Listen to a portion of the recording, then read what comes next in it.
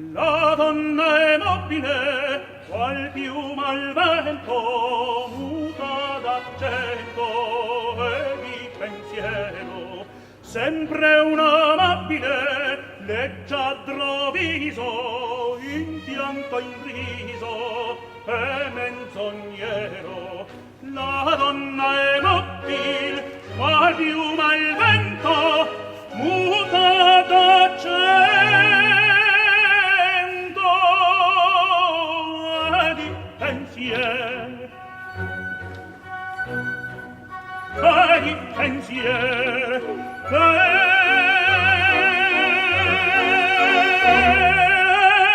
E di pensiero.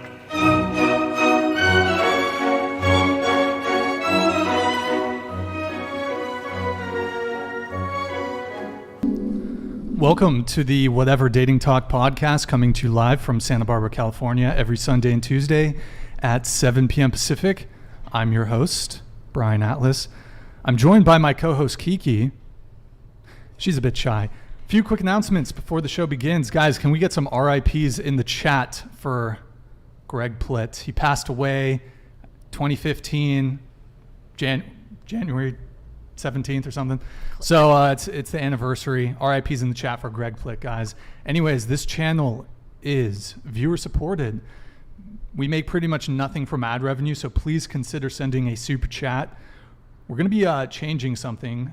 So first off, I really appreciate everyone who's supported, especially these past few months. So, however, due to the increased volume of super chats, I'll read all super chats $10 and up received during the first hour of the show. Thereafter, it's going to be 20 and up. So, and also, Eric, if you pull it back up, you guys can also do custom amount as shown. Eric's going to, $6.90. Okay, there you go. Yeah, so guys, get your super chats in. Once again, $10 will be read and shown for the first hour of the show, but afterwards we do have to bump it up to 20 just so we keep the show moving, guys. And yeah, all super chats will be displayed in stream overlay. And something new that we have, 50 and up triggers text to speech. Guys, you can see all the triggers in the description. Big thank you to Mike Davis and Davon Jackson, who are our primary patrons in 2022. Thank you guys. You guys are awesome. Guys, we also have channel memberships, Patreon merch. We've been gone for a month, guys. Well, we've been back for a few shows, but we've been gone for a month, so you guys need to re-up your membership to become a channel member. Hit that join button below. We have 6 different tiers of support, ton of perks. If you become a member or gift subs, we will shout you guys out. You can see all the super chat and membership gifting triggers in the description. Guys, we're also live on Twitch right now. Do me a favor. Pull up another tab. Go to twitch.tv/whatever. Drop us a follow and a Prime sub. If you have Amazon Prime, you can link it to a Twitch account. And every month you can sub totally free on Twitch. Takes 1 minute to set up. Quick, free, easy way to support the show. Lastly, guys, we have a second to last thing, guys. We have a clips channel that's blowing up right now. If you don't have time for the full shows, check that out. We're on the road to some big milestones, 200K away from 4 million subs and 50 mil away from 1 billion total video views. So please subscribe, guys. If you want to be on the show or help with the show, DM at whatever on Instagram. Eric, can you just pull it up really quick? Yeah, that's our Instagram. Shoot us a DM. Always looking for, helpers and whatnot. Anyways, guys. Oh, yeah, last thing. Big shout out to Chaz. He's been helping out with the timestamps. Chaz, can we get some W's in the chat for Chaz? I want to see Waz or W Chaz. Devon Jackson super chatted $50. We here in 2023 too. Celebratory gesture. Here's to a great show. Yo, Devon. Thank you, man. Appreciate it. If it wasn't for you and Mike Davis in 2022, you guys were our biggest patrons, so it really means a lot. Honestly, probably wouldn't have found the motivation to keep going because those first few months were pretty rough. So thank you, man. Anyways, W in the chat for all our mods: Zach, Candace, Nemesis, Urameshi, and Michael Matrok IV. And Eric, you can still star the TTS chats also. Anyways, without further ado, after that obnoxiously long introduction, we're going to have the guests introduce themselves. So please tell us your name, age, occupation, and/or school major. Go ahead. Okay, my name is Ami Inu. I currently work as a content creator, but previously I was in Into the mic. Okay, I was in cybersecurity, and now I'm a cosplayer, and I was asked to wear a bunny suit here. So, some others weren't asked. We won't talk about that now. But what was the other question? Oh, I'm in my 20s, and I went to UCI. I don't know if that's part of it, but yeah. You're in your 20s? Yes. What's your actual age? I don't ever give my, because of my presence, I don't give my year out. Why? I was in cybersecurity previously. Years are tied to a lot of very sensitive information, and people already know my birth date, so giving out my year would be a risk for me. Stop the cap. Wait, that's the reason you don't want to share your age, because of cybersecurity risks. Well, yeah, people go through a lot. Tell you what, we'll do this. Why don't you tell us a 2 to 3 year range? No, so you're 26 or you're 28? No, I've never gone into specifics. I won't be doing that on the whatever podcast. Why? Just safety precautions, and But also I have people who have stalked me, doxed me. I'm not interested in more of that information coming out. I'm here to talk about my job, how I got into this. I'm here to share a lot of aspects of my life that are very exciting and interesting. My age and the exact, I'm born on September 15th, but I'm not going to tell you the date, But why would you share that instead of just the... Because then I can say, hey, it's my birthday, and people can celebrate with me. However, I don't have to share those 4 numbers that I've used in passwords and banking. But I mean, in terms of your internet security, I mean, you're in your 20s, so that's only, if someone wanted to try to attempt to guess your age, that's only 10 guesses in terms of the year. Fair. So you said September 15th. Fair. So it could be 89, it could be 90, it could be 91. It only takes a couple guesses to arrive at, I don't know how they would use it, but... I think you're already out of the 20s with those years, but sure. Well, I'm giving examples, but it could be 94, 95, 96. Sure. But I think it's a lot safer to not say it. So you're in your 20s? Yeah. Okay, so you wish to omit... I'll say mid-20s. There you go. You wish to omit your age? Completely from the internet. I never have posted it anywhere, and nobody knows. Is it because you think that your OnlyFans patrons would have you misrepresented your age before? No, never. And that's the thing. A lot of people in our industry do. They'll be they'll be 19 for many years, on their page. It says so. That's another really great reason not to post it, is that I never have to misrepresent my age, never have to lie about it, but it also keeps me safe. And my primary reason was, okay, I've used this for banking shit before. I'm not going to say this publicly. Obviously, I've changed it since now, but, it's just safer. You can dig into it more later, but maybe we should get to other people first. I've never heard of a... I suppose giving your full birth date would be a potential. Right, which they already have, my September 15th. But I mean, don't you think being out there publicly on social media is a bigger risk than... Are you trying to get your chat to dox me?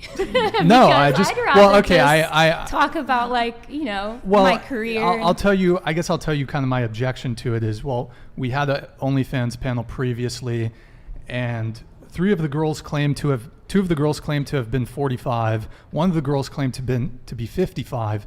They were in their 20s. Wow. So the reason I push back on it is because, they lied, and I don't see how I can have a productive conversation with someone who so egregious, not you, but who so egregiously misrepresents their age, because how you date in your 20s is far different than how you would date, for example, when you're 55. 100% agree. And I assume they were doing it because they were pandering to their older male clientele. Probably, yeah. But as a show of good faith, I will allow you to omit your age. Not that you would tell it anyways, but if we were on a date, I would 100% tell you. Okay. And my real name, but not on the whatever podcast. Well, I'll tell you what, I'll leave it at that, but I do ask that your other answers are honest. are 100% forthcoming, and I'm gonna have you swear on the Bible after this. Okay, go ahead. I can swear on Dragon Ball Z. That's more my style. All right. Haram! All right, fair enough. Anyways, I'm Sophie. I'm 19, and I'm a student at UCSB. Okay, what do you study at UCSB? Philosophy and Spanish. Okay, so I assume you speak Spanish. I do not. No, it's kind of a touchy subject. Wait, you're joking, right? Basically, I took my first Spanish class yesterday. Oh, okay. And it went interestingly.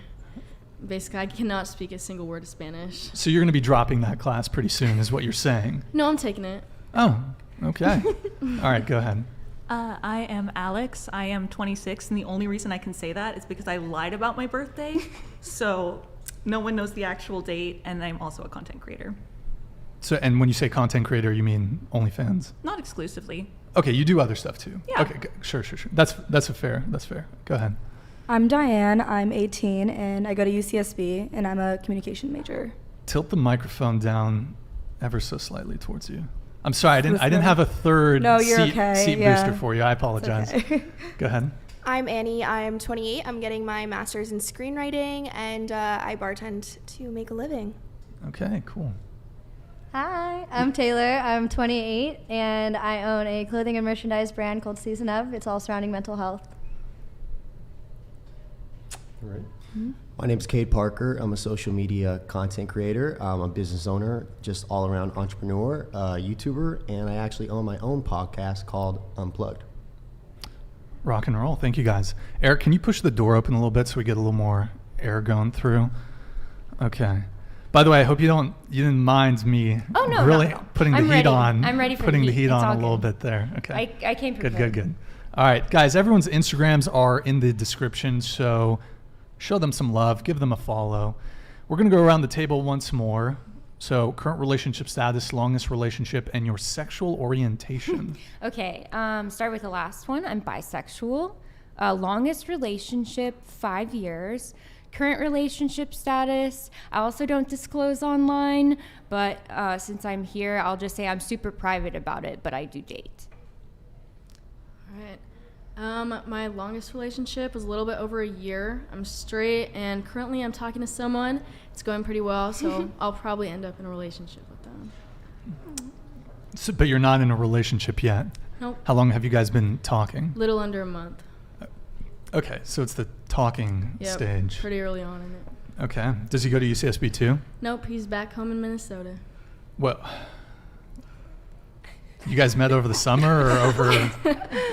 Yep, we met end of August. Didn't really talk too much, and we hung out over winter break, and that's how we really started talking. Okay. How did you guys meet? We met at the state fair, actually.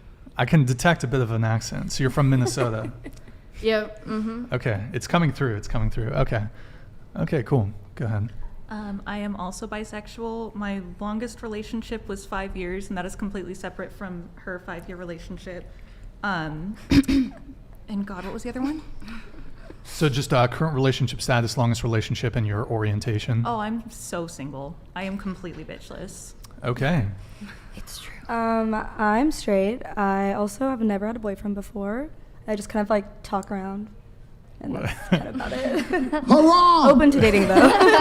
What can you articulate a little better what talking around is? Like you kind of just hook up with people, and then you talk to them for like a week or two, and then what happens? History. Well, they're normally like friends though, so like you see them, like getting with like your guy friends. And then you talk for a little bit, like intimately, and then you're friends again. So it's like it never happened, Situationship type vibe? No, I wouldn't even call it situationship type. It's like not even like there, the step before that. Like a little bit below. It's like friends with benefits. I see. Kind of. Are you two sophomores or freshmen? We're freshmen. Oh, okay. Yeah. Okay. Aww. So it's be friends with a dude, and then you're both like drunk at a party or whatever. One thing leads to another type situation, or yeah, like exactly like that. Okay, and then you guys never hook up again. I mean, no. I mean, there have been times when you get with them again, but I feel like it's not been like probably my longest was like 5 times with one guy. And that's the longest. Okay, I see. Yeah. Okay. I'll come back to that, but I'll have everyone else go ahead. I'm straight. Here, scoot your microphone to that way. Am I good now? Well, just scoot it that way. That's good. Yeah, go for it. I'm straight and I'm single. My longest relationship was like 3 years on and off. Okay. My longest relationship was 3.5 years. Hold on, I just got to interrupt you. Scoot your microphone that way and then tilt it down ever so slightly. Perfect. Go ahead. Okay. So I'm very single. My longest relationship is 3.5 years. Oops, sorry. that was the wrong sound. I appreciate the love on my. Go ahead. Okay, yes. So my longest relationship is 3.5 years, and what was the other question? I'm so sorry. Your sexual orientation. Oh yeah, I'm straight. So I am also straight. My longest relationship has got to be around 8 months, and currently single. Remind me, how old are you again? 27.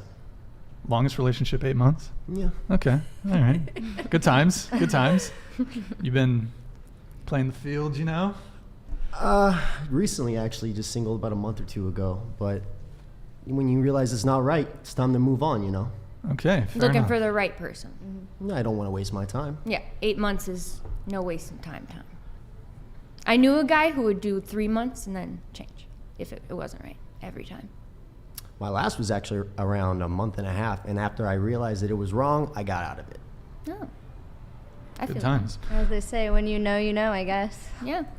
All right, we're going to do a couple super chats here, guys. Oh. All right. We have Zoroslost with the $10 super chat. Hey, thank you, man. How would you feel if woman... You always got the crazy formatting, Zoroslost. How would you feel if women were called stupid, weak, and short for wanting a man that's taller, more money, stronger, fit, ambitious, confident? Because that's how stupid you sound calling a man insecure for our standards. Okay, well, we haven't gone there yet, but it might... I don't know if we reached that point. He went straight for the jugular. He said, that's right away. Really back at it again. There we go. Yo, Flan Life. Hey, thank you, man, for the big Canadian $20 super chat. Appreciate it. Patrick Bateman, dude in the white blazer, I see you. Appreciate it, man. Thank you. Okay. Beaten Cheeks with the $10 super chat. Thank you, man. Ladies, how do you feel about us men in the chat spending more on whatever than what a man would spend on a date with you? Asking for a friend. Yeah, your guys' thoughts on that? Beaten Cheeks, how do you know how much people are spending on us? It's not best to assume. Yeah, you're wrong.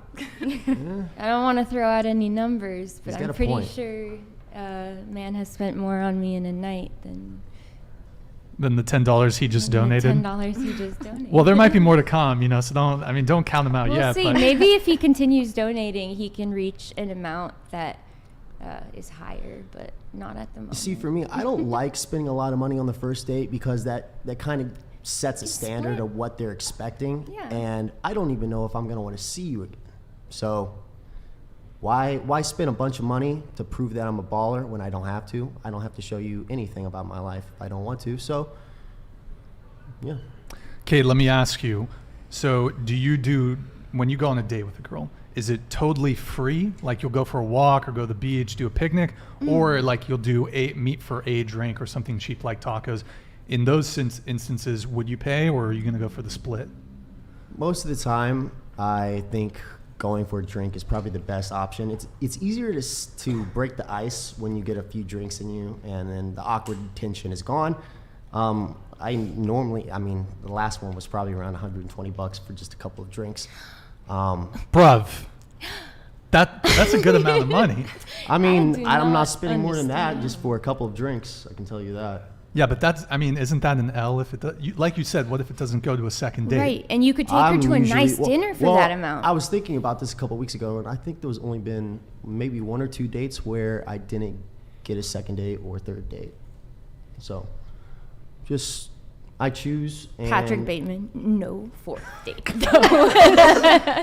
What's this no fourth date from Patrick Bateman? I've seen American Psycho, but what's the fourth date thing? Oh no, it actually there's no fourth date thing in the movie. It's He just he kills people. He just kills them. If I He kills leave, I them. have to He make an murders excuse them. and I say I gotta go return some videotapes. Yeah, exactly. Beaten Cheeks super chatted $50.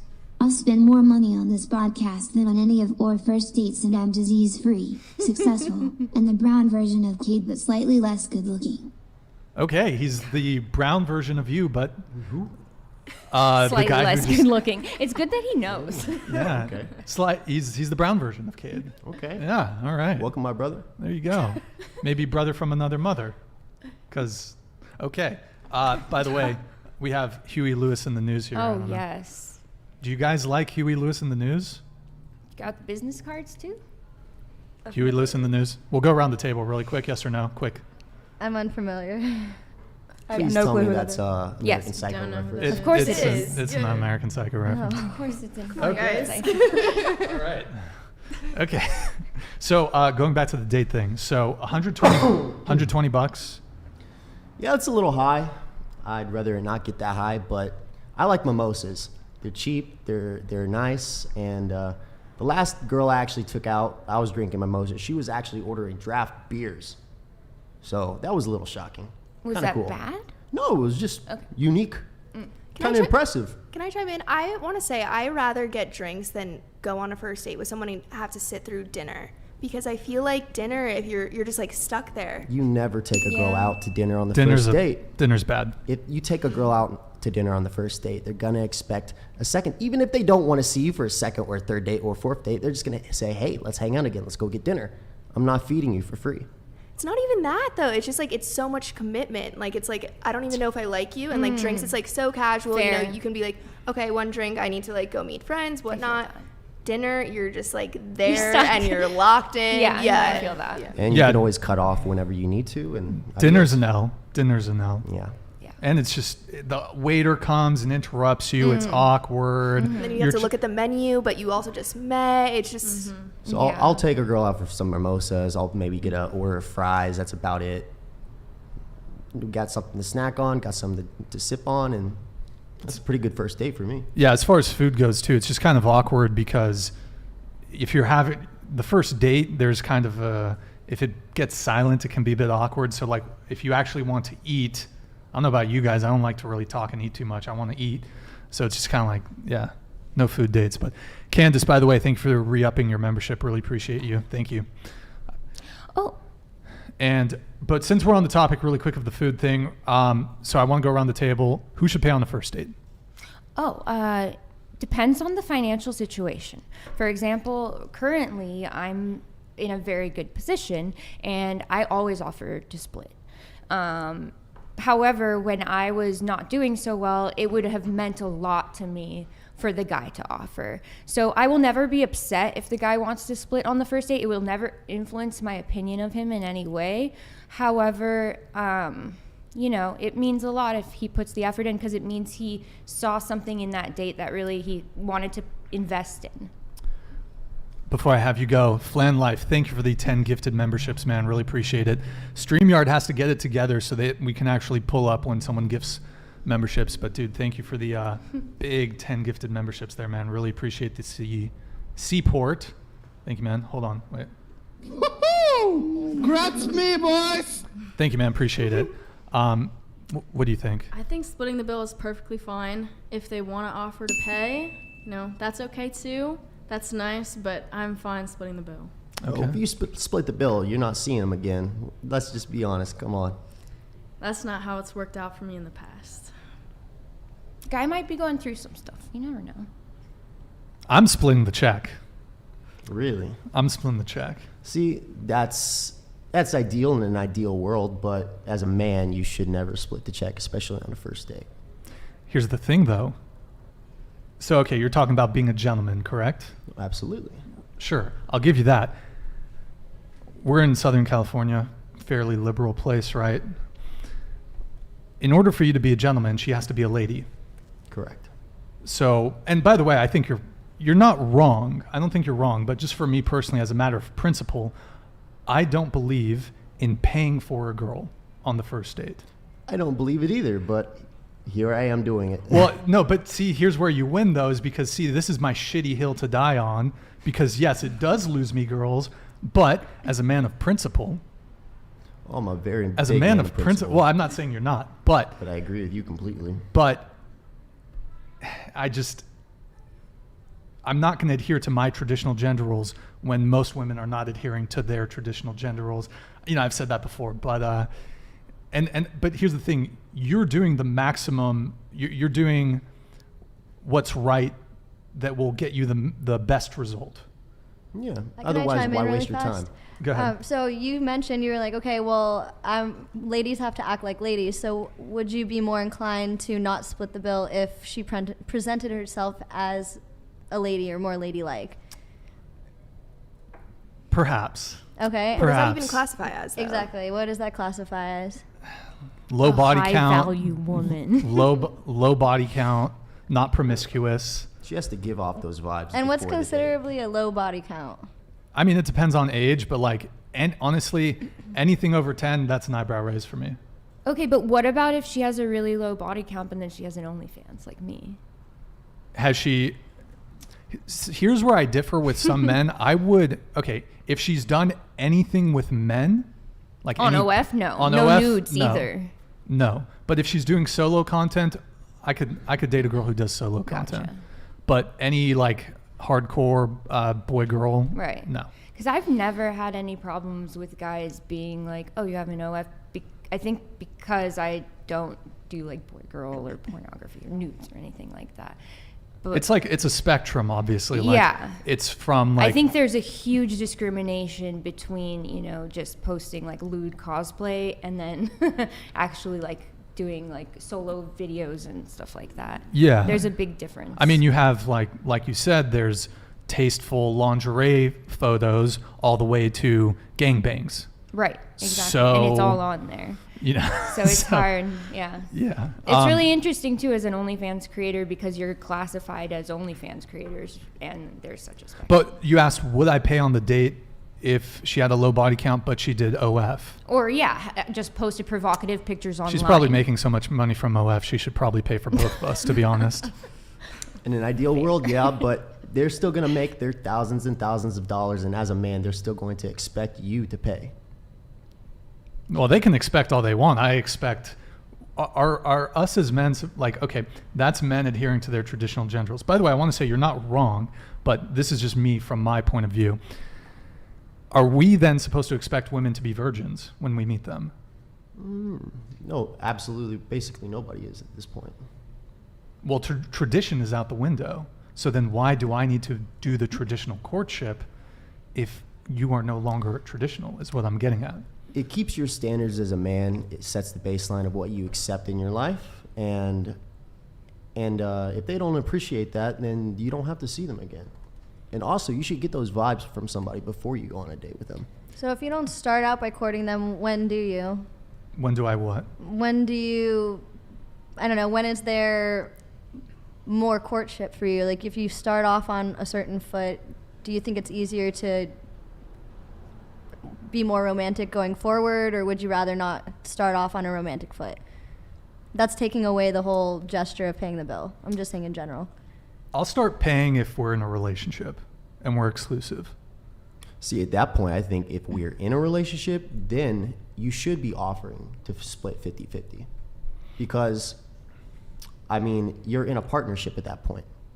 Whether it goes long-term or whether it's short-term, why should I waste all my money on you if we don't even know what the outcome is going to be? I think it's less about traditional rules and more about if you want to take someone out and treat them and you really like them, then you do it. Yeah. You know? I also think it goes with, like, if you're asking a girl on the date and you just don't, like, I mean, I always offer, but if someone asks me on a date and I offer and we split it, for me, it's kind of an ick. Wait. Yep. So hold on, just so we're clear. Yeah. So you go on a date Because and they ask me. right, they ask you. You will offer, so you'll speak words that you don't mean, but you. No, I mean, I don't mind paying, but I will say it's a bit of a turnoff when they do split it. Well, then why make the offer? Because I have the money and I'm willing to pay.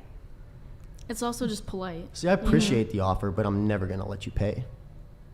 And see, like, to me, that's like bonus points. You know, if the It's guy's very- like, Exactly, It's it's very bonus bonus points. points. It's bonus points. Not, I agree. I go on a lot of dates and not a lot of girls offer the pay. There is That's- bonus And if points. they're Surprising. asking you out as well, they're wanting to take you on a date, so, you know.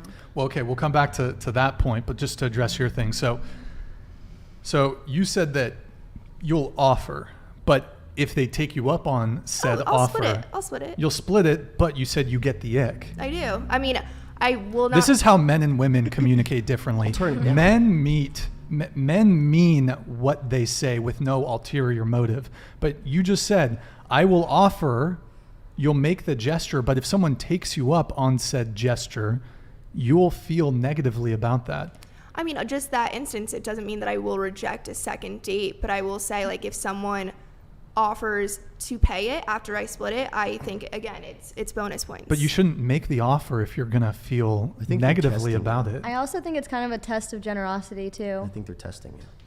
A test of generosity? Mm-hmm. To see how much you want to invest in them, I guess. Like, it's a bonus if he's, like, going to be invested in this relationship. Well, I don't feel particularly generous where in 2022, when the dating meta is people are sleeping with multiple people at the same time, I don't really want to pay for a girl if she's hooking up with another guy. Well, the problem and most people are hooking up. We're in Southern California. Most people have 2-3 things going on at the same time. The problem is most of the girls that you're seeing, all the other guys that they're seeing are all paying for them as well.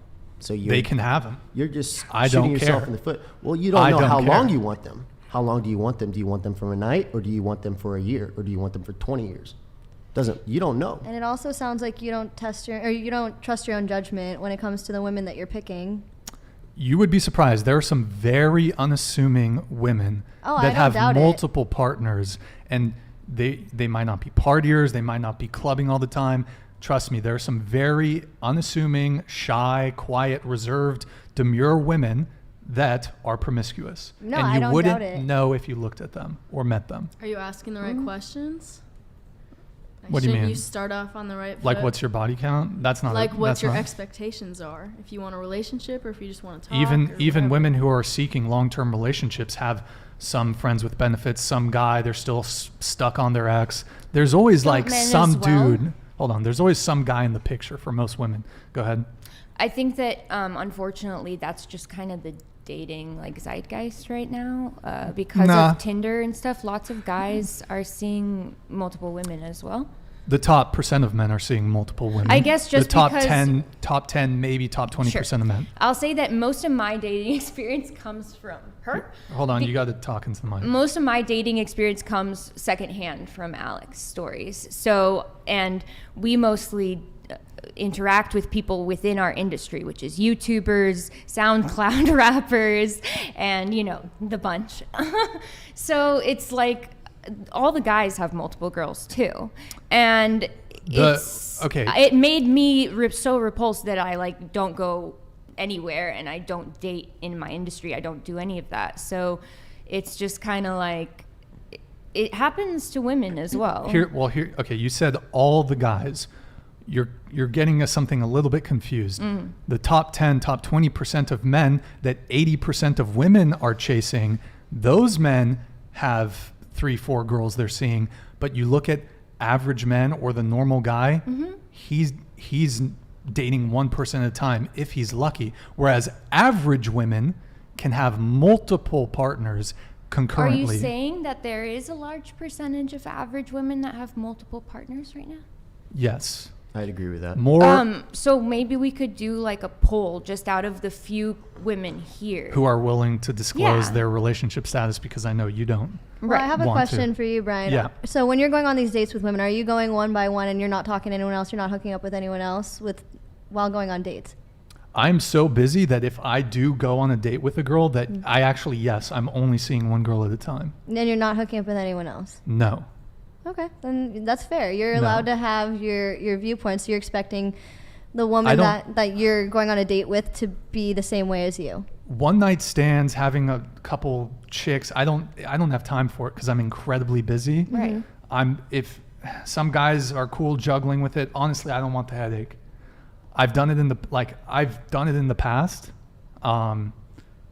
Briefly, it's too much hassle to be dealing with multiple women at the same time. So let's put it this way then. So say you were going to ask a girl on a date, would you expect that girl, say she was just hooking up with someone prior to even going on a date with you, are you expecting That's disgusting. Sorry, I didn't mean to cut you off, but go ahead. Say she was, had a hookup buddy, or she had somebody she was involved with prior to going on a date with you, and then you guys connect online or however you connect with women, and you go on a date with her, are you expecting that she has dropped every single man before going on a first date with you?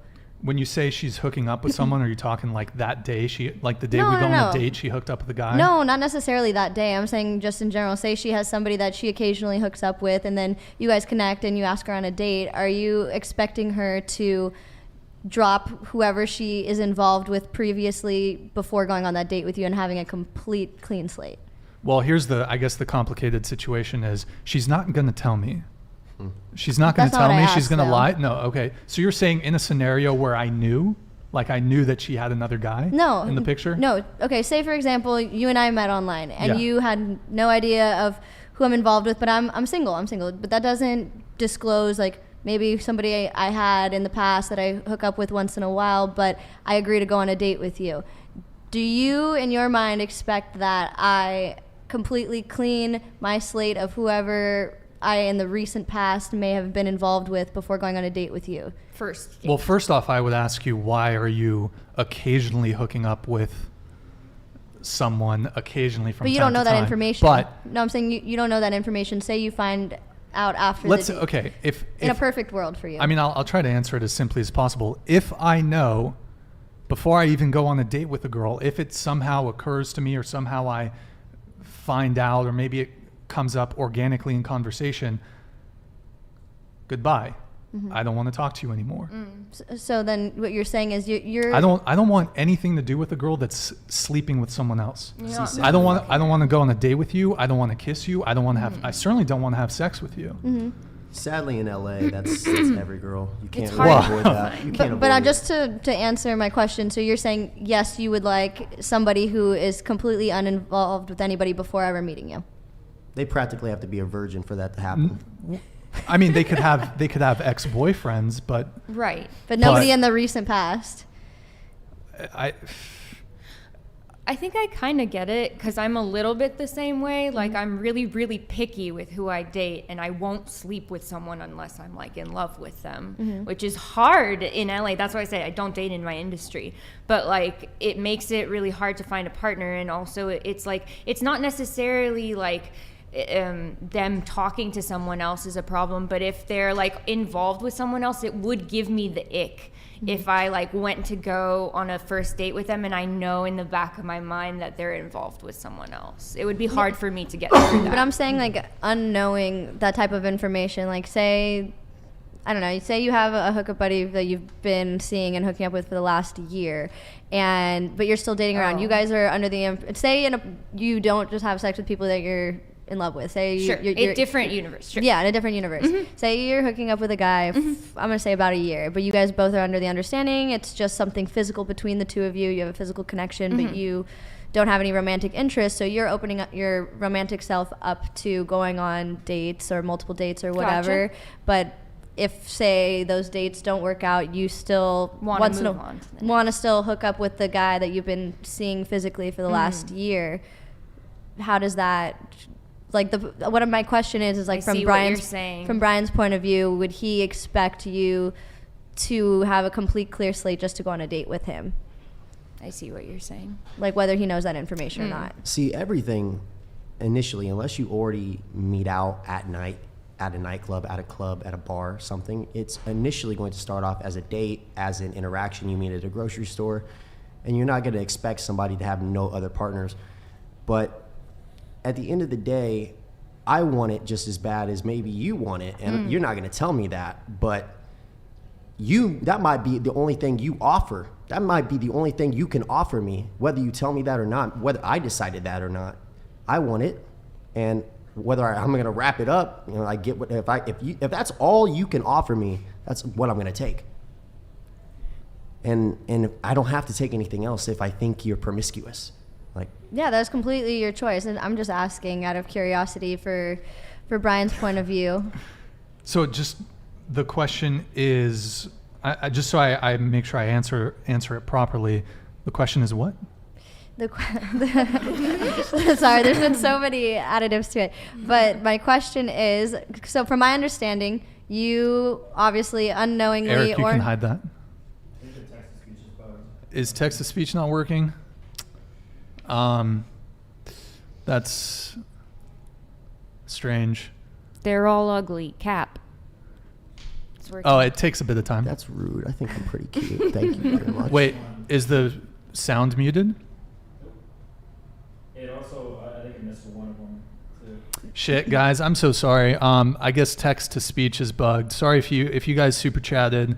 We will pull up your super chats normally. Sorry guys, it's brand new. We'll get the TTS fixed. Sorry guys, my bad. Sorry, I didn't mean to cut you off there. What were you saying? No, it's okay. So, because I was trying to understand your point of view, and I can completely understand where you're saying, like, I don't want to knowingly be with a woman that is hooking up with somebody else or seeing other dudes while going on a date with me. But I guess my question is, without knowing what this woman is involved with, and you just found interest in her, whether it be conversation, first meeting, whatever, are you expecting whoever she was previously involved with to meeting you to be cleared just for the first date? I don't think that people should be, maybe this is a radical idea. I think people should date one person at a time. So if I'm going to be talking to a girl, if I'm going to be sleeping with a girl, I'm just sleeping with her. Okay. So. But what if you're a man that can do the same thing that a woman can? I can do it. You can have 5, 6 guys. What if you are a high value man that has 10, 20 girls on the lineup? That's a lot of time. That takes a lot of time. I'm so busy. I don't have time. I don't have time for that. How are you running your businesses? I only see them when I only see them when I feel like it. So the exact thing you're wanting to ask some girls you're not willing to give yourself. No. Asking what? He's not operating the same way I'm operating. So and don't get me wrong, I'm still looking out for a wife out here, but I'm being picky and I'm going to have my fun in the meantime. You're entertaining your options, and that's Absolutely. fine. That's fine. Just I'm moving a bit differently. So I'm just still trying to parse what the question. You answered my question. I guess I'll just feel better. Yeah, I guess I'll just. I have a new one for him. Oh yeah. Okay, you go ahead. Sorry. Yeah. Go ahead. So I'm just gonna, if I somehow find out that she's seeing another guy, she's dating a whole bunch of other guys, she's sleeping with another guy, if I find that out, I'm done. Oh, absolutely. I'm done. I'm out. I don't want to have sex with you. I don't want to kiss you. I don't want anything. You know that song and a girl by The can Weeknd? have the same standard. Go ahead. You know that song by The Weeknd? I don't want to know. Like, keep it on the low. Like, you got a good voice, man. Do you want to keep going? Yeah, that was. Yeah, you got a good voice. I do dabble in music here and there. Okay. But we're done. We're not gonna know. You're not gonna tell us. I find out. Goodbye. Okay, I have another question then in regards to this question. Okay, so say she was hooking up with somebody before going on a date with you, not the same day, just in general, and then you guys go on a date, she realizes, oh my gosh, Brian is the love of my life, goodbye to my roster, but then you find out she had a roster prior to you. Are you still going to be done? How big is the roster? Wait. It's subjective. It's a what? I said the roster, he said how many people on the roster, Yeah. I said it's subjective. I said the idea of you finding out after she drops her roster after you guys' first date and decides, you know what, I'm going to stick to just Brian and Brian only. But I had people that I was seeing and hooking up with and going on dates with prior to Brian. Would you still be uninterested after finding out there were people prior to your first date? So if she drops them, if we slept together and I find out that she had slept with someone close to when we had slept together or after we had slept together. I'm only talking about beforehand. How soon is too soon? For what?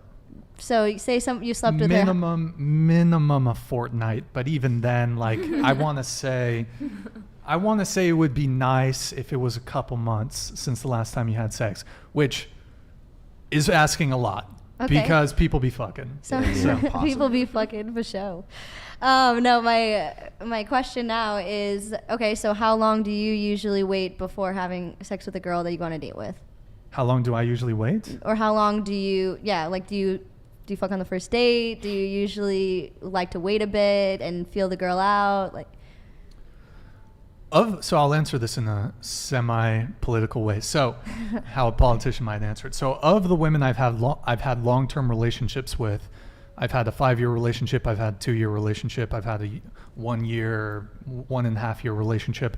We hooked up relatively soon. I'd say on either the second or third time meeting. I think one of them might have been the first time. But you can sleep with someone relatively quickly and not have a high body count and not be promiscuous. See, my actual longest relationship, the 8th-month one, we hooked up on the second night, but I will hook up on the first night. Depends on the situation. Like I said, I don't know if I'm going to want to see you again. Just depends, honestly. So now for the guys, does sleeping with a girl on the first or second date deter your feelings for her? Or not at all. Not at all. Okay. And just because they The sleep with passion's you, there, like it's there. and just because they you're sleep gonna with do you it. on the first date, technically doesn't mean they're doing the same thing with every other guy. Right. Yeah, Exactly. and there'll be girls that make you wait 4 dates, 5 dates, Right. 6 dates, 7 dates, and they've got body counts. Like they got 30, 40 body What if they're plus. reformed? What if they're reformed? Like they're passed away. They Doesn't were matter. they were a hoe in the Doesn't past. matter. They were a hoe in the You past, can't, and you can't they change that. you can't change. You can't turn a hoe into a housewife. Nope. Oh, absolutely not. Nope. It's a wrap. Men care Enjoy about the streets. a woman's past. See, women care about a man's future. You want to be taken care of and provided for. We care about your past. So Interesting. you Like, if can't you change your really- past, but we can change our future. I Okay, feel like if you men really should hit it care off with about somebody, women's futures much more because the We woman don't is care going to about your be the future. mother of your children if you want kids. Okay, yeah, if She's you go on going a to date, be like holding down your household and please go ahead. No, I was just saying, like, if you go on a date and like you really vibing with this person, would you just like drop them if they told you that their body count was above 10? Like if you were really no. So 10 doesn't, but for you 10 10's matters. after 10's an eyebrow raise. It's not necessarily a disqualifier, and it depends on age So too. what's a disqualifier? Yeah, what is the number? I mean, I want to say if it depends on the age. Okay, let's Okay, say like so- 25 and they're 25 years old and they have a body count of like what's like 13, 14? Is that a turn off? It's a wobbler. Really? It's a Eyebrow wobbler. raise to a I don't know. It's a wobbler. There was a girl the other day that was like a virgin till she was 27, right? And then by the time she was 30, she had 30 bodies. Oh yeah, she was on the show. Yeah. Yeah, she was a virgin till I she have was. time, everybody. I have. It'll be fine. Yeah, they were roasting her. They were roasting her. in the chat. Damn. That's Wait, so you're a crazy. virgin? 100%. No. Stop the cap. Oh, okay. No, I'm not. I just Okay. don't date. Okay, that's fine. It's hard to. It's kind of hard to put a number to it, but yeah. If she has a large labia, I'll give her a pass. How about that? If she has a large what? Labia? Labia. That's interesting. Then it can be anything? Whoa, whoa, whoa. The larger the number, the larger the labia. Yeah. The larger the labia. Wait, the what larger was the? what? What's that face you're making? There's no face. Are you trying to tell us something? Don't You're not discriminate against you're the not a kitty. fan of Do large it labias? hang low. There's no face. No face? There was a bit of a face. A bit of a face, slight face. It's okay if there's a face. I didn't catch it. So you're not in favor of the. No comment. Are you a labia shamer? Do you shame labias? Okay, moving on. All right, let's get these super chats. There's a surgery for that. Don't do the surgery, guys. No, don't. Seriously. Don't discriminate on the kitty. Yo, Davon Jackson, thank you for the $50 super chat. Oh, this was one of the TTSs that came through. Hey, thank you, man. Appreciate it. Sorry that the other TTSs didn't come through. Sorry, guys. Yo, Alexander Nouveau, thank you for the $10 super chat. Who runs the Twitter, Brian or Eric? I'm in LA. I'm trying to pull up to SB and be on the panel. I got some views you'd appreciate. DM at whatever on Instagram. I rarely use Twitter, so Flan Life, thank you for the Canadian $10, man. Or excuse me, $50. Thank you, man. Appreciate it. Dude in the White, are you still mad you were never able to get a reservation at Dorsia? We're never going to get away from these references. She had to pick Dorsia. Why Dorsia? He's got to return some tapes. All right, we got Bean Cheeks here with the $10 super chat. Girl in white and pink bunny ears. I'm cis PMP. The fuck is this? Do you know what that is? Oh, he's a security architect. I get what you mean in the privacy. Shouldn't have said your September date though. I know, trust me, I know. It was a big mistake I made, and then I consulted with my former, partners at my cybersecurity firm, and they were like, hey, just don't give any other important information out. Oh, so. Okay. All right. I guess he's backing you Big up on ups that to one. you. I guess she wasn't the captain. Yo, Bean Cheeks, thank you for the $20 super chat. Damn, if a cybersecurity person can do OnlyFans, I have hope for myself. Keep an eye out. Feet pics coming in hot. Get out of that. Get out of that programmer dungeon and into LA, baby. Boom. There you go. All right, we have Davon Jackson here. $10 super chat. Friends who fuck me sometimes. I believe this is. Okay. I want to clarify. I'm gonna clarify really quickly. I'm not okay. Hookup brief terms. I don't have sex with all these guys. Like, definitely not. Just clarifying. It's Stop not, the cap. No. I'm being so serious. Like I feel like that's weird because When's the last time you hooked up with one of your friends? last time. Last night. Winter break. But Last winter break? No. Or no. this winter break? Wait, like last time I had sex with one of my friends. Yeah. I've never had sex with any of my friends. Well, you just. So I'm saying hook up as in brief terms because like I feel like. Okay, I shouldn't say hook up. What just should like you getting with, like I don't know. I've like. Making out? Yeah. Making We out. go. Making out with my friends. It was just a kiss. Stop the cap. No, I'm being so serious. Like, can you imagine if I'm like going through my entire guy friends and I'm having sex with all of them? Like, no, that's weird. You know what's funny? Europeans say making out is hooking up. I consider. That's true, actually. In Croatia, it's the same way. That's the weirdest thing I've ever heard, but no, yeah. Actually, no, you're right. I think when I think hooking up, I think sex. Yeah. Yeah. Okay. You made out. You didn't hook up. Have you had Some sex with clarifying. any of them? Not my friends. Okay, so just random IV dudes or those you have sex with your friends. Yeah, because because I feel like I feel like it's like so intimate to do with like my friends. You know what I mean? Like maybe if I got there in the level like later, if I was like talking to them, whatever. But like I feel like it's weird to have sex with your friends. As opposed to strangers. Yeah, but like Make I'm that not make going around. Like I'm sense? really not going around like having sex with all these people. Like Sure. it's Okay. just like time and place and. Yeah, I don't know. If it fits young, into you're in everybody's schedule, college. why not? Like, Yeah. I want to come back really quickly to something you said. You said that, so on the date, you'll offer to pay, Yeah. but if the guy takes you up on the offer, Yeah. you will do it, but you will kind of be like, the fuck? Well, it's It just was it's just a bit of a turn off. I'm saying if someone like pays for it, he's like higher in my books than if we actually split it. So, can I ask you guys a question? Is communication important? Yes. Absolutely. yeah. So, I mean, how do you reconcile what you just said with like communication being important? Because you're quite literally not like That's the communicating. first lie. That's That's the first It's Just like, because you get a turn off doesn't mean you're not communicating. Yeah, No, that's but- not communicate. Like I'm just saying, it's a bit of a turn off. That's not communicating. But that would be frustrating for me if someone offered to do something and I took them up on it in good faith, and then they were upset or I got negative brownie points because I accepted their offer. I'd rather just you not even offer, to be honest. But I'm like I'm a polite person. Like that's like what I would do. Well, the polite thing would be regardless. to mean what you say, and if you say that you're okay, like you're offering a split, if someone takes you up on it, you should probably. It is bullshit to take brownie points away if they do say, yeah, we can split it. It is bullshit. But I do appreciate the offer, but I won't let you do it. But if we do split it for whatever reason, I know you're going to take the points away, and that's bullshit. Well, no, because you said that you wouldn't ever do it on a first date. Like if we're dating, yeah, like I'm splitting the bill. Like, but I'm saying the first date. If someone asked me on a first date, like You just can't expect a second date if you do that. Like if you actually split it, you got a 50-50 chance of getting that second date for that 50-50 bill. Yeah.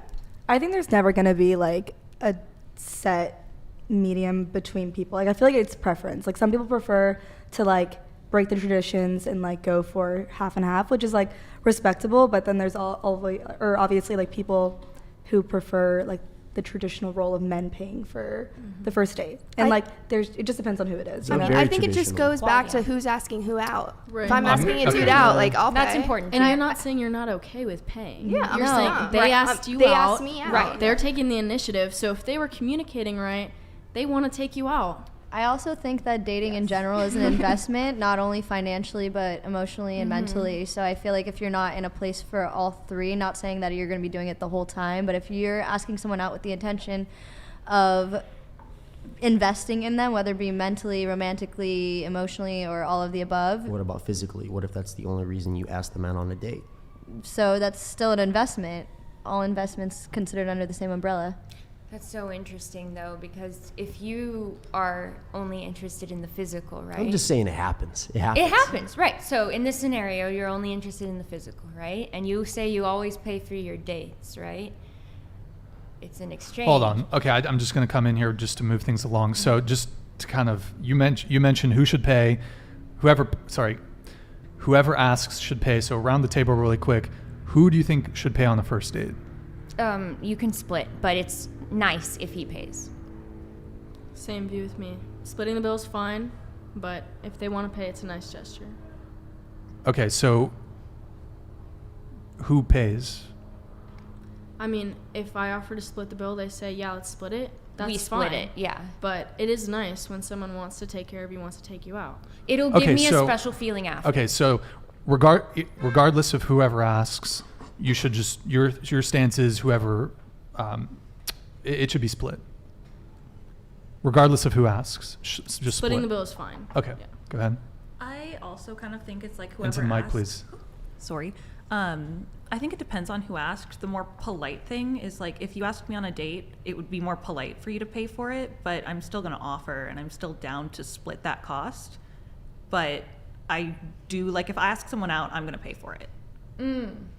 Like it goes both ways. Like if I slide into someone's DMs and I'm like, yeah, I want to go to dinner, I'm not going to expect them to pay and I'm not going to like try to 50-50 it. That's very fair. I agree. If I ask, I'm paying. If the guy asks, he's paying. I mean, you know where I stand, but I think we're all agreeing. Here, just straight. We're all like, we would split, but it is nice if they pay. I think that's like what everyone is saying. Yeah. Okay, but so. Because everyone's like, we'll split, but.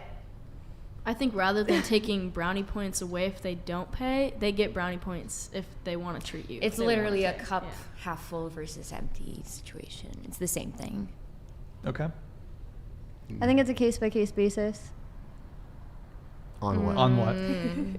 I mean, I'd probably be less inclined to want to split with somebody that I was on a horrible date with, or somebody that was disrespectful or didn't treat me well. You'd be less inclined to split? I would be more inclined. I would be more. Get out of my face. I would pay for it. No, I mean, I don't owe you nothing. No, it's on me. And because I've gone both ways. Like I have paid for dates and I have had dates paid for. I've split. It just, like I said, it depends on the connection, in my opinion. See, I am just too much of a gentleman, and I pride myself on that. I grew up always being a fan of the James Bond movies and the James Bond lifestyle. I mean, that's why I love wearing suits. I'm 27 now, and I've always wanted to be in a stage in my life where I wear a suit because I want to, not because I have to. So being a gentleman is part of, I believe in gender roles. So picking up the first bill, opening the car door, stuff you should do. If you want to court a woman, a high value woman, this is what you do. Okay, so a couple of you guys said whoever asks should pay, right? Some of you would maybe agree with that. Whoever asks should pay. So I'm going to ask, have you ever asked a guy out on a date? Yes. Mm-hmm. And I paid. Yeah, same. I have. I have not.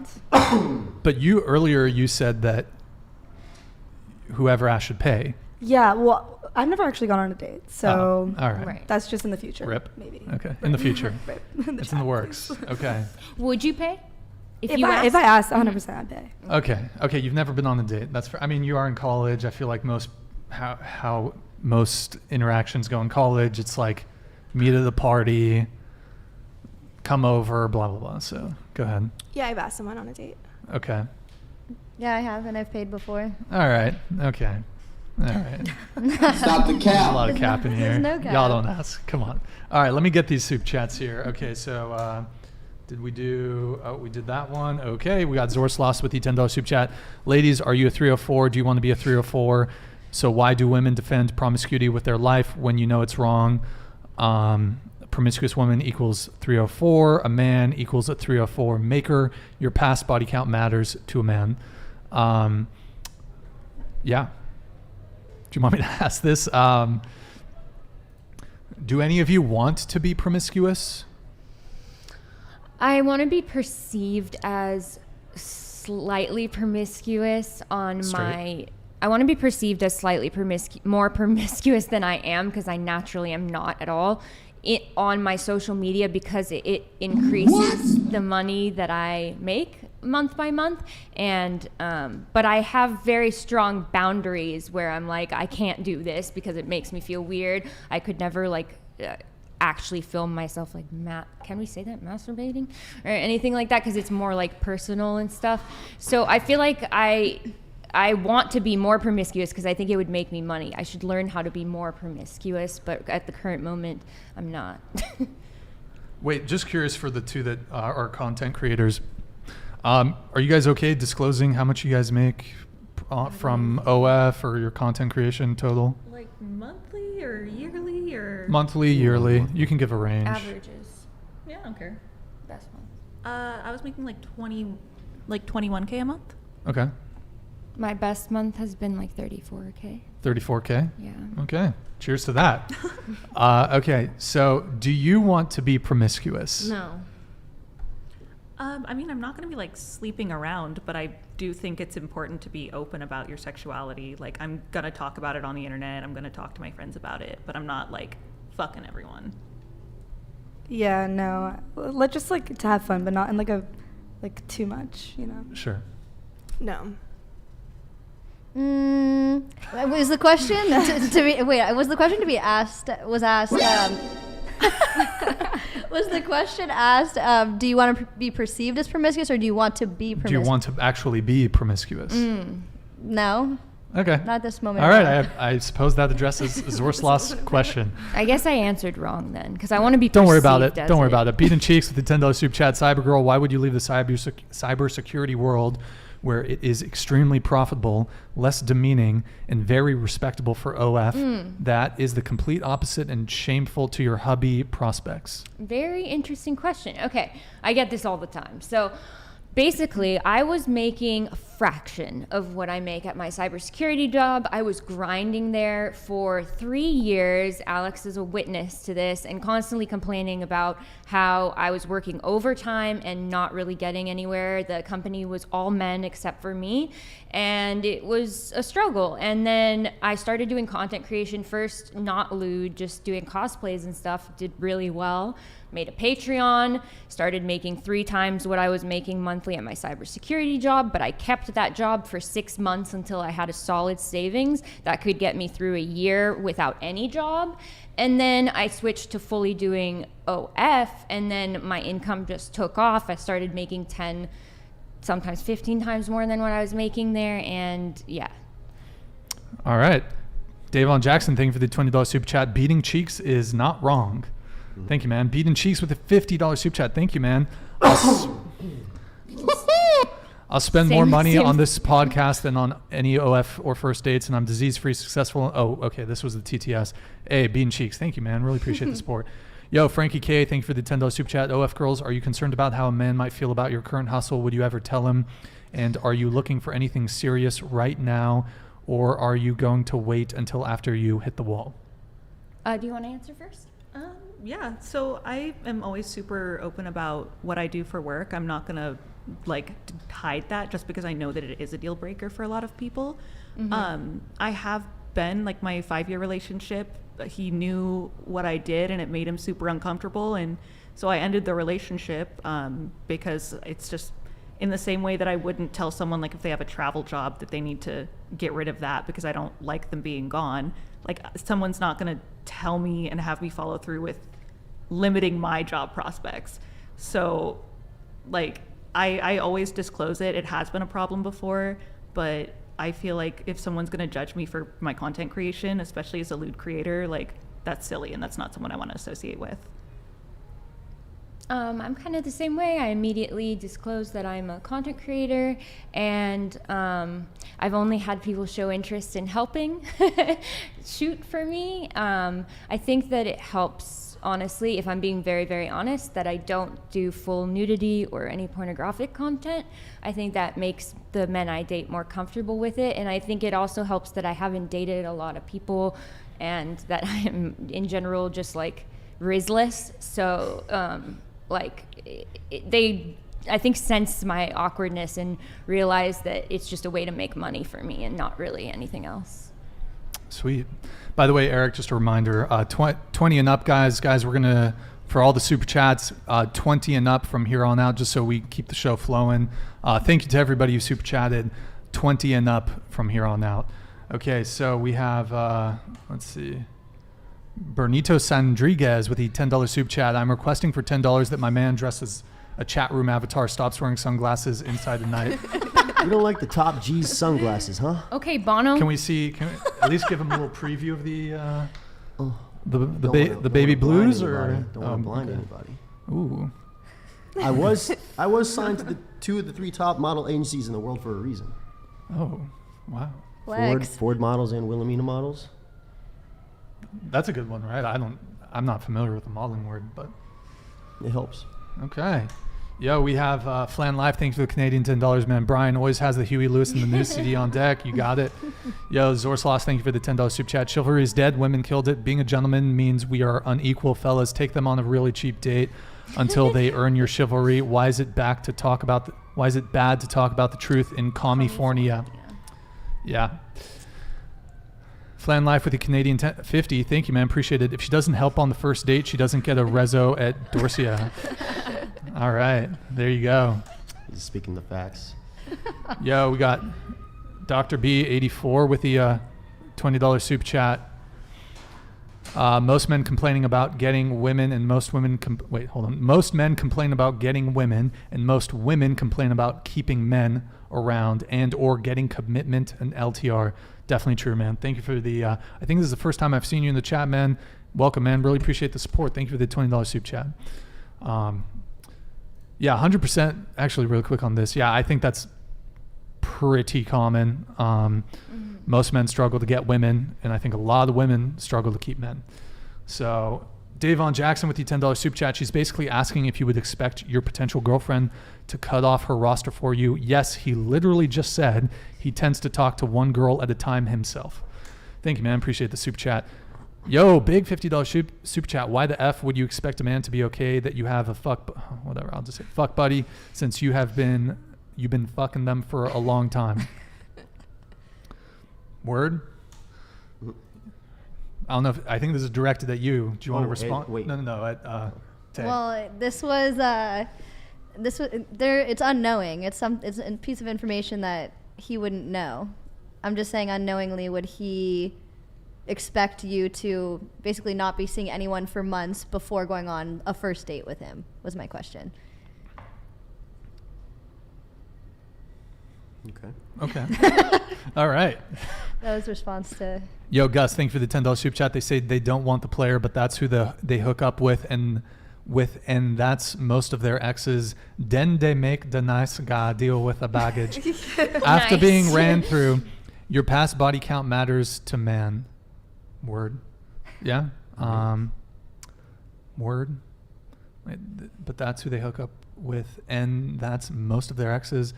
Oh, they make the nice guy. Yeah, I mean, that's what happens. Basically, you spend your 20s hooking up with a bunch of dudes, hot guys, whatever. They're not going to commit to you. Then you're going to make your husband miserable because fucking trauma from 10 years of getting ran through, and then settle down with a nice guy, then divorce him 5 years later, take half his shit, and then he'll probably delete himself. Okay. Flan Life with a Canadian $10. Thank you, man. Got a PTFO? What's that? Pack the fuck up. I have work tomorrow, believe it or not. Hope everyone has a good night. Cheers from the 6. Canada. Woo. Yo, Flan Life. Thank you, man. Thank you for all the support. Appreciate you, man. Frankie K with the $10 super chat. Women can't change their body count like men can't change their height or hairline. Your actions have consequences, ladies. Save your gift for men who deserve it. We can smell high counts a mile away. Thank you, Frankie K. You can change your hairline now, so. Well, yeah, but that requires surgery and. Tristan Tate just got a hair transplant. Funny enough. All those guys, yeah, they all got, yeah. Yeah, I mean, really quick on the body count thing to address this super chat. Do you guys think, just quick yes or no, do you guys think body count should matter? Or actually, let me frame it like this. Would you take issue with a guy caring about body count? I would only care if his body count was really high and he was somehow upset about my meager shit. But like, if I had a high body count, I would take issue with him being upset if he also had a high body count. However, if he was coming at me with a low normal body count and I had a high body count, I could understand him not being as interested in me because he feels that I have way more experience. Yeah. I think it's all about communication. Right. Too. See, you guys think that it's okay for guys to have a high body count? It don't matter. Well, it's a bit different. Why? Because such a double standard. For men to get a woman, it's a challenge. For you to get a man, it's who wants it. Okay. Maybe that's just a you but, problem. No. However, It's not a challenge for me. It's not a good- challenge for me, my dear. I can I have a promise you very that. good counter to that. The men who have the highest body counts are the most valuable, high-value men. So they are more capable of getting women than other men.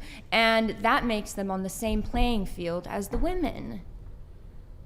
I agree with that. I agree with that. Thank you. Let me just, okay, so it kind of comes down to this supposed, alleged double standard. Here's the difference, though. Most women can sleep with most men. Most men cannot sleep with most women. An average woman has the equivalent, let's say, negotiating power or the equivalent pull as a famous male. As a male, to have the same pull with women that that an average woman has with men, you must be famous. That's the power. You disagree. You could sleep with a new guy every single day of the week, if you were so inclined. For the rest of your life. Although I wouldn't say you're average looking, but I mean, an average woman, even a woman less attractive than you, could sleep with a new guy every single day of the week. In order to pull that off as a guy, you have to... People can make those choices, but I wouldn't say most people are. Men or women. Whether they're acting on it or not, Eric, by the way, can you open the door, please? Whether they're acting on it or not, it doesn't matter. The potentiality is still there. My Is that a question real is... word? Potentiality? Let me look it up. I'll tell you what, if it is a real word, you have to, I don't know. If it is a real word, you have to do a fit check. The whole... it's a real word. Okay, fit check. Am I actually going to do a fit check? We're actually doing a fit check. Wow. Here's the fit, y'all. Wait, we didn't see it. Woo! Wait, a little spin. A whole spin. A whole spin. We gotta see a little Get a spin. 360 I can't going. do a full spin. Turn over the room. Oh, just scoot the chair back. That's fine. Fit check. Okay. The potentiality of that fit check was potentiality of the fit check has high been fantastic. Fantastical. Okay, anyways. I don't know where I was on there, but... What I want to know is why a man is going to be so concerned about a body count or decisions that a woman made prior to knowing him, because there's so many factors that could go into that. There could be childhood trauma, sexual trauma, so on and so on, that triggers promiscuity. It doesn't undo. Okay. Yeah. I'm not saying it needs to undo, but why should that matter to decisions that you made prior to knowing somebody? Okay. If you rob a liquor store at gunpoint, if you did it because you had childhood trauma, it doesn't undo the fact that you have just committed a felony and you're about to spend a lot of time in prison. Mm-hmm. So Okay, just because the reasons, it doesn't undo.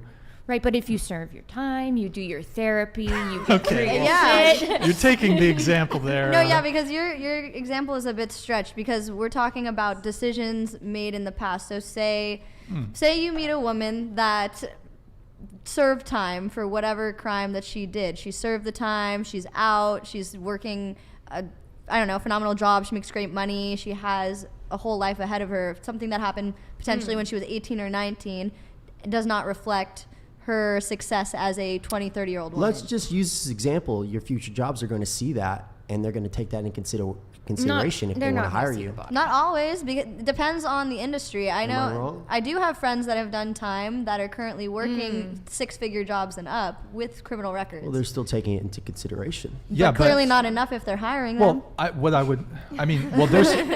There's plenty of scenarios where in this situation where having a criminal record can have some negative ramifications. The comparison I would make is, can you still be successful if you have an extensive criminal record and make a lot of money? Yes. Is it probably going to bar you for life from certain type of jobs? Yes. And correspondingly, if we kind of make the connection here, being promiscuous in your past may very well prevent you from a high value guy taking you seriously for a long-term commitment and wifing you. If you had a promiscuous past, a lot of men are going to look at that and say, I'm not going to take the risk. And let me ask you this question. What risk is that? Losing half of your shit in 20 years. So you're correlating past promiscuity with gold digging. No. That's not what taking half of the shit is. They've actually done. There's been multiple studies on this. The more premarital sexual partners that you've had, the higher likelihood of divorce, the higher likelihood of infidelity, and the greater likelihood of reporting relationship and marriage dissatisfaction. From just the woman's side or from a man's side too? From both, but it's more pronounced in women. So for both men and women, the more premarital sexual partners you've had, it's a greater indicator for divorce, but it's more pronounced in women.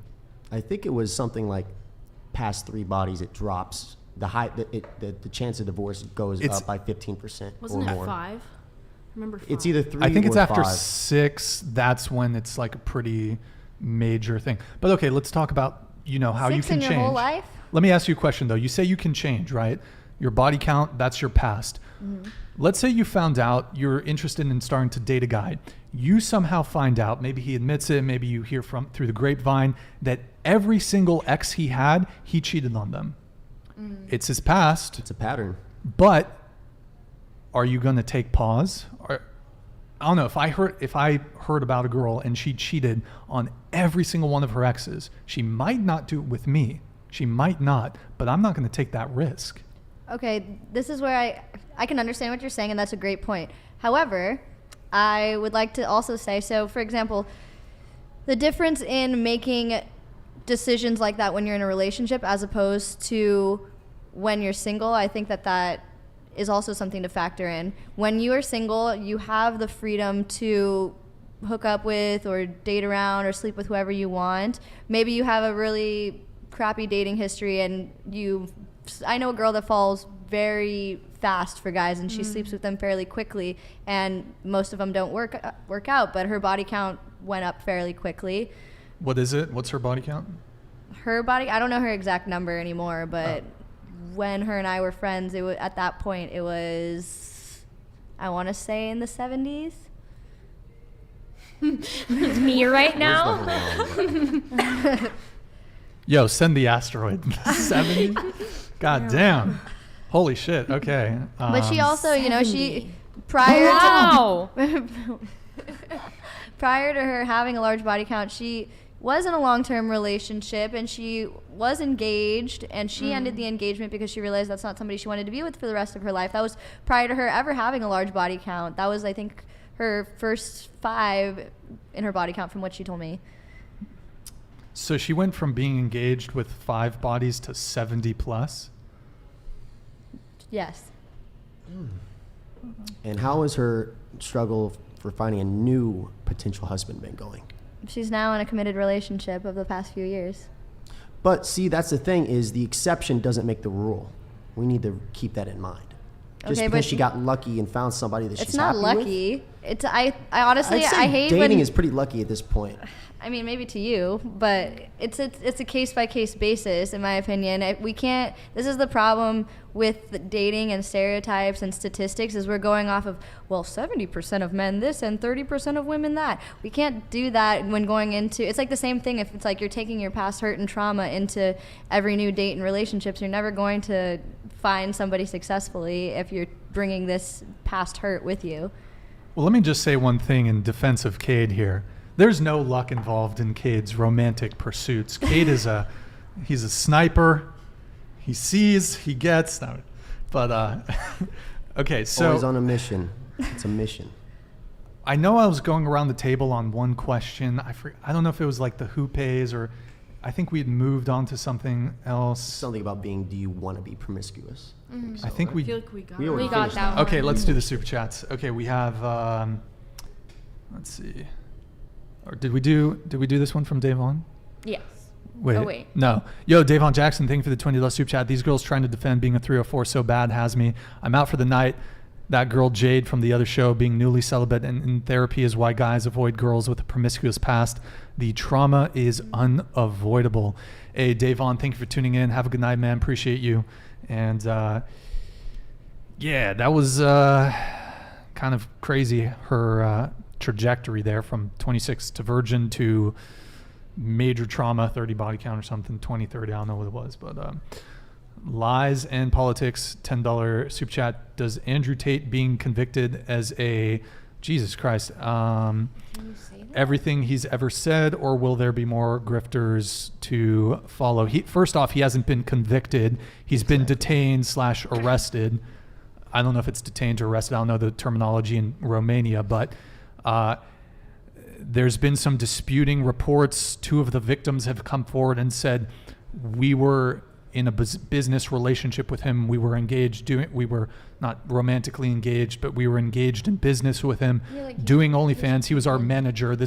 We didn't even want to be victim. And the funny thing about that is, two of the women that they're wanting to use on the Romanian television have actually came forth and said, we are not victims. That's who I'm talking about, yeah. Those ones? Okay. Yeah, and so, look, who knows? If he's found guilty, then he's guilty, but so I believe innocent until proven guilty. Innocent until proven guilty. Yo, Jay, thank you for the $10 super chat. Brian, they're lying about reality. If you ask your friends, let's go to X. Thank you, man. Are you expected to pay for them? No. No one does this in 99% of cases. Saying let's go out doesn't mean you're expected to pay. Mm-hmm. Yeah, this is actually a really good point, because you think about it like with your friends. Like, let's say one of your girlfriends was like, hey, listen, would you like to go? Oh, shit. Let's say one of your girlfriends says, hey, would you like to go on a trip with me to Hawaii? If she asks you that, are you expecting her to pay for your flight and pay for everything? That's not a romantic pursuit. Yeah, I feel But like if it's a dude different. did that, I wouldn't expect him to pay for my flight and everything either. Fair enough. Yeah, but Fair also enough. dates and friendship dates are not a romantic pursuit. Okay. But, I mean, birth control alarm. My work alarm. Okay, let me get these other soup chats here. Getting a lot. Yeah, yo. Lies and politics, thank you for the $20 super chat. Sex should only happen for the purposes of procreation within the context of marriage. Return to the one true holy apostolic church and repent of your wicked ways before it's too late. I think he's trolling a little bit, but... he's bringing up my Catholic school trauma right now. Yeah, it's... See, here's the thing about that, and I have a very good friend who's 27 and a virgin, and she's very attractive. She'll be waiting until she's married, but the thing is, that's very admirable, and I respect her a lot, but I don't think it's wise to buy a car without test driving it. You might have zero sexual chemistry with somebody. You have amazing personal chemistry. And Martin super chatted $50. We are in trouble as a society. Marriage rates, birth rates, lower than ever in history. Divorce, Antidepressants/anxiety meds higher than ever before in history. Most unhappy demo of human. Single. Thank you. Oh, I got cut off. Yeah, I don't. TTS is weird. I'll pull it back up. Thank you, man. Appreciate it. Someone was. Oh, okay, let me pull this back up. So hold on, Eric. Yeah, we have lies in politics. So, I mean, I disagree. Sex can be for fun, bonding, recreation, but I do think people should try to err less so on having sex casually and try to not rack up a high body count and try to keep your body count low. And actually, if you're going to have sex with someone, want to pursue a relationship with them. So, yeah. We got volleyball tastes good. Thank you for the $25 super chat. Thank you, man. Appreciate it. What does it take for a 5'5" guy to be attractive? Act like you're 6'3". Yeah, humor. Confidence is key. Act the same way. Confidence is key. That's it. Just be 5'5" and confident. Really quick on this. We'll go around the table really quick, guys. So what's your height, and do you have a height requirement? What's your bare minimum for a guy's height? I'm 5'6", and I've dated somebody who was 1.5 inches shorter than me, and it wasn't really a problem. I still thought I was super hot. I'm 5'2". I've dated someone who's 5'8", and that's probably the requirement, bare minimum. 5'8" bare minimum? Okay. What about you? I'm 5'7", and I honestly don't care about height as long as they don't make it their entire personality that they're either really tall or really short, because that's the weird confidence thing where it's that's just a weird issue that they have, and it's not going to go away. That's so true. I'm 4'11", and I will say 5'7.5" to 5'8". Wait, hold on. You're 4'11"? Yeah.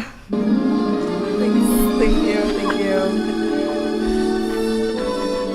I will give myself maybe 11.5. I wear a lot of platforms, so I'll give them that. Okay. What about you? I'm 5'8", and I have dated someone that's 5'10". So that's your bare minimum, 5'10"? Yeah, 5'10". Okay. Bring the music back. I am 4'11.5". Yes. I'm waiting for my cue. Where's the music? Hold on. I got something for you. Hold on.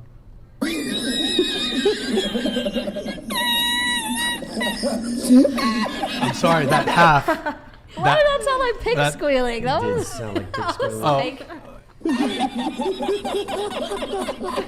You've never heard counts. Where did The you half get a clip counts. of my laugh? You've never heard that before? That Okay. literally sounds like a pig squeal. But yeah, That works. the half counts. Yes, the shortest I've ever dated was 5'7", but I'd probably say anywhere between 5'7" and 5'8" would be the shortest. Okay. Cade, what about you? See, I actually like the taller women because if I'm going to date you seriously and take you into consideration long term, I'm thinking about my children in the future. I'm trying to breed D1 model athletes. So 5'7" is minimum.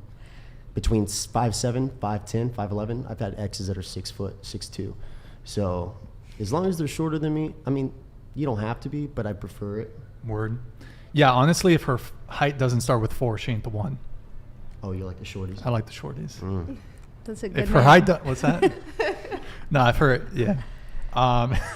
Okay. Yeah, we got, I don't really care, honestly. But do I have a slight preference for short girls? Yes, I do. But So it's okay to have a preference. That's what you're saying. It's okay for you to have a preference. It's okay for us to have a preference. It's chill. Yeah, I think it's As fine. long as it's not the whole personality. I think it's fine. Here's the thing though. I'll date a girl who's taller than me. So it's not for some women it's must be this tall, or definitely won't date a guy shorter than me. She can be legally a midget. She can be a WNBA player. I do not care. Okay. Yo, we have Oni Nofro. Thank you for the Canadian $20 super chat. Why body count matters? Okay, simple. We have stats. Research has shown. Hold on, let me pull something up real quick. Research has shown impaired pair bonding potentiality: 1 equals 50%, 2 equals 0.25%, 3 equals 12.5%, etc., etc. This predisposes failure of relationships. History shapes the future. Stop making excuses. Yeah, the other thing too is just if you're body count's high, you've had a lot of previous partner, you've kind of detached sex from intimacy, and you're going to have a much harder time pair bonding with someone. If you've had 50 prior partners, your pair bonding ability is frazzled. So interesting, because Japan's having the exact opposite problem. People aren't fucking there, and nobody's getting married there or having kids either. So it's really kind of an interesting dichotomy. Well, I'm not particularly well read on the happenings in the Japanese dating but marketplace. Basically, they're having a lot of problems with people not getting married, having kids. Their society isn't really moving forward. They're trying to have more children and stuff because of that. They'd love you there. You should move to Japan. You just want me to leave. No. Attention super chat at $49.99. Catholic trauma. If you're on F, you have guilt by association irrespective of your content. Selling your morals, dignity, and your future prospects will yield nothing more than the vacuous chasm between your legs. Vacuous chasm. God damn, sentience. I mean, if you didn't hate me, I'd say that you have, some nice literary speech in there. But I think that, I was joking a little bit when I said Catholic trauma. I didn't have a bad experience at Catholic school, but it did kind of, I grew up very modest, and it did kind of push me in the direction of wanting to explore my sexuality when I grew up. So now that I have an OF, I don't feel that I've lost my dignity or respect or future prospects. If anything, I feel I have a lot more opportunities lined up because of it, and, like a house and stuff that I would never be able to get without it. So. Okay. Cool. All right, let me get these other soup chats. Guys, thank you so much for all the soup chats. Really appreciate it. I'm going to try to get to all of them right now. Let's see. Okay. Yo, Beaten Cheeks, thank you for the $20 soup chat. Men have to earn/work for their value. Women are born with their value. Easy to maintain by being healthy, virgin/low body count, and you'll get a good average man or top 20% easily. Actually, this does kind of bring us back to the conversation we were having about the double standards. I don't know if we really wrapped that up, in that you were you were saying how you were saying how if a guy has a high body count, he shouldn't judge a woman for having a high body count. And we were sort of talking about, well, there is a bit of a difference between men and women as to the double standard. And I think that's commonly, it goes, the way it's usually viewed is women are viewed as sluts and men are viewed as studs. That's typically how it's viewed. Girls are shamed for it, right? And men are kind of like, congrats, you're a champ, you're a legend, whatever. And also, since the beginning of civilization, women have been frowned upon for being promiscuous. I mean, even in biblical times, I think they get stoned.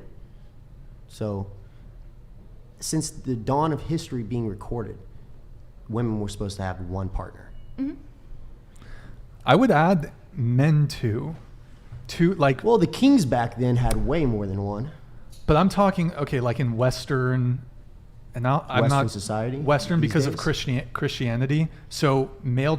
That's a new concept if you think about it. Well, 2,000 years. Only are you looking back like caveman days and shit? No, only the couple hundred years have we really decided a monogamy is the way to go. Well, Christianity's been around for over 2,000 years, so both male and female chastity was valued.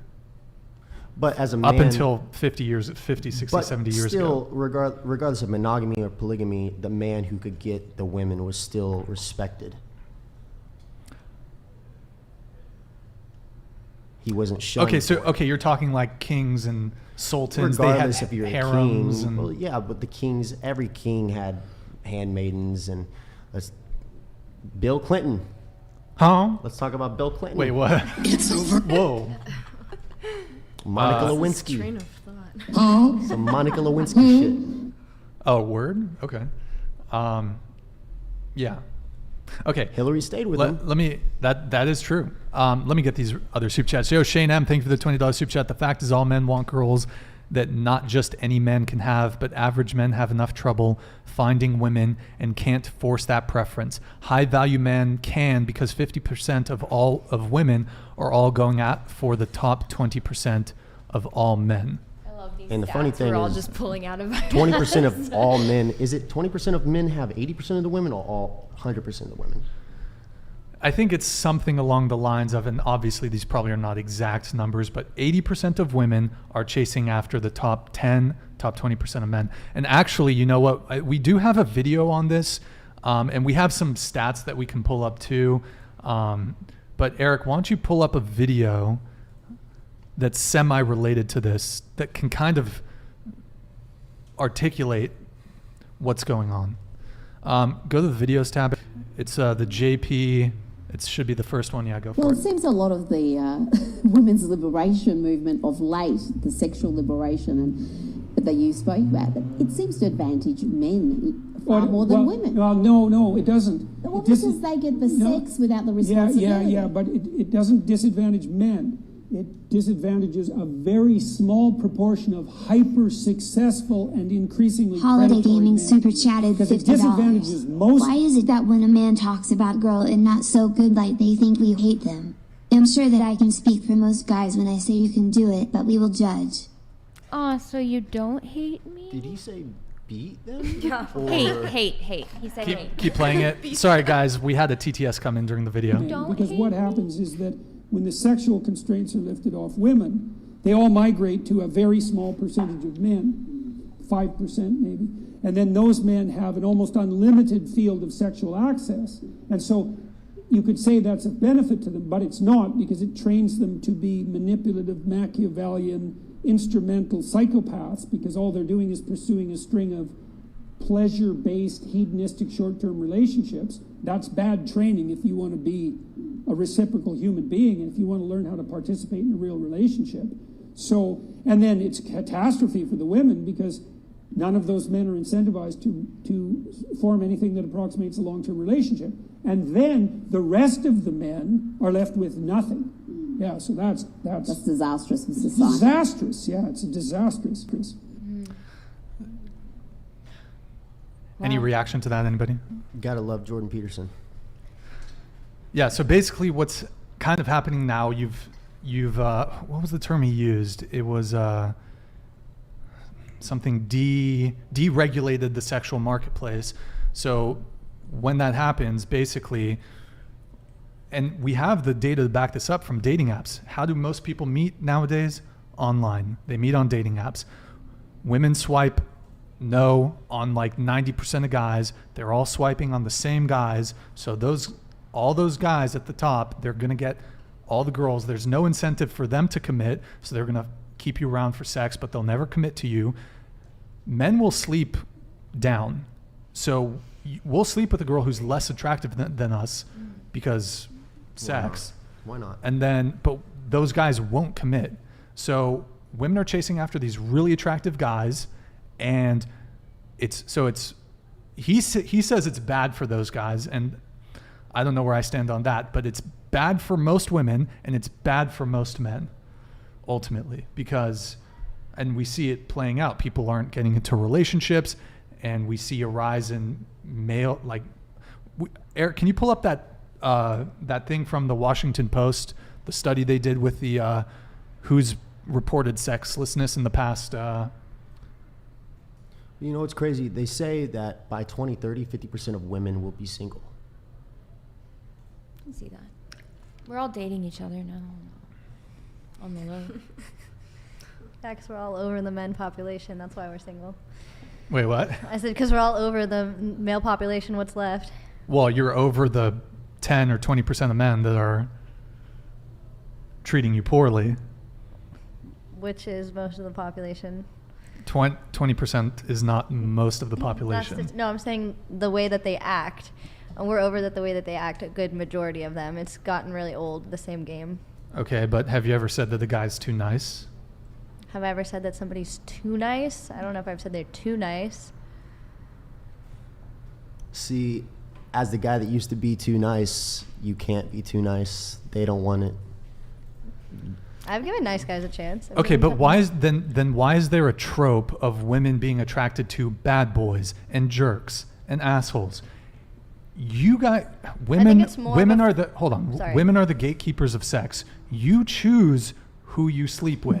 If you're consistently sleeping with shitty men, you have nobody to blame but yourself. You disregard the guys that would be loyal, good partners, but they don't excite you. How often do you hear girls say, I didn't feel the connection, I didn't feel the vibe, I didn't feel the chemistry, there wasn't a click. You're looking for some sort of excitement that only guys who are either assholes, jerks, or bad boys are going to be able to elicit. Again, I think that's subjective. Personally speaking, I have given nice guys a chance, and I have definitely felt a connection with douchebags. I've felt a connection with guys that were awesome, but I think that there should be a form of excitement no matter who they are, whether they're nice or they're not. There should be something to look forward to. Do you think a good relationship, a long-lasting relationship, the foundation of that has anything to do with how excited someone makes you? I don't know if excited is the word. Well, women live their life based on they crave drama. If you have to bring drama to the woman's life in some shape, way, or form. No, women crave drama. They what do they do when they get together and they're with their friends? They talk about other girls. They talk Everybody's about problems. very biologically Not my friends and I. We talk. I think it's important to be with somebody that you can learn from and that you can also teach and is willing to learn from you as well, and more about intellectuality as opposed to being too nice or being too mean. And I don't think excitement would be the word. You're like turned on by smartness. Yeah. Intellect. Absolutely. Intellect and, I don't know, like somebody that's actually goal driven and going towards something. Yeah, me too. Yeah. I mean, I kind of disagree with the whole, are you talking about ambitious men? Yeah. Honestly, I don't think women really care all that much about ambition. But we're telling you we do. I think it depends on the girl. If we're ambitious, I want an ambitious guy. Let me qualify my statement. Women are attracted to ambitious men who have reaped the rewards of said ambition. Not true. Not true. Not true. I am the most ambitious man in Santa Barbara. Okay, That's maybe not true at all either. Women aren't. I'm pretty damn ambitious. Yes, sure. Women aren't busting down the door to date me because of my ambition. They don't. It's not like when someone's goal oriented. That's a huge turn on. Like, do you state that like in your date? Like, do you express that you are ambitious? Well, that's weird to say. So by then, the way, then I'm a girl so just ambitious. isn't gonna know. You know what I mean? But also, they're gonna know. Look around you. See. Ambition is shown in your what if behavior. she doesn't know? Maybe it goes back to you splitting the bill on the first. Yeah. Well, you exhibit your ambition from your behavior and the things you talk about and the way you present yourself. I think the ultimate thing, if I can do a little psychoanalysis, that might be preventing someone like you from attaining your dream girl is just that you have this block where you think about so much about body count, so much about her being a high value woman, instead of just going to the date, finding someone you connect with, and then seeing like, could I build a family with this person? Is this someone who's going to be loyal to me, accountable, somebody I can trust? Will this be a good mother? How does she react in terrible situations? These are the questions that you should be asking your future partner. And as a woman, I'm looking for somebody also accountable. Am I going to need to remind him every weekend to help me with shit? Or is he going to be out there doing it? And that body count doesn't really factor in for me, even though I don't have a high body count. I'm just looking for somebody who's going to like be my solid partner, you know?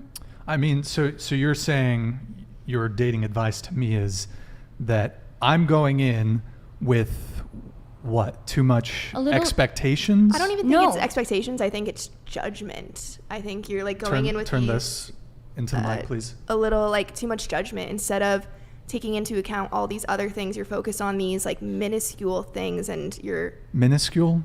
I mean, you're just saying body count. That's like so physical. Like, you're not.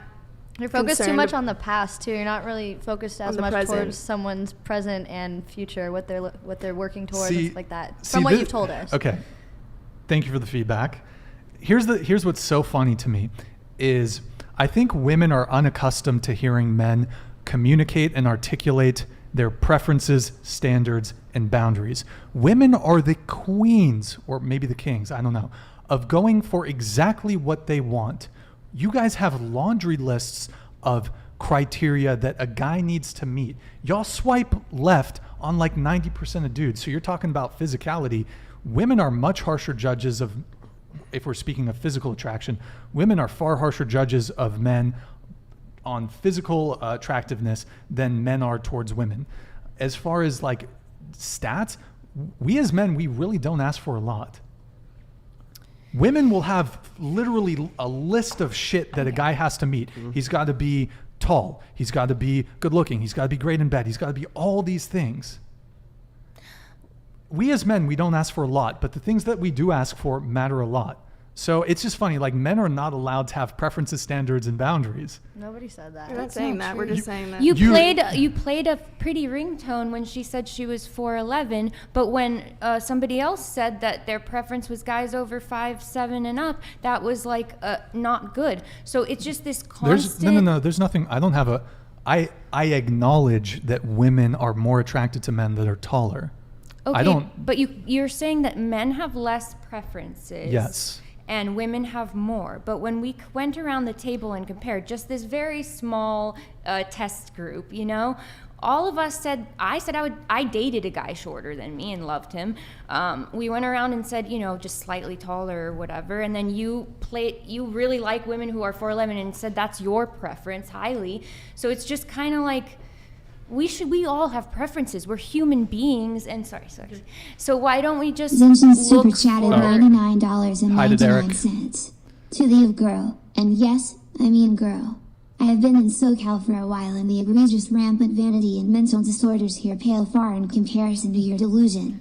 No HBM will claim someone with that past that you. Oh wait, I wanted to hear it.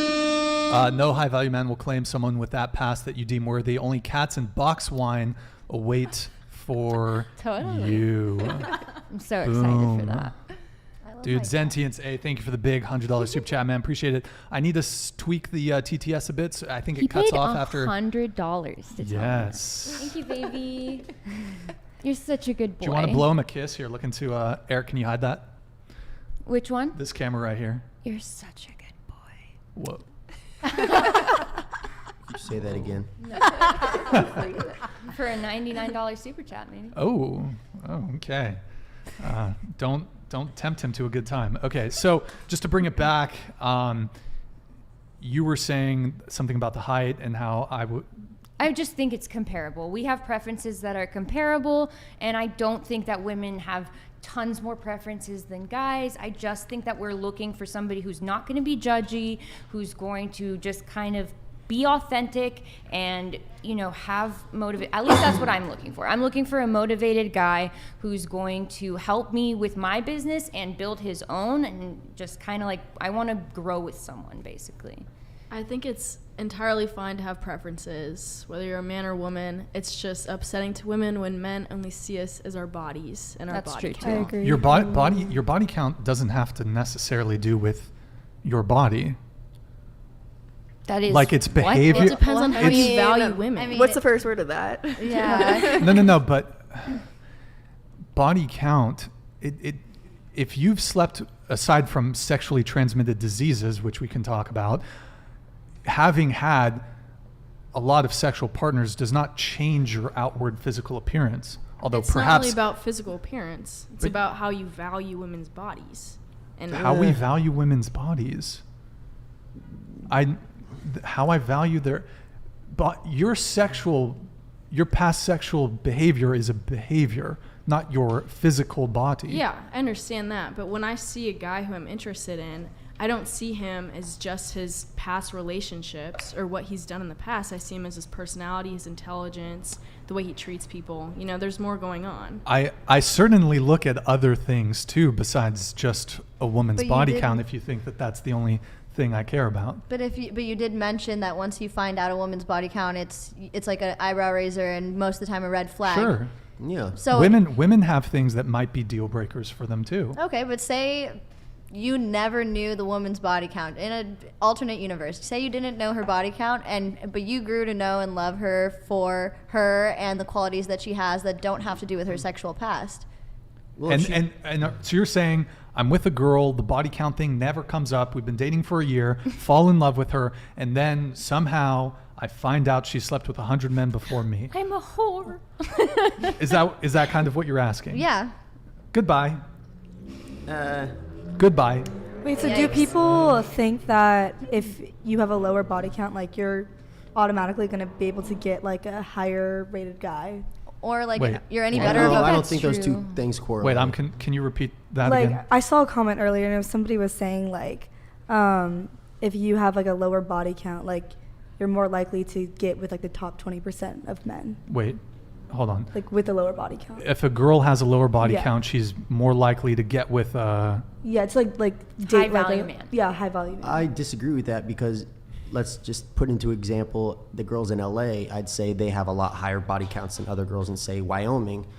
And who's dating those guys in LA, the high value ones, the girls with the high body counts, just because of their looks, regardless of the body LA count. guys Okay. are not high value. So what I would say is that if you have a low body count, men will recognize that, and that will be something that they value in a partner for long-term commitment. I think you ask most men, that's a major plus if you have a low body count. It's like relationships like is more likely to be stronger if a female has a lower body count. We're probably okay. So Correct. A lot of guys, when it comes to just like, for me, even if it's something casual, which I'm not particularly interested in, I'm not interested in one night stands. It doesn't interest me. If I want to sleep with someone, if I want to have sex with someone, I want a continuity. I want to keep seeing them. But a lot of guys will tell you, for casual sex, for friends with benefits, body count, whatever.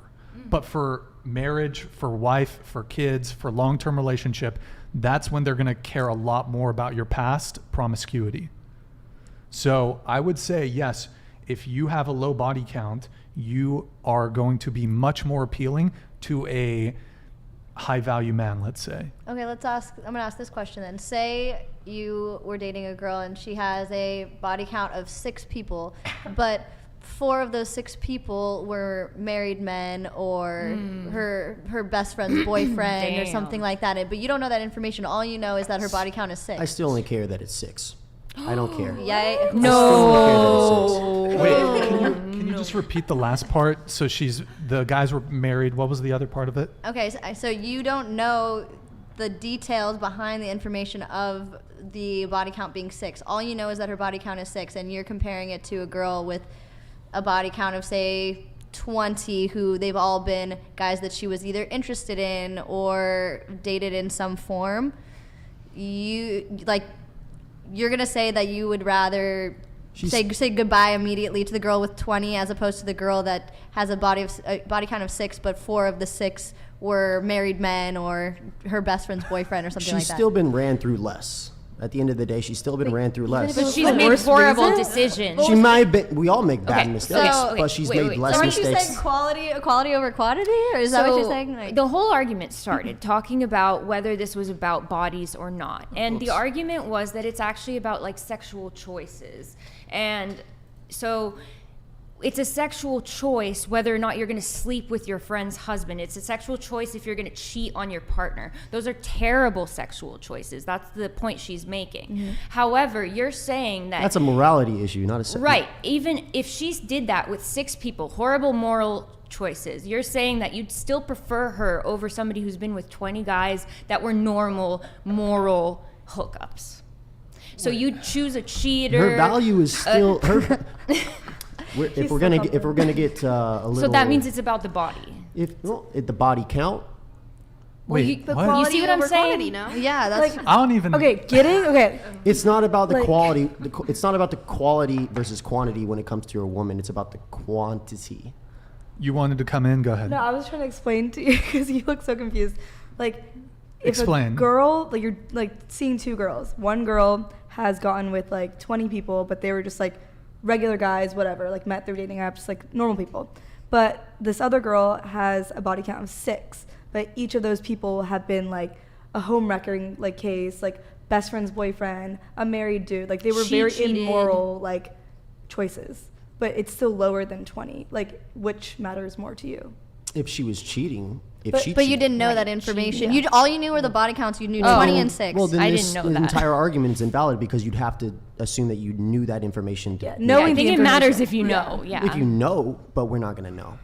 But okay, but the point of it is, it's like you are then dismissing women for their body count just based on a number and not based on the choices made with the number. Like how many times a penis They has still gone have a choice. inside They still her made many. instead They of still made. the They still made choices. choices.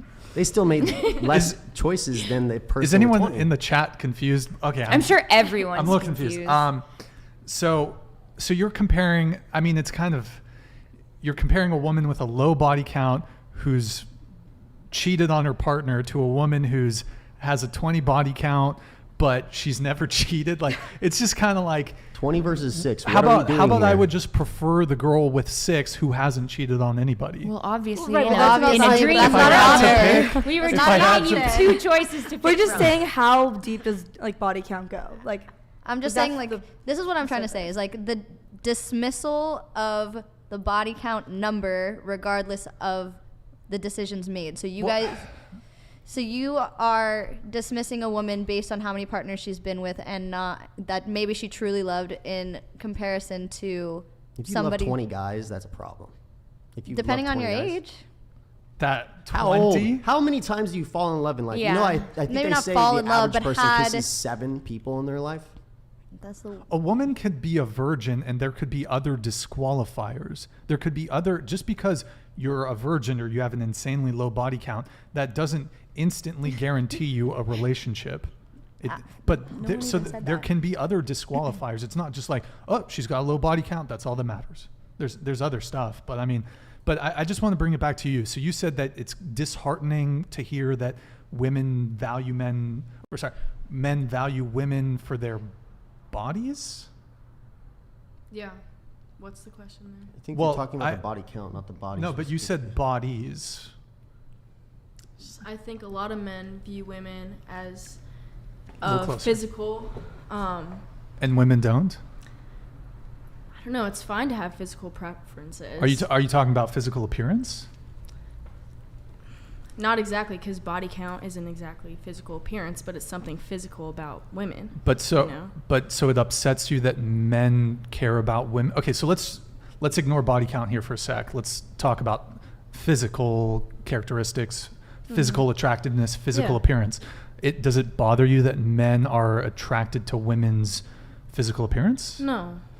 It's fine to have physical preferences. Just saying it's upsetting when men only care about that, when they're not valuing women for their substance and just what they see.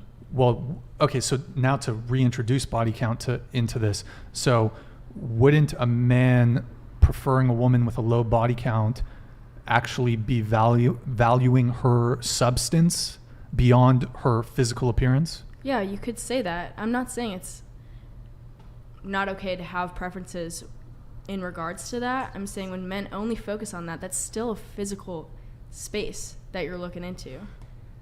Let's up the number. 6 versus 30.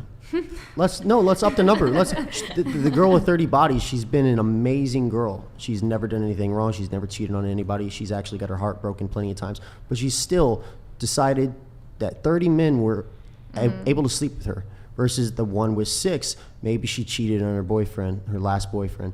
Maybe she hooked up with somebody who was married. Maybe she doesn't even know that he was married. So it's still, at the end of the day, it's 6 versus 20. It's 6 versus 30. You made 6 bad decisions. They made 30 bad decisions. But why are they bad decisions? Why were the bad decisions if they were done through I don't know? We all somebody make you're bad attracted to decisions. or- The man makes bad decisions too. It's not just a one-sided thing. Okay. But she's more likely to be a bad person. Like you said, she's a great girl, but she just has a body count of 30. I don't think those two things correlate. I don't think having a high body count makes you a bad person. I think what we're trying to say is, for a lot of men, and at least speaking for me, and I think this is also Kate's position, if you have a high body count, if you have a promiscuous past, it precludes you from a long-term serious relationship with us. And also, it makes it harder to bond with your partner as well. That girl with the 6 bodies, she'll have an easier time bonding with you versus the girl with 30. But she's more likely to cheat on you. There's a whole bunch of reasons why body count matters. A whole bunch. Let's see, she's cheated 2 out of the 6 times, maybe. Let's just say she cheated on 2 of the 6 guys that she was with. Well, that's 2 bad decisions, and versus her being with 20 to 30 bodies. But didn't you say earlier that you referred to cheating as, like, same way with crimes? You were talking about patterns repeating. So now are you taking back what you said earlier?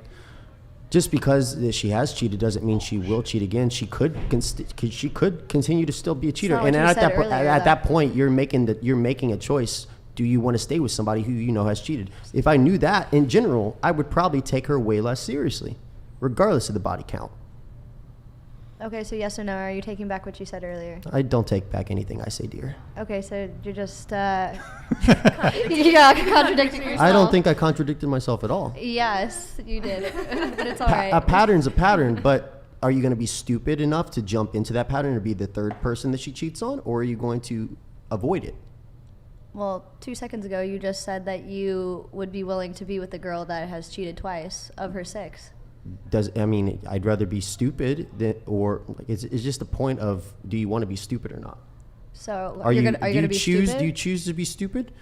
You could be. I've made plenty of stupid decisions because I knew it was stupid. I did it anyway. Okay, so you're still contradicting yourself. I don't think so. I feel like this is why women lie about their body count. This is why. Well, I think you should be honest, but let me ask you a question. So I want to make sure I understand what you said before. So you said that it bothered you or it upset you a little bit that men care so much about body count. I don't want to misquote you. I just want to know kind of what your stance is on this. So just using what you were saying as an example, it matters more to you that someone has slept with more people than a girl who's like cheated on previous It makes you less partners. special as well. So what I'm saying is, if I found out, I was interested in a guy, if he had cheated on someone before, that's a huge red flag to me. Whereas, say he made mistakes, like, he went through a little bit of a hoe phase, that's less important to me than him cheating. Well, let's bring it back to body count. We can compare infidelity and body count or whatever. But so your thing was that M. Martin super chatted $50. BCS of oxytocin and estrogen. The more partners you have adulterates our femininity. It makes you more jaded, disconnected, pessimistic. Trauma develops us. It scars you. That's how trauma acts through the filter. Through the filter of testosterone versus estrogen. Sorry, we got to fix the TTS so it reads for longer. Hey, Martin, thank you, man. Appreciate it. We'll pull this back up here in a sec. So, I want you to reiterate, I guess, what you originally said, which was it upsets you that men value women's body. Can you re-say it? Just to say what I said before. Yeah. I think that it's fine to have preference, whether that be your physical appearance or your body count, but it's upsetting when men only value the physical aspects of women. Only value. I don't think man only values the physical characteristics of a woman. We definitely take into consideration. That's the whole point why attraction exists. Right, but you value someone. She's talking about physical past, not physical appearance. But your body count, okay, if you have a high body count, that means that you were promiscuous in your past, or you currently are promiscuous. So that's a behavioral thing. That says something, and it could also just be viewed as a red flag. Why isn't it the case that she hasn't had any long-term partners, but she's slept with 20 men? Are they seeing something going on with her? Or either they're not willing to commit to her, which means there's potentially something wrong with her, or she's not wanting to commit to those men, which means she's either promiscuous or she's sleeping with the wrong men. I was going to say, so either way, it's behavioral. The problem is her, either way. Because she doesn't have to open her legs. She could stay. She can keep them shut. If she knows that there's a problem. Are you holding yourself to the same standards? Well, men and women, we just stated earlier, men and It's women's different. sexual lifestyles are viewed differently. She doesn't. She's choosing to make a bad decision versus she did something that she might regret later. See, the problem is you're seeing it as a bad decision. Whereas Being you said earlier, cheating is the bad decision. Sex Tilt your can- mic up. Tilt your mic up. second, A little more. Perfect. Go ahead. you said earlier, sex can be recreational for bonding, whatever. Mhm. It's not necessarily a bad decision. But your view on body count is that every single tick is a bad decision, something that's counting against her. Okay, when I said recreation, I am really meaning you can have. Zentian super chatted Dang it. $49.99. Thank you, Zentian. Men focusing on body count is justifiably valid because we look at your lack of mental and moral fortitude. That indiscriminate behavior shows she will lack virtuous up, Eric. conviction Pull when it it up. comes to us and our children/family name. Women represent their man. Yeah, so when I was talking about recreation, like sex for recreation, I meant with a partner, not just recreationally for fun one time when you're in Cancun. Right, sure. What if someone's had 20 people that they've generally connected with? 20, I mean, It's unlikely. That but just makes say you less that's the special. case. As let's say. Why does it make you less special? No. You're misunderstanding what I'm saying, dear. If you're the woman with the 20 bodies and I am the man, if you've connected with 20 other people, it makes me less special to you. let me ask you a question. Let's say you meet a guy and you know that he's dated and slept with 100 women before you. You're number 101. All of those didn't work out. Yeah, no, that would be a red flag to me. I'm not saying. Well, thank you. Yeah, that's what I'm trying to say. I'm not saying it's not okay to have preference with that. I'm saying it's how you value those things. Well, let me ask you a question. Would you also take quarrel with a woman who, and I think it's the case that women, generally speaking, care far less about a man's body count than do men care about women's body count. But let's say you guys might know a girl who's maybe she's inexperienced, maybe she's a bit naive, and maybe she's a virgin, and she's like, hey, I don't really want to date a player. I don't want to date a guy who has a high body count. I'd rather just meet a nice guy who, so her standard was, hey, I don't want to date a promiscuous guy. I don't want to date a guy with a high body count. Would you take issue with her having that preference? Just like I said before, it's fine to have preference. It's about how you value it. Where you place it on the totem pole of what matters most. Well, I think your question's also different because you're saying the female is a virgin. Or very inexperienced. Okay, well, I mean, my position is, I think what I would like to see is both men and women valuing monogamy and serious long-term relationships. I agree. I think there are definitely some men out there, and I'll let Cade argue that if he wants, that a man's body count is not as important as a woman's body count. And I think, women reinforce this because, this came to me. Okay, I'll ask this question. So think of your ideal guy. I don't know if maybe you have a celebrity crush. Do any of you have a celebrity crush? Who? Jacob Elordi. No idea who that is. Have you seen Euphoria? No. So anybody else have a celebrity crush? Do you have Diane, right? Yes. Do you have a celebrity crush? I'm thinking. I know I do. Seth Rogen? Definitely. I love him though. Top of my head, Timothée Chalamet. Anybody else? That's actually a good one because Timothée Chalamet recently has been a hot topic for when he's soon to be engaged or something, or maybe engaged now to Zendaya. But it just recently came out about him in the past. Wait, I think that's Tom Holland, wait, no, but Timothée Chalamet is the one with NYU with the whole. Okay, yeah. It recently came out about his past that he infected a good chunk of NYU when he was there with STDs. Yikes. Which one?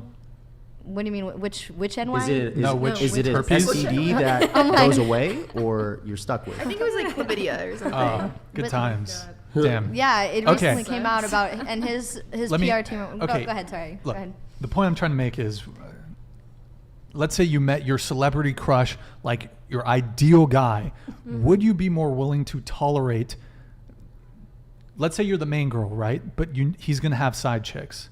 Would you tolerate that from a guy who's of a high enough status? This literally just happened to me. Okay. I went on a date with a celebrity crush. Let me just finish off this thing. So, look, a lot of women see a celebrity in the club. They see Drake. They see, I don't know who's fucking. I don't really keep tabs on pop culture and all this shit, but like, they see Timothy Chalamet in the club. They're not like looking at that guy and expecting him to be loyal to them or have a low body count. That's here's exactly what I'm looking for in a relationship. Even if loyalty.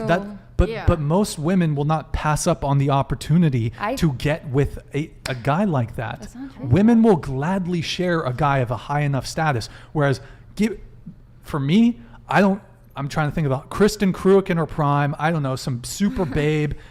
Anyone who's like a really attractive girl that's like Margot Robbie. Margot Robbie. We can go for Margot. Yeah, Margot Robbie.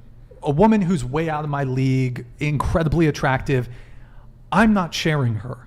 If there's the option to hook up with her, even for a one night stand, even if there's an option to hook up with her and she's sleeping with other guys, I am not interested. I don't care how hot she is. Whereas for women, if the guy is hot enough, they will share him. That's the difference. That's true. Or high value enough. I do. Or high value enough. Oh, okay. Thank you. That's not my view. That's not my view, and I literally just experienced this. Like, my dream person took me on a date, and we shared a meal, and I could tell that I was not the only person that he was interested in, and I never saw him again. Let's use Leonardo DiCaprio as an example. Obviously, he does date one specific girl at a time, but you really think that one girl thinks that she's the only girl? They know that they're not the only girl, and they're okay with that because he's Leonardo DiCaprio. But those people are not really looking. Those are not high value. They're not looking for relationships, relationships, like strong relationships, if they're going for this. Well, like, they may not be a super strong relationship, but they'd still want to do it.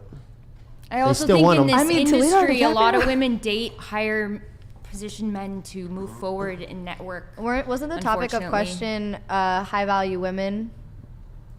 What was it? I thought the topic of all of this was high value women in regards to this. I also have a question in regards about a man's body count and to you women. So ladies, does it matter to you, the guy that you're seeing, does it matter if he can fuck you good? Or does it, because here's the question. To fuck you good, he's got to go through a bunch of other women in the past to learn how to fuck you. I don't think that's true. I don't think so. I mean, from a guy's perspective, an 18-year-old is not going to know how to fuck just because he watches porn. Totally accurate. A 35-year-old is going to know how to fuck because he's had a plethora of women. But say you're dating a 25-year-old who's been in a 3-year relationship with another girl, tried a bunch of stuff with her, and knows how to fuck her, and then he knows how to fuck you. It's just one relationship, one body. He's fucking me. Here's the example that really matters versus whether you're fucking a 4'11" girl or whether you're fucking a 4'11" girl or a girl that's 6 foot. Gotcha. You fuck them differently. What if they're fucking together?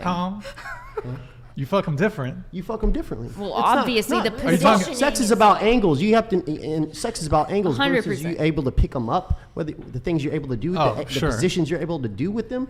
You can't fuck this. Like a thick chick, you're gonna fuck her differently than a little petite thing. Yeah, yeah.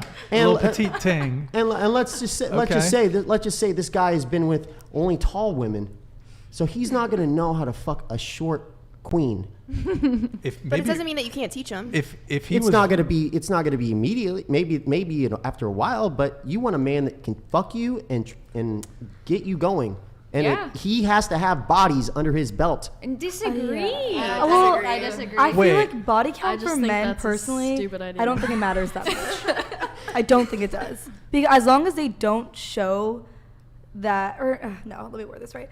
As long as they aren't like showing disinterest in me because of their high body count, it doesn't affect me. Like, why would that affect me? So you guys are fine with a guy with a super low body count who is horrible in the bedroom with you. It doesn't matter to you whether he fucks you really good or not. Is that important to you? I Will you prefer stay better with him? sex over. Well, he's not going to have a low body count. Well, then That's body not count true. does That's not not true. matter. If he's like in relationships, then he doesn't know how to fuck if he's in a He's only relationship. just because he's Maybe been it with took one you a person long for time 2 to years. learn, but Just I think because other guys he's been can with catch one, up. just because he's been with one person for 2 years doesn't mean he knows how to fuck anybody besides that one person. Right. If that one person isn't adventurous, but say he was with, somebody who's really into all sorts of fun stuff and she orders BDSM products The exception online, doesn't make the then rule. He's into it. The exception doesn't make the rule. I don't think body count in a guy necessarily correlates to his skill in bed, because a guy who's had like say 5 long-term girlfriends versus he's slept with 50 chicks but only 1 or 2 times each. Yes. He's probably had more sex in those relationships and more than- adventurous sex, more And exploratory. it's probably been boring and it's probably been basic. No, that's the the opposite. opposite. One-night stands are I basic and disagree with you a boring. little bit You on can that, explore but I'm not more. saying a guy who's only had a bunch of casual relationships, he can be good in bed too. Mm-hmm. But I'm saying like I don't think body count necessarily, like if a guy's body count's 5, he could be fucking killer in bed. Well, let's just say the guy that has a body count, let's say of 100, he's gonna fuck you better than a guy with a body count of 2. Disagree. Not necessarily. And just experience. You're not a. Let's just. You practice in a sport, it makes you better. Sure, but if you so you dedicate 10,000 hours to your sport of fucking 10,000 women, but you dedicate 10,000 hours to your sport of fucking your one partner, and you try a whole bunch of new stuff with them. It's the same experience. But that only works with her. It's not. It's not just more because, beautiful. Just It's because not it more works, exciting. Just because it worked with her in a certain way that you did get it. different experiences with I different kind people. of I see what you mean, because women's orgasm response is very varied, Different. And it's like completely between different women. every so different like woman. I kind of see what you're saying, where if you have a bit more experience, like because different what works for pussies. one girl doesn't work for another. I see what you mean Exactly. there, but you did mention it's not going to be freaky or whatever. It doesn't have to always be, but I'm assuming that a guy that's only been with 2 women, it's probably not as freaky as a guy who's been with 50. I think through every man or every new partner that you have or same partner that you have, you teach each other things and you learn from each other. Not if you're both vanilla. Not if one of them's vanilla. Well, what I would say though to that is you're not really going to be able to explore some kinks in a one-night stand, really. Right. Like in a relationship, that's when you can go, I think, deeper into. But if you have a one-night stand, you better know how to fuck her right. Sure. Okay, but nobody's arguing. But wait. But what is her version of fucking her right in comparison to somebody else? So say you're. How say, often? No, how often? right now. When's the last time you were When's the last time you were with a man that made you come? That is none of your business. Very recently. Very recently. Well, how rare is that to happen? It's not that rare if you have good communication. It's actually very rare compared to. How are you going to tell me what's? How are you I going to tell don't me know the what's rare stat. and what's not? Well, I mean, I rare? watch a lot of podcasts, so I'm just. There's also statistics on how many girls fake orgasms we could bring up for you that might not be. Can I ask you a question? So if you're just having a bunch of one-night stands, right? From what I've heard from women is, if you're having casual sex with guys, in those scenarios, guys are going to be much more focused on their own pleasure than getting the girl off. Like, and if you're just like fucking the girl one time, you're going to be like a little less concerned with getting her off. And your I mean, idea. I'll still be able to do it. My enjoyment is her enjoyment. Well, I like. Well, I like what if it. you don't know her agree with you. enjoyment? Then how are you gonna Huh? fuck her good if you don't know her enjoyment? If you're fucking making her come. You gotta know how to make her come. Okay, but what if you have never fucked her before? How are you gonna make her come? Just from Being with a lot of girls, being with it all makes the it girls, easy. being with 50 girls who come in different ways. You're gonna fuck the same girl the way you fucked all 50 girls. If plan A didn't work, plan B didn't work, plan C can work. If you're gonna fuck me the same way you fucked 50 other girls, Well, that's I'm sorry. Well, that's the point. We're not supposed to fuck you the same way. Okay, but if you've been with 50 other girls as a comparison to being with one person that you have gotten to know and understood. At the end of the day, a marriage, 80% of marriages divorce because of sex. Whether you're not having it or whether it's not pleasurable. Go look up the stat. What is 80% of that divorce Where are these statistics comes. coming 80% of divorce. Cap. Where's the cap button? 80% of divorce factors in a lack of sex, a lack of good sex. Erroneous. Erroneous. I would say I kind of disagree with you on that. The divorce stats, as far as I know, the leading cause of divorce is typically finance. Finance. But 80% of those divorces wouldn't happen if you could fuck her better. I don't agree. There could be something to that. Subjective, there could be something to that. But okay. But I agree with you in the sense of, even for like something more casual, like you are still focused on the girl's pleasure. Like for me, I'm always like, I'm gonna make her come first, then I'm gonna come after. So, but actually, really quick, let's go around the table on this. So, if the sex is bad, is it a wrap? And guys, we will get caught up on the super chats. We're gonna go around the table on this, and then we'll do super chats. I see all the super chats, guys. We will get to them. So, if the sex is bad, is it a wrap? Okay. I've had this experience, but first date, if the sex is bad and I know the guy isn't very experienced, give him another chance. If I'm really into him, if I love this guy, like I'm ready to kind of commit to him, give him another chance and try again, and then see if that connection's there. Because what matters to me more is not that the guy knows what moves to make. It's more that like we can like, you know, feel it and like really get into it, and the passion is what matters. So I think that there's room for the guy to learn in my book. Sure. Depends on the situation. Maybe first time nerves. Let's say the performance isn't really up to par the first. Depends on the case, yeah. And what happens if it's try to bad be more precise. On situation number 2, number 3? What I if, don't what know. if I've you never can't had to fuck worry you good at all? about that before, so I guess I haven't thought of it. But what if it occurred? Like, let's say you like the guy, but sex wasn't great, you know? If I really or is the liked sex him, just always bomb with you? If I really liked the guy, it'd be about more than just that. Okay. I mean, I feel like if they suck during like the initial time, if you're communicating and you're saying like what you want and what you don't like that they do, it's gonna improve.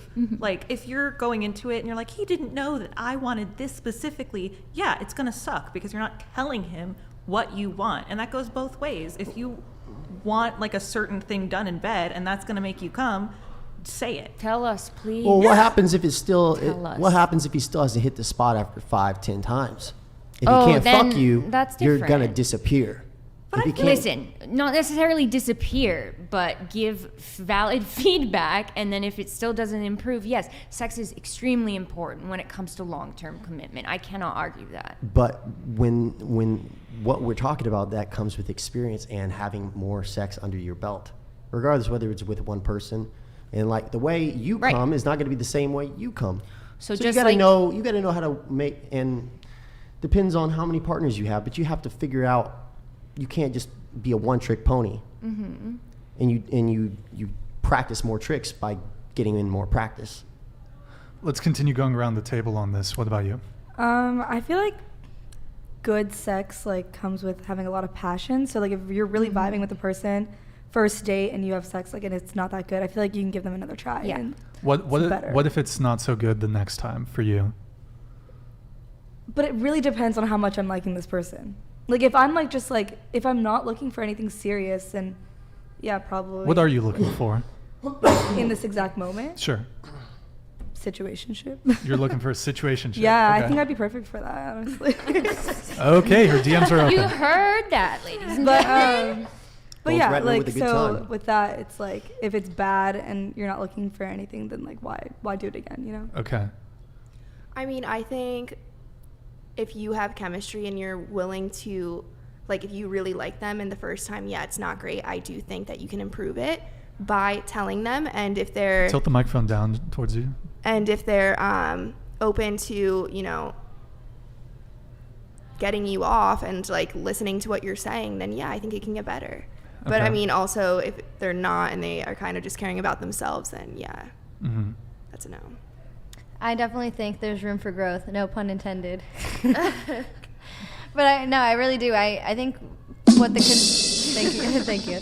What the consensus has said, I think when there is love and passion there, that there is opportunity for growth and learning. But I feel like if there is no improvement long term, that no, like it depends what you value. It depends what you value. Personally, if it's not getting any better and it's something that doesn't seem like can be taught or not willing to switch something up or learn, then yeah, it may be a bit of a turn off, but long term.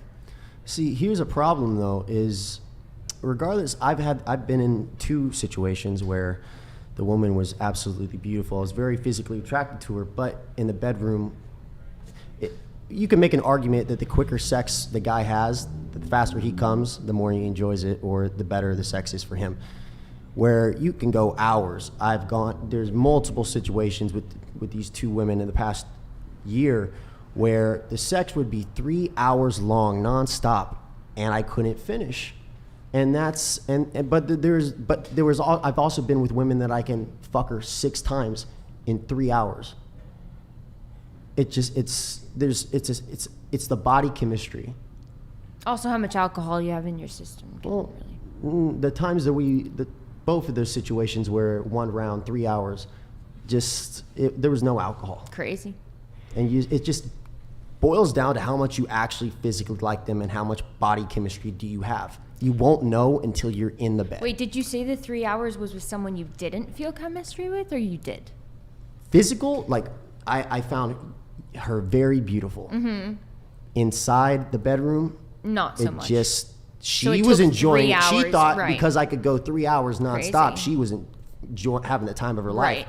And she would hit But me not up so later much for on. you. But I gave her 3 different tries. This one girl, I gave her 3 different tries. I'm like, maybe I'll enjoy it later on.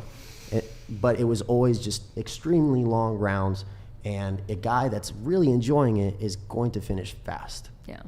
But did you like communicate with her, or did you just assume Well, that there's nothing she should figure it there's out? nothing she was doing wrong. Well, then, like, if there's something you need to come that's not happening, you're physically attracted to her, but the sex is not feeling it, like, why would you not just say, oh, like, let's try this? It was nothing to do with her. Oh. Then you're not as physically attracted to her. I feel like very beautiful physical face, attraction- perfect body, very beautiful face and a perfect body. Sometimes What it's was just the like problem the person then? won't vibe with you sexually. Yeah, sometimes it just isn't there, and that's okay. Oh. Sexual attraction is different Vibe. than just like physical attraction. Yeah, I mean, okay, so my take on this is, and I don't know, and we'll watch the video on this, my view on this is very similar to Andrew Tate's view on this. I know you guys don't like Andrew Tate, but actually he has, I think, a take that some of you might like is, like, if a girl is genuinely trying, she's trying her best, but maybe she's not that good. First off, it's very hard for a woman to be bad in bed. Like, men are going to be the drivers of bad sex. Like, a woman really doesn't need to do much. It's not about her being bad. It's just you just don't enjoy it with her. Well, and it takes a lot for a girl to fuck up sex. Like, honestly, a girl can do very little and the sex can still be great. Like, a girl really doesn't have to do all that much for the sex to be good. But let me just finish my thing here. So, as long as she's like best effort, as long as she's trying, if she doesn't, like, some guys are thinking, oh, well, a lot of girls think, oh man, here's how I get a guy. I got to suck his dick really good and I got to fuck him really good. No, like, the way you're going to get a guy is everything else that you're bringing outside of the bedroom. You have to offer more than just sex. That's what's going to turn me on, is not like how good you can suck dick or the way in which you can maneuver your pelvis on top of me. Like, that is not important to me. I don't, like, if I love her and she loves me and I can tell that she's trying and she doesn't suck dick very well, it's like, well, an A1 effort. It's like, it's like, well, you're not the best at it, but I love you. Yeah. You love me. That's what matters. And I think you'll impress me much more by the other things that you're bringing outside of the bedroom than just, oh, can you do what's that stupid shit from Call Her Daddy, the fucking Glock 9000, that bullshit. I don't watch that show, but yeah. Yeah, actually, let's just watch the Tate video because he articulates it way better than me. I pretty much almost lifted it from him, but that's how I feel like. And I just also, before you pull it up, like I said, it's really I know what I'm doing in the bedroom. Like, I know how to lead. So like, a girl could have. Isn't that all that's really necessary? Just a man that knows how to lead, and then you just kind of like follow? Here's the thing. You can take control, but that's the thing. That's the thing, and I think that's kind of one of the reasons why men and women value body count differently. I could have fantastic sex with a girl who's a virgin. Most girls are gonna look at a guy who's a virgin. They don't want to touch him. And like, the sex is that's gonna be a coin like that. Also, I don't think girls want to teach guys how to fuck them. That's exactly. You and I are thinking about the exact same clip, and that's exactly what I was taking this from. Now, not to say that I'm not like, if a girl, I'll ask a girl for like some feedback. Is there certain thing that you prefer, faster, slow, whatever? But like, girls really don't want to like teach a guy like how to fuck them. We don't mind that. We can marry a virgin, and we don't mind teaching them because it will get better with time. Yeah. But the women are not going to put up with that. Word. Okay, let's play the clip. It should be the first. Eric. Well, it seems a lot of the. Pause that. Yeah. Oh, before you play it, actually, hold on. Yeah. I mean, I basically almost said, not exactly, but I basically echoed what he said. But he's much more articulate than me. So go ahead. Sex. This position, that position. Don't you feel like you get to a point in your life where there's something more than that shit? Don't you feel like, and maybe I'm going to sound like a romantic, don't you feel like you get to a position in your life where you'd rather have a girl who you truly love and she truly loves you, and it doesn't matter what she does because you know she really loves you and she's trying her best? Where are those hats? The cap. I know she's shaking her head. I know she's shaking her head. But I'm serious. If you sleep with enough women, just like if you sleep with enough men, there's no fucking move. Sex is not a complicated operation, right? There's no move that's going to be like, wow, I've never seen this before. I've never seen this before, and my mind is blown. If you think the way you keep a man happy is to move your pussy in a particular way on top of his dick, as opposed to behave in a way which is respectful to him out in the real world, and for him to know he has you and your loyalty regardless of what's going to come up, all the problems he's going to come into in his life, then you're wrong. So the whole point of sex is a connection between two people, and I think having a genuine connection between two people is worth more than the sex. So her question was, what can a woman do to truly blow your mind in the bedroom? You'll blow my mind outside of the bedroom. In a relationship as a whole. That's the truth. That's the truth. Wouldn't you rather have a girlfriend who truly loves you, is absolutely loyal to you, like no matter what happens, she's going to be there for you. You can catch a case 6 months, she's outside waiting for you. She can't take dick, right? Whatever. But she tries her very, very best, the poor thing. Yeah. And she wants to satisfy you, and you know she cares about you. Yeah. Wouldn't you be like, well, I don't care that she can't take dick, because that's actually a quality woman, which is rare in the world today. But I am genuinely uninterested in sleeping with a woman who I don't have a connection with. If a girl said to me, I don't love you at all, I don't feel anything for you at all, I don't want to sleep with you, but I will, I would say no. The sex act in and of itself is okay. If you had sex, we've all had sex, right? Do you really need to fuck somebody who doesn't give a shit about you at all? We live in a world now, right, where we have a lot of narratives which are being broken down and destroyed in real time. And I think it's very, very healthy for men and women to look at sex as an act that happens between people who at least like each other. The idea that I don't like them at all, but as long as they can suck dick this way, then it's okay. I don't give a fuck, right? If a girl genuinely loves me with all her heart and gives me a fucking terrible blowjob, I'm still gonna be like, well, you love me, I love you, it is what it is. Life's more important than blowjobs and fucking blowing your load. What if it's this is the truth. And if it's not love, let me tell you something. Women are the gatekeepers, not men. If it's not love, you shouldn't be fucking him anyway. This is the reality of the world. Just because the modern world told you different. You shouldn't be fucking any man you don't love. That's the first fucking thing. You shouldn't be sleeping with him. No, but it's true. You're right. Because the intimacy, whatever however you say it, intimacy, whatever is not there, you will feel it. Intimacy. Okay. The intimacy. And that's the perfect example, because the two women that I'm talking about where there was a problem, their personalities were the slight problem for me. Physically and visually, they were perfect. So let's just go around the table. I want you guys to give your reaction to that. Go ahead. Yeah, I mean, straight into the mic. When you asked me, I had a very similar answer, where all that matters to me is really being in love with the person and having a passionate connection before I have sex with them. I won't have sex with someone that I don't have a passionate love connection with. So I agree, I guess, but I don't normally agree with Andrew Tate. Yeah, I think he makes a valid point. There's more important things than what happens in the bedroom. I mean, I also agree with it. I think it kind of goes back to what I was saying, where it's like if you're with someone and they like are listening to you when you're talking about what you need, like if they like you, like he was talking about, like, you know, she sucks, like she's terrible at sucking dick, but she loves you so much, like she's more likely than someone who's having a one night stand who doesn't give a fuck about you to listen to what you need and improve and change things. Like, yeah, I agree. Connection's more important than good sex, so, you know. Yeah, I mean, I don't like Andrew Tate in general, but I will say that clip you did say, I didn't hate him as much as usual. Wholesome Andrew Tate. Yeah, so I do agree. I think there are more things outside the bedroom, and I do think, you know, when you do have chemistry, I do think the sex is better as well. And so, like, when you do love someone, I think the sex is going to be better. Yeah, I agree. I think intimacy and connection happens before the bedroom, and I've always said that. My mom has a funny quote that she always has said since I was young, is like, let them see your heart before anything else. See, I just want to ask the question. I feel like there are some of you that said if you didn't get fucked right, after a while, you'd be checking out. Who's going back on their word after that clip? Somebody did, right? No. Are we sure? I'm pretty sure somebody at this table earlier said if they didn't get fucked good No, that enough, was me 100%. So. But I still agree with the clip.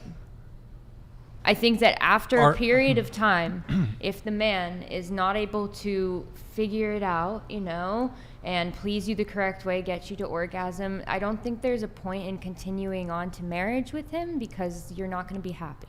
Even if you love him with all your heart, but he just can't fuck you right. I don't think that would ever happen, honestly. And at least for me, when I fall in love with someone, it's a very like whole thing, and it's like sexuality is a part of it, and you know, intimacy, intellect, all of that makes the whole. So I wouldn't necessarily be able to fall in love with someone I wasn't at least very sexually attracted to. What if the man is a virgin? Would you be willing to put in the time to you teach him what you like, as long as it takes? Yes. Oh yeah. As if he's learning and picking up fast, fuck yeah. What if he's not picking up fast? What if it's slow? Oh yeah. As long as he's getting it and like we're making progress and I love this person, yes, let's go. We'll work on it together. As long as, God, if I can find a partner, if I can find a partner that's going to work together with me to solve problems, to communicate on things, that's what I want for everything. Okay, we got to move on to some super chats. Eric, did you star this one from Zentience, the $99 one? Yep. You starred it? Yep. Did it just come in? Cats in box one. Oh, is that an old one? Yep. Oh, okay, got it. Okay, hold on. Let me see where we are here. Sorry guys, I lost my place on the super chats. Yeah. What's up? Eric, what's up? Oh, thank you. Sam Gigolo, thank you for the prime and the follow. Seed, thank you for the follow. Obi-Wan, thank you for the follow. Spartan, thank you for the follow. Get off my lawn, thank you for the prime, man. Really appreciate the support, guys. All right, bring it on back. We did this one? Did we do this one? Yeah, we did that one. Did we do this one? No. Okay, the fact is all men want girls that not just any man can have, but average men have enough trouble finding women and can't force that preference. High value men can, because 50% of women are all going for top 20% of all men. Yeah, that's a good point, Shane. A lot of men, I'd say most average men, really can't, what's the term for it? They really can't act on their preferences. So either they just get rid of the preference or, I don't know. Yeah. So, but that's why,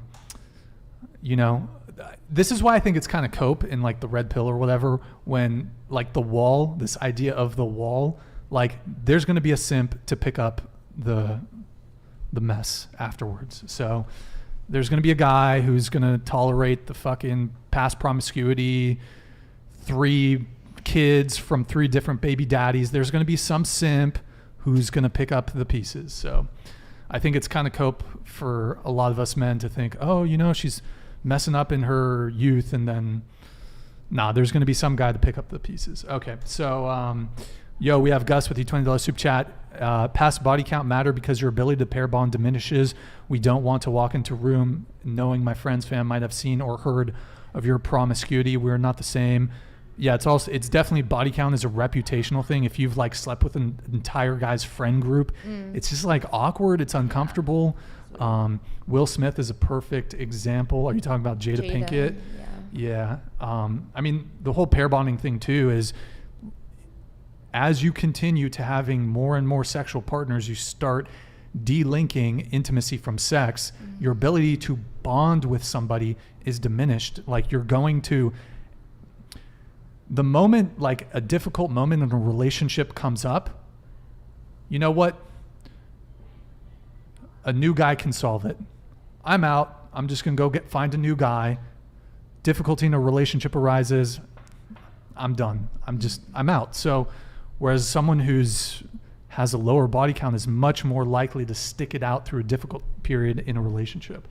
All right, we have M. Martin with the $50 super chat. We are in trouble as a society. Marriage rates, birth rates, lower than ever in history. Divorce, antidepressants, anxiety meds, higher than ever before in history. Most unhappy demographic of human, single career woman with no husband or children, late 30s. The West, I think, is definitely in trouble. I think when you kind of deregulate the sexual marketplace, I don't know. I think society functions best when you have the nuclear family, people stay together, there's monogamy, but the West is a failed society. Okay, we have Oni Fro with the Canadian $20 super chat. Wait, so philosophically, is she saying that romance isn't about emotion, commitment? And by the way, it's failed. It's catastrophic for both men and women. It's just a mess. Isn't about emotion, commitment, but about transactions. Hypergamy is a hell of a drug, and the mentality like that just chases the dragon. Is she saying that romance isn't about? By the way, so I want to apologize, guys, that it took us a while to get to the super chats. I don't know who this is. But so this is maybe like from 45 minutes ago or something. But thank you, Oni, for appreciate it. Luke Warm with the $20 super chat. Thank you, man. Ask the girls to rate their looks 1 to 10, then intellect 1 to 10. Interestingly, I found the order in which you ask these questions influences the answer. Yeah, we can go around the table on this really quick. Please rate your appearance, looks 1 to 10, and then your intellect 1 to 10. I think that one's a bit more challenging, but go ahead. Looks like 7.5, and intellect I'd say 8.5 or 9. Okay. Say like 6.5, and intellect probably like 8. Probably 7 for looks, and then 8 or 9 for intellect. Yeah, I would say 7 for looks, 8 or 9 for intellect. What did you do for looks again? 6.5. Okay. Girl, you are not 6.5. What? It should be higher. I would say 8. Normally we get girls in here saying that they're 10s when they're not. I'm gonna give you higher. I won't say a number, but I definitely think you're more than a 6.5. Definitely. Go ahead. I would say I'm like an 8.5, 9 looks wise. Intelligence, I would say I'm around a 9. Wait, repeat the looks one. 8.5, 9. Okay. I would honestly say the same. I consider myself to be 8, 8.5, and my intellect anywhere from 9 to 10. That was just. I guess he just wanted the girls to rate themselves. Cade, we can do it too. Why not? I say, I get shit on from my good girlfriends that I say I'm a 9, and they say you should be viewing yourself as a 10. I don't like to say that's a 10 because 10 implies perfection. So I don't like calling it 10, but they say it. I give myself a 6.9 on a good day. Okay, and then the intellect. Intellect. 7.5 for me, maybe. I don't know. I don't think 8, one maybe. should try to rate their intellect. I think that makes there's a you lot of dumber. there's a lot of nuanced intellect too. So I think trying to rate your intellect would make it's funny. The ones that would say their intellect is higher are actually probably stupider, dumber than the most. Yeah, definitely. Would you say the same about say? taking an IQ test? Like taking an IQ test. you take an IQ test and you get a high Well, that's result. based on your test results versus right. your own So if opinion. somebody gets a high IQ test and they say, I have high intellect, like, right? It doesn't necessarily. If they can verify it, if you verify right? your I guess if they bring verify it and verify. Yes, it. we need it. Right. We need it authorized. Okay. I forgot. The Yo, men need documents now. Frankie K, thank you for the $20 super chat. In the annals of human history, there has never been a single woman who was celebrated for her promiscuity. Conversely, the kings and conquerors of history have had a multitude of mistresses and offspring. Men and women are different. Here's another reason why body count matters. So it's, hold on, let me just put this away. Thank you, Frankie, though, for the big $20 super chat. So it's a natural biological response for men. Here's the example I like to give and why men have this sort of evolutionary biological almost repulsion, disgust when there's when it comes, sorry, I'm getting tongue-tied here, for wanting to not date a promiscuous woman. Sorry, I totally butchered this, guys. Getting tongue-tied here. French is my first language. English is my second language. ESL student over here. Give me a break, guys. Okay, so if a woman has 10 husbands and she's sleeping with all of them, who's the father? Whereas if a man has 10 wives, who's the father? So you know who the father is. It's a slippery slope because then it's just like, yeah, but also women couldn't vote many years ago and all this stuff has changed. Like so much has changed. I'm not really sure. The paternity is still the issue. So, okay. I think in the 80s is when we got DNA testing. Mm-hmm. So if a woman has 10 husbands and she's sleeping with all of them. Sure. Before 40 years ago, there's no way to know who the father is. And what's your argument? Well, and so whereas for a guy, if he has 10 wives, you'd be able to know. Each of those women know that she's the mother and they know who the father is. So for men, there's a paternity uncertainty, and it's a big fucking L to think that the kid is yours. Yeah, of course. And it's not. Perfect example. I was just watching one of those Facebook court videos of You Are Not the Father. This woman had 3 men there, and not a single one of them was the father. Okay. It was embarrassing for her. It was embarrassing for all of them. Sounds like it, yeah. Not sounds only like are a crappy you person, but like these are just like such cherry-picked situations. No, in my day-to-day it's not life, cherry-picked. Okay. Well, I think also the woman's the one carrying the baby for 9 months. But that's irrelevant. This is a real evolutionary fear. Think of, okay, do you guys know fight or flight response, anxiety? Of course. Yeah. Like why, if we realize if there's not a threat, right, that if we're not getting chased by a tiger, why do some people have panic attacks? Because that's a fight or flight response, but there's something misfiring there. So in the same way that is sort of an outdated thing and people have these anxiety disorders, there's no benefit to having panic attacks, right? But people have them. So it's the same thing with that. Like it is something in our gut. Like if we know that a girl is promiscuous, it's like somewhere in our fucking reptilian lizard brain or some shit. Sure. It's like, I don't know if I...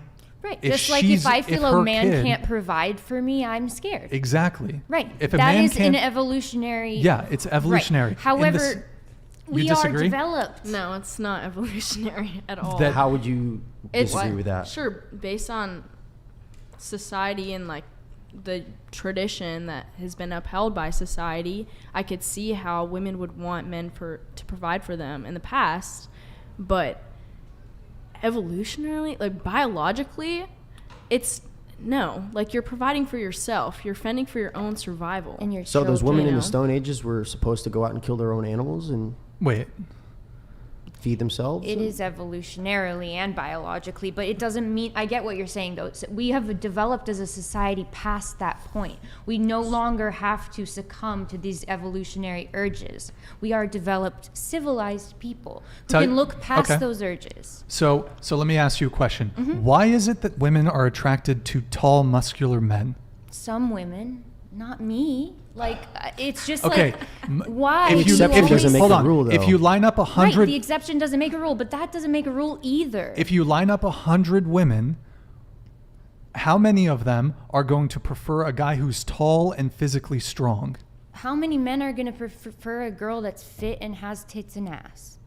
It's the same fucking thing. Women who have big birthing hips and nice tits for their children evolutionarily are hotter to men. Men who are tall with broad shoulders. You're proving my point. No, I'm not. That's literally the point. But we've developed past that. But you just said that men are attracted to women with big tits and wide hips. Right. And women are attracted to men who are taller. For evolutionary reasons. We're going after evolutionary mother instincts. Right. And so you're the same point. I'm making the same point. I'm just saying we have developed past that. Now as a society, we have decided that we are on the same mental level, so we can now women can now choose their partners just as men can choose their partners, where before that was not possible. Women did not have the capability to have their own finances, to take care of themselves. They needed a man to provide. Speak into the microphone. They needed a man to provide in order to survive back in the 50s and 60s. You would be homeless. You would be destitute or sent to a sanitarium if you didn't have a husband, if you didn't succeed in birthing and stuff back then. Now it is different. We have jobs, we succeed in careers, we are able to vote. I know the chat hates when I bring that up, but it's real. We have developed... The chat doesn't... I read a comment, but it's real. We've developed past that point of like being in that evolutionarily driven stage, and as society develops, we get further and further away from it. And as we become more civilized, we become more able to communicate on an even level and understand each other better. Okay. So I think these conversations are really beneficial, but you have to see from the other side sometimes. So we are not... Both men and women are not necessarily handcuffed to their base biological drives and urges. Right. I agree with you, but it does not undo their influence and their existence. And it happens to be the case, like, you ask most women, they want to date a guy that is taller than them. Why? Women. Where? Is this a surprising statement that most women are attracted to tall men? Most men want to date a girl that's shorter than them. Okay, no, same statistic. Well, I think men care far less about height than women do, but what do you... It's the same thing, is all I'm arguing. We've developed to a point in society where we each have preferences. Guys prefer women to have less experience. Women prefer men to be motivated and have a future goals and all this stuff. We all have preferences. We all have things we want. And it's not fair to be like, this is a high value person, this is a low value person, because everybody has different sliding scales on how they're behaving, their morality, everything. So these conversations, although they're very fun to have on podcasts and stuff, it's just like, it doesn't really get into the deeper philosophical issue. I'm not really sure what you are arguing, but like we were talking about paternity and men's paternity uncertainty. So let me ask you guys a question though, so I can maybe try to emphasize why this is a big deal for men and why it plays into the reasons for why men care about body count. If you had to say, what are like our two or three main base biological drives and urges? I'd like to open up the table. What do you guys all think? Repeat the question. For women. What are the base biological drives and urges? For males or females? Okay, maybe this is a hypothetical. This is hypothetical. Survival and reproduction. Those are the two base things for humans. And frankly, for all species on this planet. So if a woman's promiscuous, if she has a high body count, it is an evolutionary thing that's tied to paternity uncertainty. So if you lie to your husband, if you cheated on him, Okay. you lie to him, or you're just promiscuous, you're sleeping with a bunch of dudes, you get pregnant, you are essentially potentially depriving that man of his opportunity to reproduce. Okay, how often is this happening, and why is it an issue? It happens a lot more than you think. I don't know the exact stats. Maybe Eric can pull it up, but it's like in the double-digit percentages that men are raising children that they think are theirs that are not. It's astoundingly high. Astoundingly high.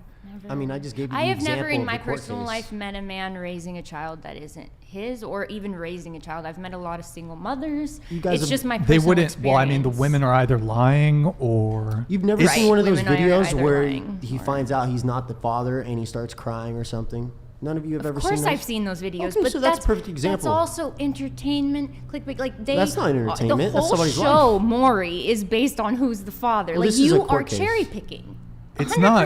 It's not cherry No. picking. But the point I'm trying to make is. I feel like we're talking too much, though. I'd really love Hold for on. like No. other But people to okay, chime let me in. just address the cherry picking thing. So you claim it to be cherry picking. Does it happen? Does it happen to a majority of men? No. Does it happen to a minority of men? Yes. How many single However, mothers are there? Hold on. These numbers suggest that the widely quoted figure of 10% Unsubstantiated figure. However, in studies that solely looked at Is an couples overestimate. who obtained paternity testing because paternity was being disputed, there are higher levels, an incidence of 17% to 33%. Look, in any case, solely looked at couples where paternity was being. Okay, this yes. is cherry picking. Yes, but at the same time, there's something hold called on. the law of small numbers. Hold on. The point I'm trying to make is, even if it happens to a minority of men, that doesn't mean that the risk or the fear doesn't exist. And it doesn't mean that, okay, We have you risks could, and hold fears on. too. Of course, but We can be raped. We can, there's That's lots of right. risks and fears for women. that's right. And women are totally reasonable to take precautions when dealing with men, in the same way that men should take precautions when dealing with women and having legitimate fears about potentially having children with someone, and that being a paternity fraud situation where you have just poured your heart, your resources, and potentially. Yes, that's an awful, awful situation, and I wouldn't wish that on my worst enemy. It is absolutely But horrible. you guys can't relate because it's impossible for that to happen to women. But you know what's possible to happen to me? It's possible for the government to force me to have a child I don't want by You live in even though if California, I'm so raped. no. If I'm in a different state, dude, it doesn't matter. Let me just put into perspective what women are Well, actually that's- having to deal with. That's a completely different conversation if you want It's to about derail children. it. It's about babies. You're talking about we're paternity, raising a child. You're derailing the conversation. We're talking about paternity fraud.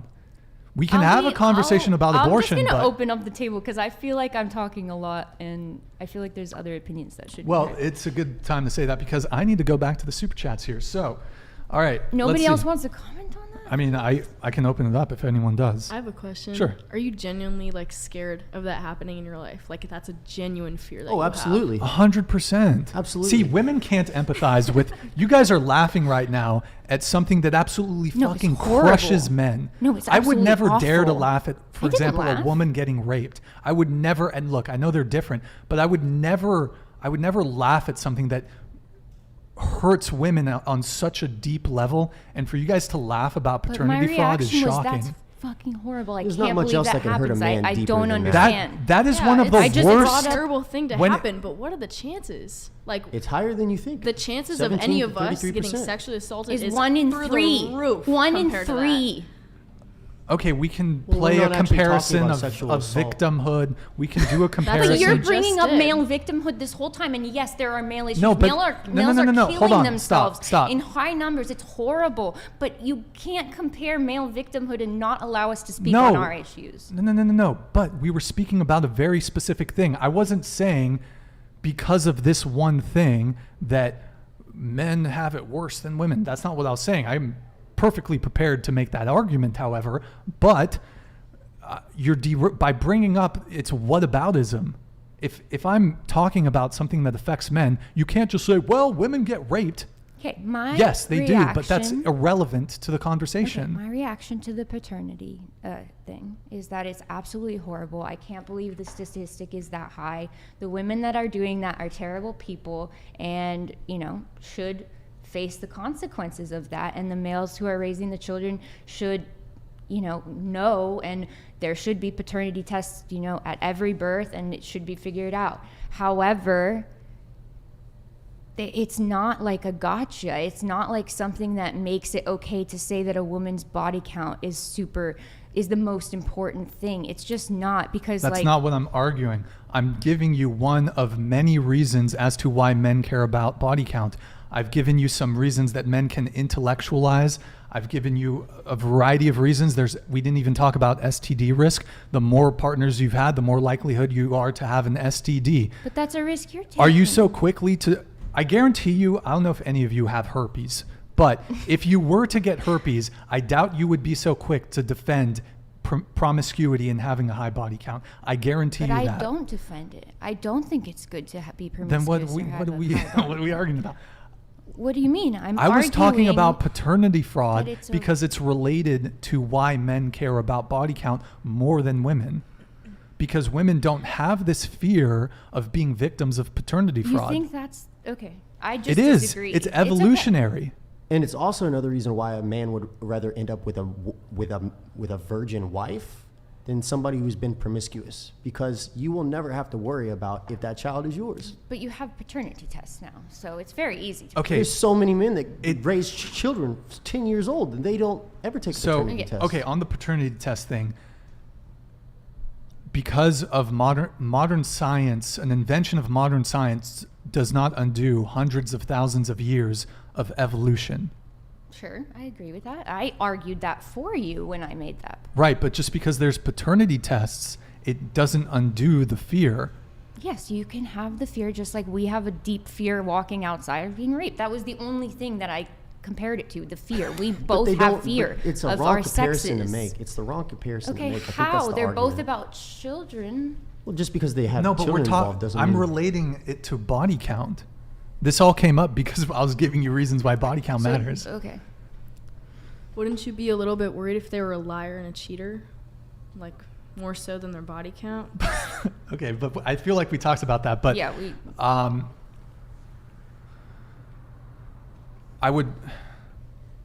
sort of failing to see. There's still a lower chance. There's still a lower chance of having a body count of 6. I didn't say that. Over the girl with the body count of 20. I will back that up. I'll back it up. There's still a lower chance. Well, we already had that conversation, so.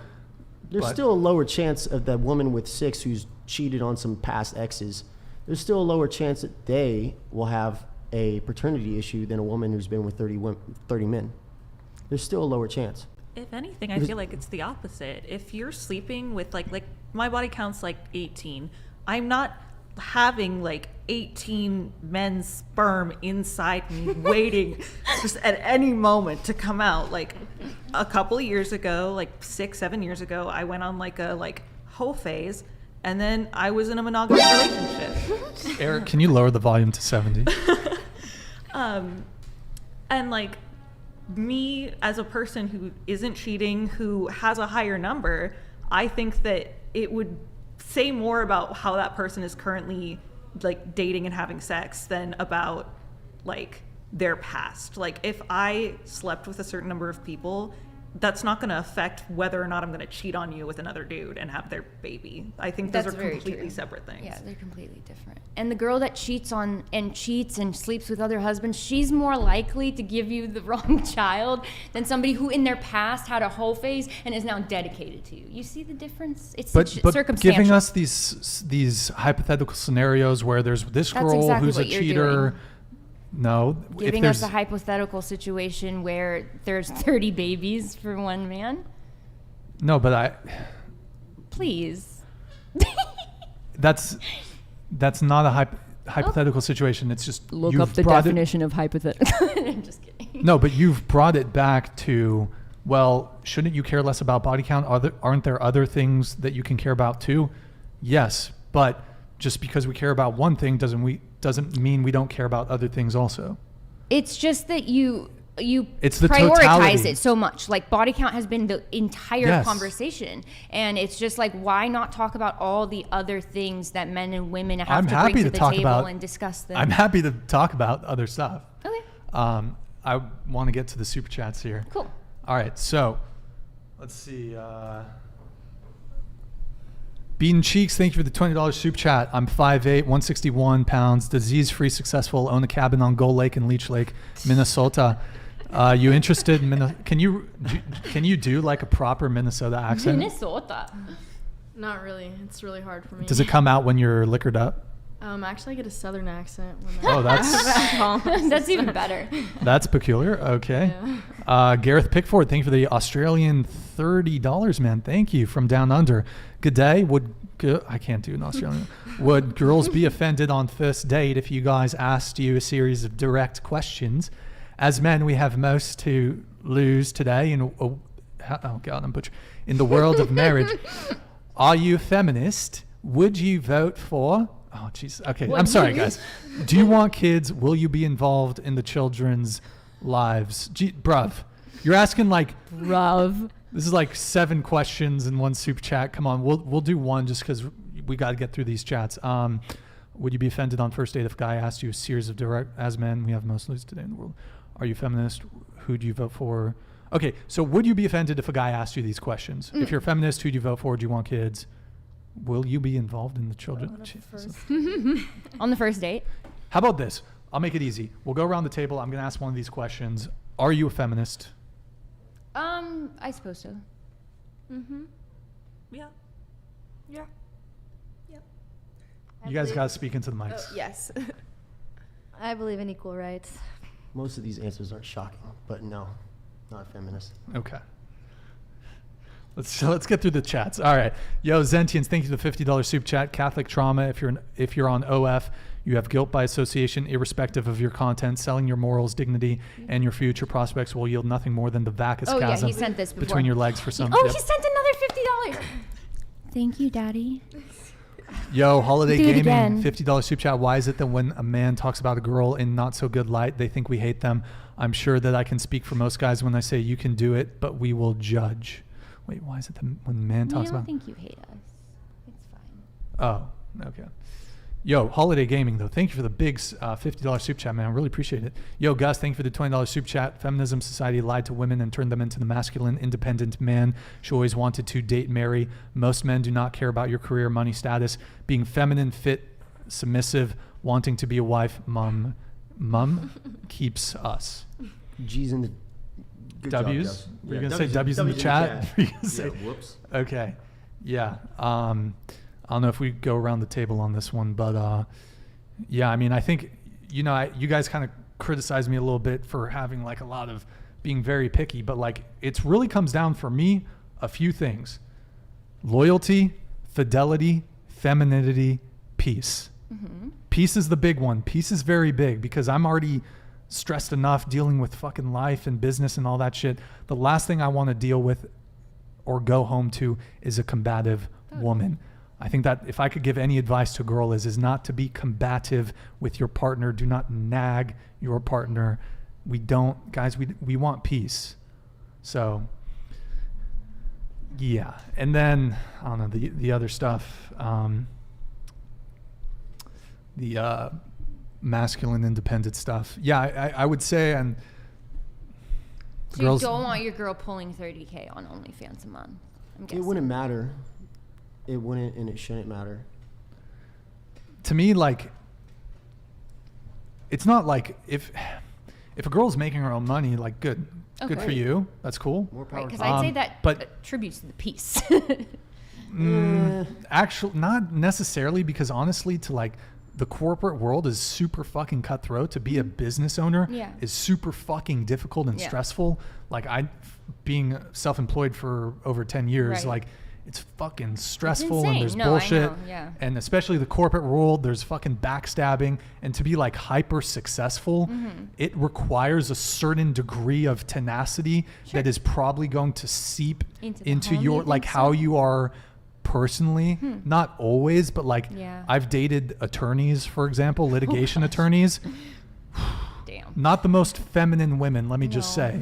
We'd rather have a woman that gives us peace that works at Arby's than a super successful give me CEO. Gotcha. Give me the I'll date like an attractive girl that works at Starbucks, at McDonald's, even if I'm substantially out earning her. Like a woman's money, like if she makes it great and she's still cool, that's totally fine. But like it's not gonna make a girl, if she's a doctor, it doesn't make her like more attractive. Gotcha. You'd rather she's a good like, child being goal-oriented and ambitious isn't attractive. It doesn't. We don't really necessarily care about that from the woman. As long as there's nothing wrong with it. Yeah, absolutely. Nothing wrong with it. Fucking go for it. That's perfect for your life. That's great. But in terms of making you more attractive to us, in the same way that, like, for example, a lot of girls would say a guy who's a doctor, he's a catch. A girl who's a doctor or a girl who's a barista, if you're nice, if we like you, it's not part of the equation. It's not part of the calculus. It doesn't make a girl sexier. Although the argument I could say for that in your favor would be if she was a doctor, she would have to be significantly smarter than the average woman, and I would find that attractive. So you do like value intelligence. Absolutely. Which comes with being goal-oriented. Not goals and intelligence don't correlate. I mean, if you had the goal to seek out intelligence and education, then, you know. Well, and then the other thing I would add to this is, as far as a woman's ambition and subsequently her earning potential or her current earning status, women do not share their resources with men the same way that men share their resources with women. Women do not spoil men, generally speaking here, the same way that men will spoil women. So, man, I've been doing it wrong. Well, apparently, I guess there's some simp chicks out there, but like women do not like, and some of you guys were kind of with the first date thing, whatever. We've had girls come on the show and say, the guy should pay for the date. Well, of course, if you're expecting the guy to pay, then the money you're bringing to the relationship is fucking irrelevant if you expect us to pay for anything anyways. I'll give you guys an example. I dated a woman who's an attorney. This was years ago. She was out earning me. Litigation, $300,000 a year. She told me, well, even though I'm like independent, I'm an independent boss babe, strong, independent, I really like chivalry and I really like a guy who'll take care of me and take me on dates. I'm like, you out earn like 95% of men. Why should a guy pay for you under these circumstances? So it's like, even when women do make a ton of money, they still aren't like paying. I mean, that's like a pretty general statement. I'd have a different view. Like, for example, one of my past relationships, he had like $5 in his bank account. Like, I love the kid. Like, he's a great person. But who's paying when we went out? It's me. Like, sure. And we're still friends, even when I hang out with him now. I like to help him out. You know, I don't have a ton of money, but I think you're being taken advantage of. But I mean, the exception really doesn't make the rule. And I guess I could prove this sort of like this.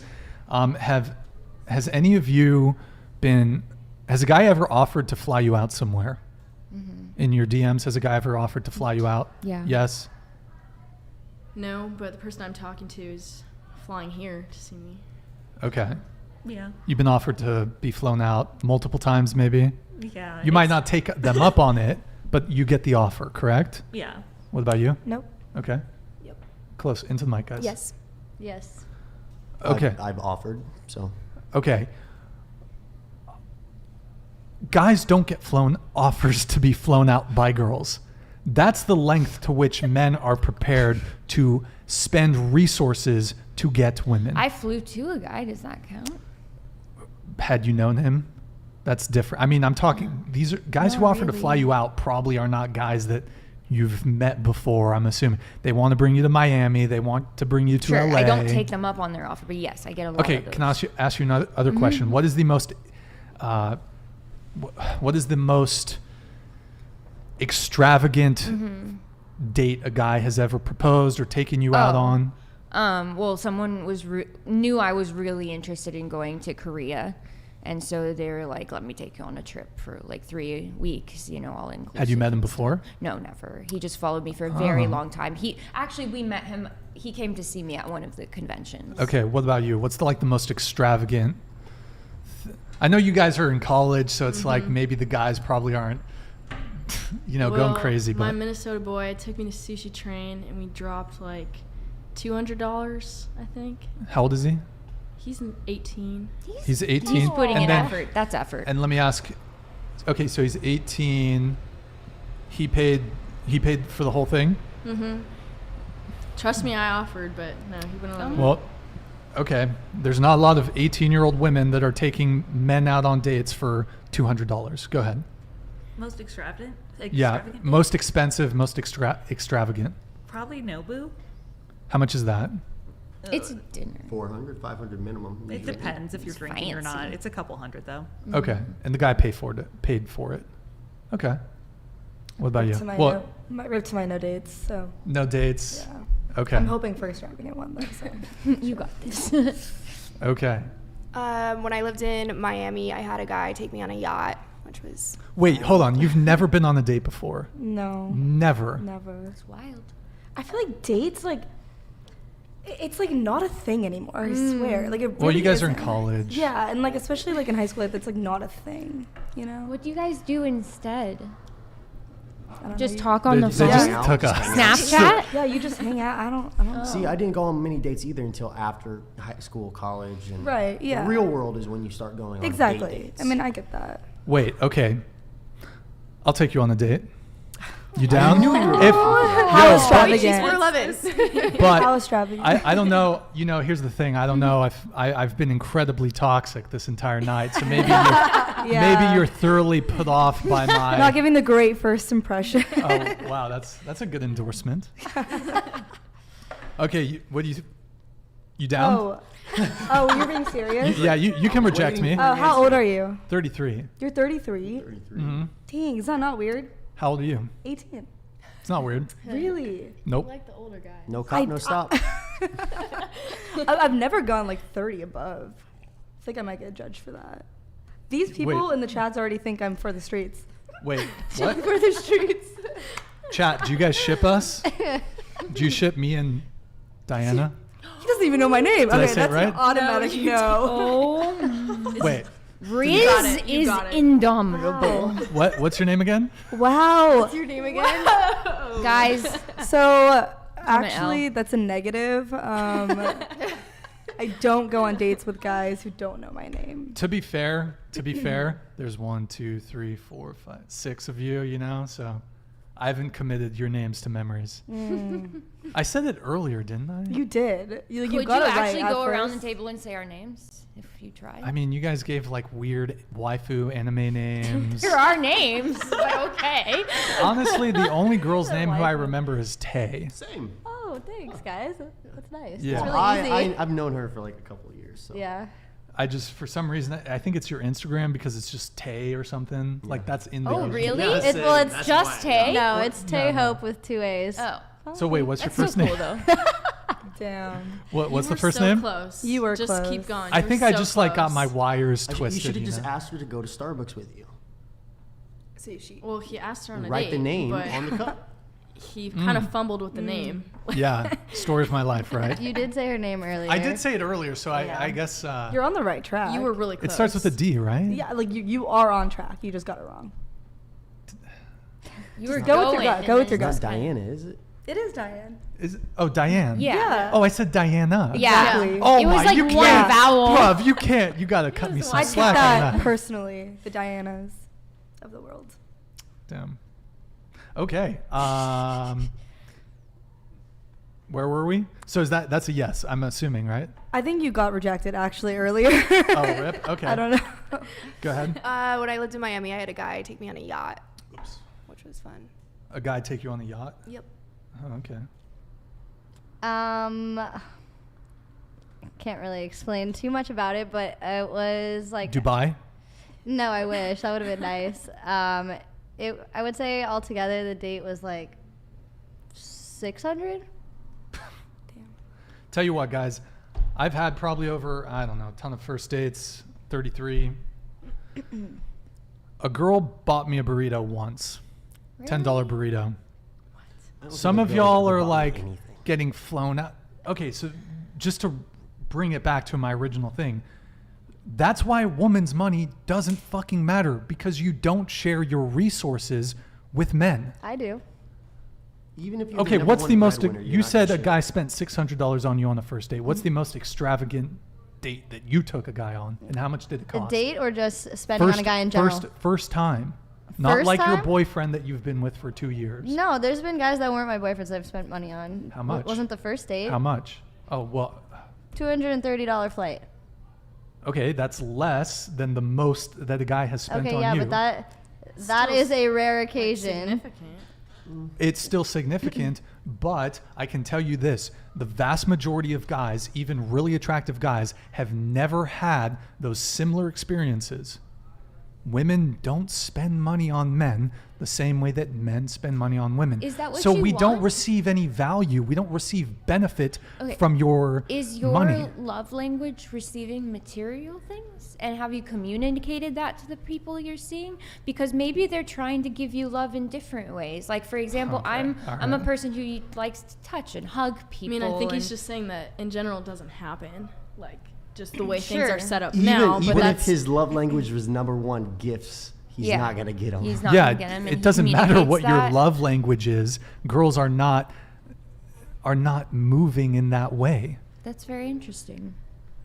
I feel like there's like just a notion behind men that like they want to show their wealth to women. You know, like I feel like it's just like a thing, and girls take that and it's like, okay, well, like we don't really necessarily have the urge to, like we could. I'm sure there's a great percentage of women who will do it, and like in the future probably Yeah. more, but I feel like just men in general just like to show their wealth And also, and there's a lot care of for them. Oh, I'm so sorry. But the conversation was like why men don't really value a woman's ambition or her career.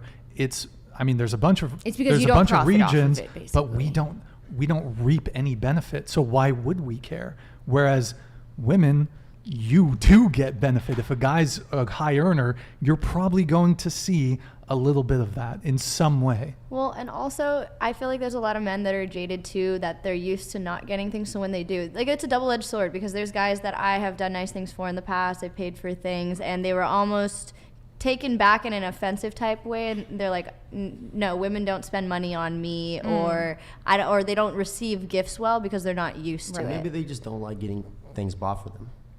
Even guys that it's not even about them wanting or not wanting things bought, they just don't receive it well because societally maybe they haven't received it in the past.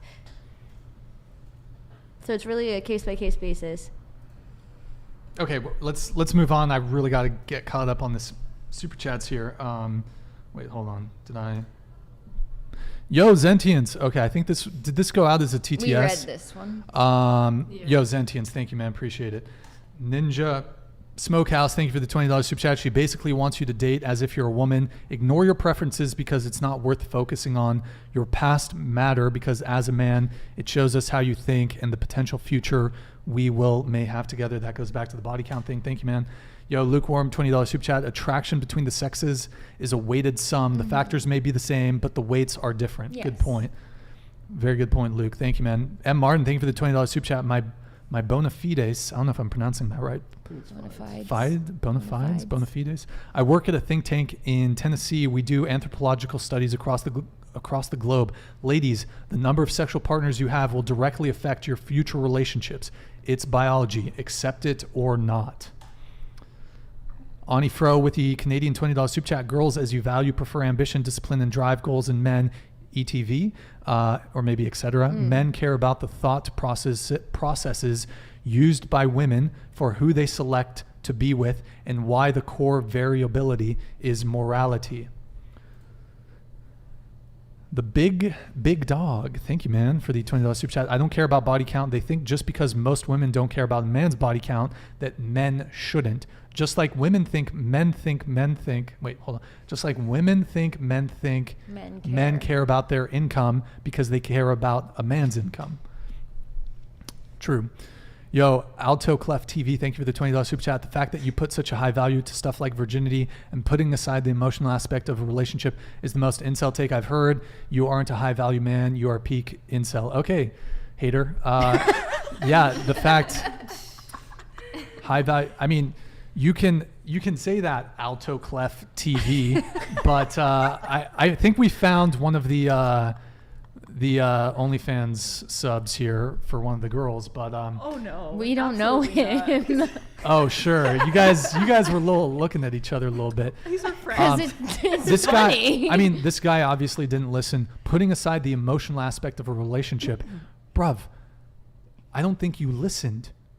Body count is not the sole thing that we care about. You can care about something and it not be the only thing you care about. But you guys put a huge emphasis on it. Like, it's the biggest thing you think about and talk about all the time. We don't think about it all the time. It's every podcast I've watched. Well, I did a little research, you know? No, it does come up in a lot of the podcasts. It's an interesting thing to certainly discuss. And all men in this kind of tells us sphere. the way you think. Sure, but I have a very low body count, but I'm still saying that it's okay to have a high body count for women. Well, it's just funny. Like, women who even aren't promiscuous are prepared to defend promiscuity. It's because it should be fine for everyone to be promiscuous. It's fine for you. It should be fine for okay, them. Let me clarify this. As a woman, you're free to do whatever you want. If you want to sleep with 7 new guys a week, right? And you're free to not choose a woman who yes, does that's that. the point I'm about to make. Is I can choose Right. not to deal with you because you're promiscuous. Right, but then are you going to spend your entire career talking about how you are choosing women who aren't promiscuous and looking for women who aren't promiscuous instead of just going out there and like finding who you actually click with and not thinking about all these extracurricular Well, things? I mean, it's my podcast show and it happens to come up. Totally, yes, I understand I will continue to talk about body count because women continue to come on the show and seem to have, if I ask them if there's one thing that they quarrel with in terms of men's preferences, they're like, why do guys judge body count? And I'll continue to have the conversations. The chat wants to talk about it, so I'll continue to talk about it. But I mean, and another thing about that is if you are promiscuous, not only can we smell it a mile away, I think I read that earlier, but we know you're not only promiscuous for us and with us. Look, here's another reason why body count matters. If a girl's kind of sleeping around, my impression there is she's not relationship material. She honestly necessarily is not relationship material. I don't like, you're not interested in a relationship if you're sleeping around with multiple people. May I just say that, like, I had a really good friend, not this one, a different one, who was trying to find like a serious relationship. But you know what? She was sleeping with other people because she wanted to see how the sex was before continuing on down the line of a serious relationship. And I think that's what a lot of women with a slightly higher body count have right now, is that they're meeting a lot of men who they're sleeping with, and then the men ghost them or whatever, and they have no choice but to then have that body count. Maybe they thought it was going to be a relationship, maybe they thought it was going to be great, but they get ghosted, guy moves on to the next girl, and they have to move on. In order to find that end partner who's going to click with you on all aspects, sexuality, intimacy, intelligence, you have to try. I was just lucky that, you know, or maybe unlucky, that I find it really hard to get intimate with people who I'm not close with. But like, other people don't, so why should they be put down for that? I don't necessarily think that, and I don't think I said that they should be put down. I'm saying that for me and for a lot of men, if a woman is promiscuous, she's probably not a good bet for a long-term relationship. But are you talking about like past or present? Because like Present. I feel like, so like, Both. but they still. But body count But counts that doesn't make past. sense because you could have like a hoe phase, like what, 3 years ago, and then you're ready to settle. Right. That doesn't like mean that you're not ready to commit if you had a hoe phase, you know? I mean, that's kind of, or if you've had a hoe phase, that's a bit of a red flag. But like you had, and like, you know, like everyone like needs to look around before they settle for a relationship. Like I don't think. But it kind of just goes back just because something's in your past. I mean, again, if I can bring up this example, if I found out that a girl cheated on or if you found out that a guy cheated on every single one of his exes, even though that was in the past, you're still going to be like, that's going to raise an eyebrow. Your past, okay, I'm trying to think. Would you date a guy who previously slept with prostitutes? If he's clean and he hasn't done it for a very long time and he tests clean and he tells me, look, this was my past. It was a year ago. Let's say it was a year ago. He was sleeping with a whole bunch of prostitutes. He's clean, but he was sleeping with prostitutes. A year ago is a little soon for me. I would want it to be like 3 years ago, maybe more. But like, if he's moved on from that life, say you are dating a recovered drug addict, like it's the same thing. Are you going to put it against them? Yes. For using? Oh wow. Men are allowed to have standards. Of course, so are women. If you were previously addicted to heroin, right? As someone who doesn't do any drugs, who hasn't done, I smoked weed a few times in high school. I haven't smoked weed since the Bush administration. Okay. If someone was previously addicted to heroin, for example, sure, I'm not interested. Right. Point blank, period. That's totally fine. However, it doesn't mean that they are like cursed, like it doesn't mean that they are a low value person or something. If they're recovered and fully living their lives, moved on, it's the same thing. It precludes them from having a relationship with me. That's fine. I don't personally care, but like, I think that a lot of people. Don't worry about it. Okay. I think that a lot of people, like, sure, you're looking for something very specific, right? And you're looking for a low body count, 4'11". No, okay, hold on. Specific. 4'11". He's looking for a low body count, 4'11" virgin. Hold on. F11. Can you pull it back up, Eric? Sorry, guys, our OBS. Okay. Go ahead, continue. You're looking for something very specific. But then you're coming on your podcast and you're kind of calling out women for looking for specific things with height and stuff like that. And it's totally... I'm not. Okay. I'm not. So are you just saying that it's comparable? No, I acknowledge that women, generally speaking, have a preference for tall men. So I don't complain about it. I acknowledge it exists. Here's the thing, right? Women want to say, you shouldn't care about body count, or body count doesn't matter. Women can't accept, you might be dissatisfied with the fact that men care about body count. Okay. But women seem to want to refuse the idea that it ought to matter and does matter for men. No, it's fine if it matters to you personally. And I certainly acknowledge that women are much pickier than men are. Right.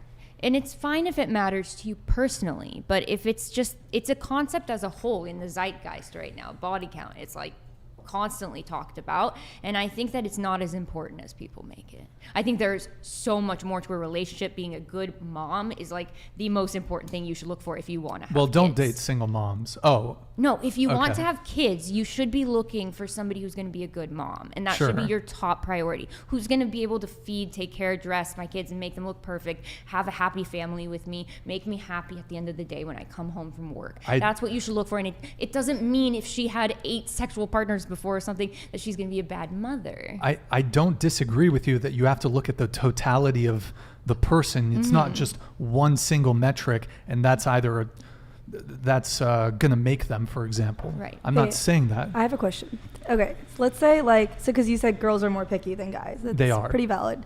But so it's like you're not going to date just anybody, so you're kind of looking around. So what if like a girl goes on a date, doesn't really vibe with the person, and then gets a call from like an old hookup, is like, hey, want to hook up? She takes the offer, hooks up with him, goes on another date, doesn't vibe, like does the same thing. Is that a turn off for you, or like, because she's just looking for the right person but is hooking up in between those dates? Is it with the same person? It could be the same person, or it could be 2 different people. Look, I think people are free to do whatever they want. My personal take is that I think that for both men and women, you should, if you're sleeping with someone, that should be to some degree purposeful. It shouldn't just agreed. I don't know. I mean, that's my take. Some people are content being in situationships for 9 months and then it ending, and the commitment phobia, people are fine with it. But for me, I think if you're sleeping with someone, you should at least have an intention to pursue something serious with them. So, but your question is, would it be a turnoff for me if a girl is going on dates and not feeling the vibe? which that whole vibe thing's another conversation, and she's like hooking up with, here's the thing. I don't think you should be, I think whoever you're sleeping with, I think you should just be sleeping with one person at a time. I don't think you should be dating and hooking up with another guy at the same time. Okay. If you're dating, be properly single. That's what I would like to see. But what if you don't find a guy single. for like a year, and then you're just not having sex for a whole year? Wait, what? Like, it's say like if you like can't properly find a guy that you want to date and have sex with for like a year, that means you're saying that the girl should be celibate for a whole year, basically. Sure. So.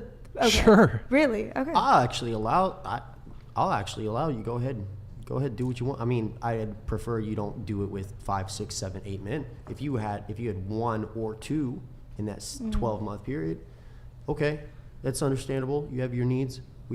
Everybody has needs.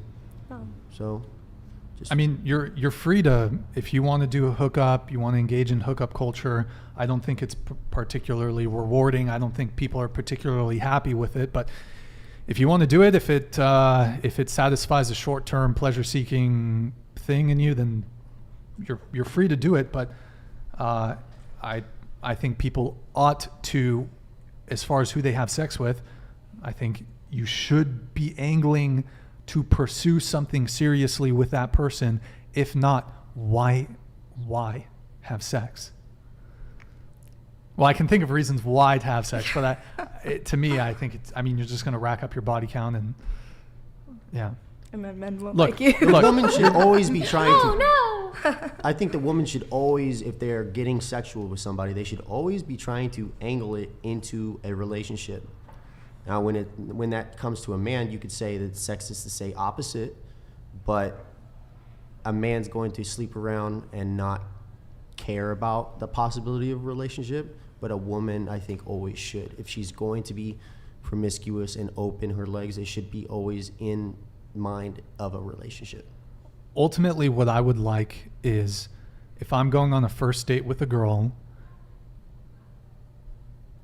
come properly single. Don't be fucking a guy here and fucking this guy and like talking to these 3 dudes over here. Come proper single. If I find out that I'm not the only one, and obviously you're never really the only one these days, but the moment you find out, you're gone. I'm done. And I'm not giving you a second chance. I've lost interest. If you didn't drop everybody after you met me, then goodbye. There we go. Oh wait, fuck, hold on. Yeah, it's just, I don't know, man. Be properly single. And I don't know, if, like I said, if I find out, or like Cade said, if I find out that I'm seeing you and we have sex and you're fucking another guy, it's done. And maybe you're okay with that. Maybe you're okay with seeing multiple guys at the same time. But for me, it is the thought of sleeping with a girl, and maybe you guys might relate, because maybe the thought of you guys sleeping with a guy who just fucked a girl 3 hours earlier might, in your stomach, might give you a little disgust. Of course. For STD But I don't risk, care like, what he's done 10 years, 5 years ago. You know, that's the difference. His body count doesn't matter that much. I care if he's fucking another girl, you know, right now, this week. I want him to come single. Exactly. I want him to be invested in the relationship. But if he slept around, you know, if he had a hoe phase, I wouldn't necessarily care, as long as he's way past that and ready to commit. And I don't understand why it's different, frankly. I think you guys go back to like evolution and lizard brain, and I understand that that's your preference, but I just don't think that like it should be like societally that girls need to have a lower count and guys don't have to care. Because, like, I don't think that's right. Because to me, sex is more than just sport fucking. Yeah, I agree. I'm right there with you, buddy. If you fucked 100 people, I don't care if it's in your past, you have detached intimacy from the act of sex. You have rewired your brain. It's fried. You're done. Like, it's just... There's no fixing it for you. Like, they couldn't go through therapy. They couldn't work it out. It's not about therapy. You have detached intimacy from sex. It's gone. And now you're going to have a harder time with bonding with anybody in the future. You're going to have you're going to have a harder time pair bonding, and you're going to bring, it's also baggage. Like the more past partners you've had, you're coming with more baggage. And that's why it's better to date somebody. I think I've taken this from Andrew Tate. I think it's way better. I mean, depends on how mature the woman is at 19, 20, but it is hard to have a relationship with somebody that young. But I do think it is better to date somebody with less bodies, with less time in the dating market, because that way you're dealing with less baggage. And that way they become a better person. See, men, if they have trauma in their life, they use that trauma to become a better man. Women that have trauma in their life, it makes it harder for them to go through life. Women that have trauma, it's hard for them to get past. Men that have trauma, it molds you into a bigger, better man. Are you joking? No, that's What are you saying, dude? You should take that back. As someone who's So you're experienced a saying- lot of Canceled. trauma, Yeah. So it's a I'm really not sure- interesting thing to say. So I'm not sure exactly where I stand on this, but what you're saying is men's trauma makes them Better. Women's trauma breaks them. Absolutely. Is that what you're saying? Absolutely. Absolutely The not. mentality works the same for men and women. Like I feel like trauma can also make a woman stronger. When is the last Same with time? men. When is the last time that a woman is a grape victim? Maybe she's gotten raped multiple times, but that trauma is going to follow her for the rest of her life. Oh God. Whereas I don't You know could say the about same this. thing about a man. I don't know about Or this. literally could say the same thing about a man. Well, Jesus. Yeah, I was literally going to say this. Okay, on the topics of body counts and stuff, and you talked about having a certain amount of partners. You're detached from the idea of intimacy. What if a woman experienced at any point in her life, whether it be at a young age or recently, she was affected by like sexual abuse in any type of way, and that affected her detachment from intimacy? Is that going to make you think differently about her body count now? About her body? Well, wait. About making Because of the She sexual still has abuse. trauma. Because of the sexual abuse that she received, and it But- created detachment to intimacy when it comes to sex. How's that related to body count though? It's still going How's to make it it harder not? to bond. It's still going to make it harder to bond. But It's still that's- going to make it harder to date them. It's still going to make it harder for them to be a wife. Trauma breaks women. Trauma builds women. Trauma builds There you men. go. Trauma There you builds go. men. No.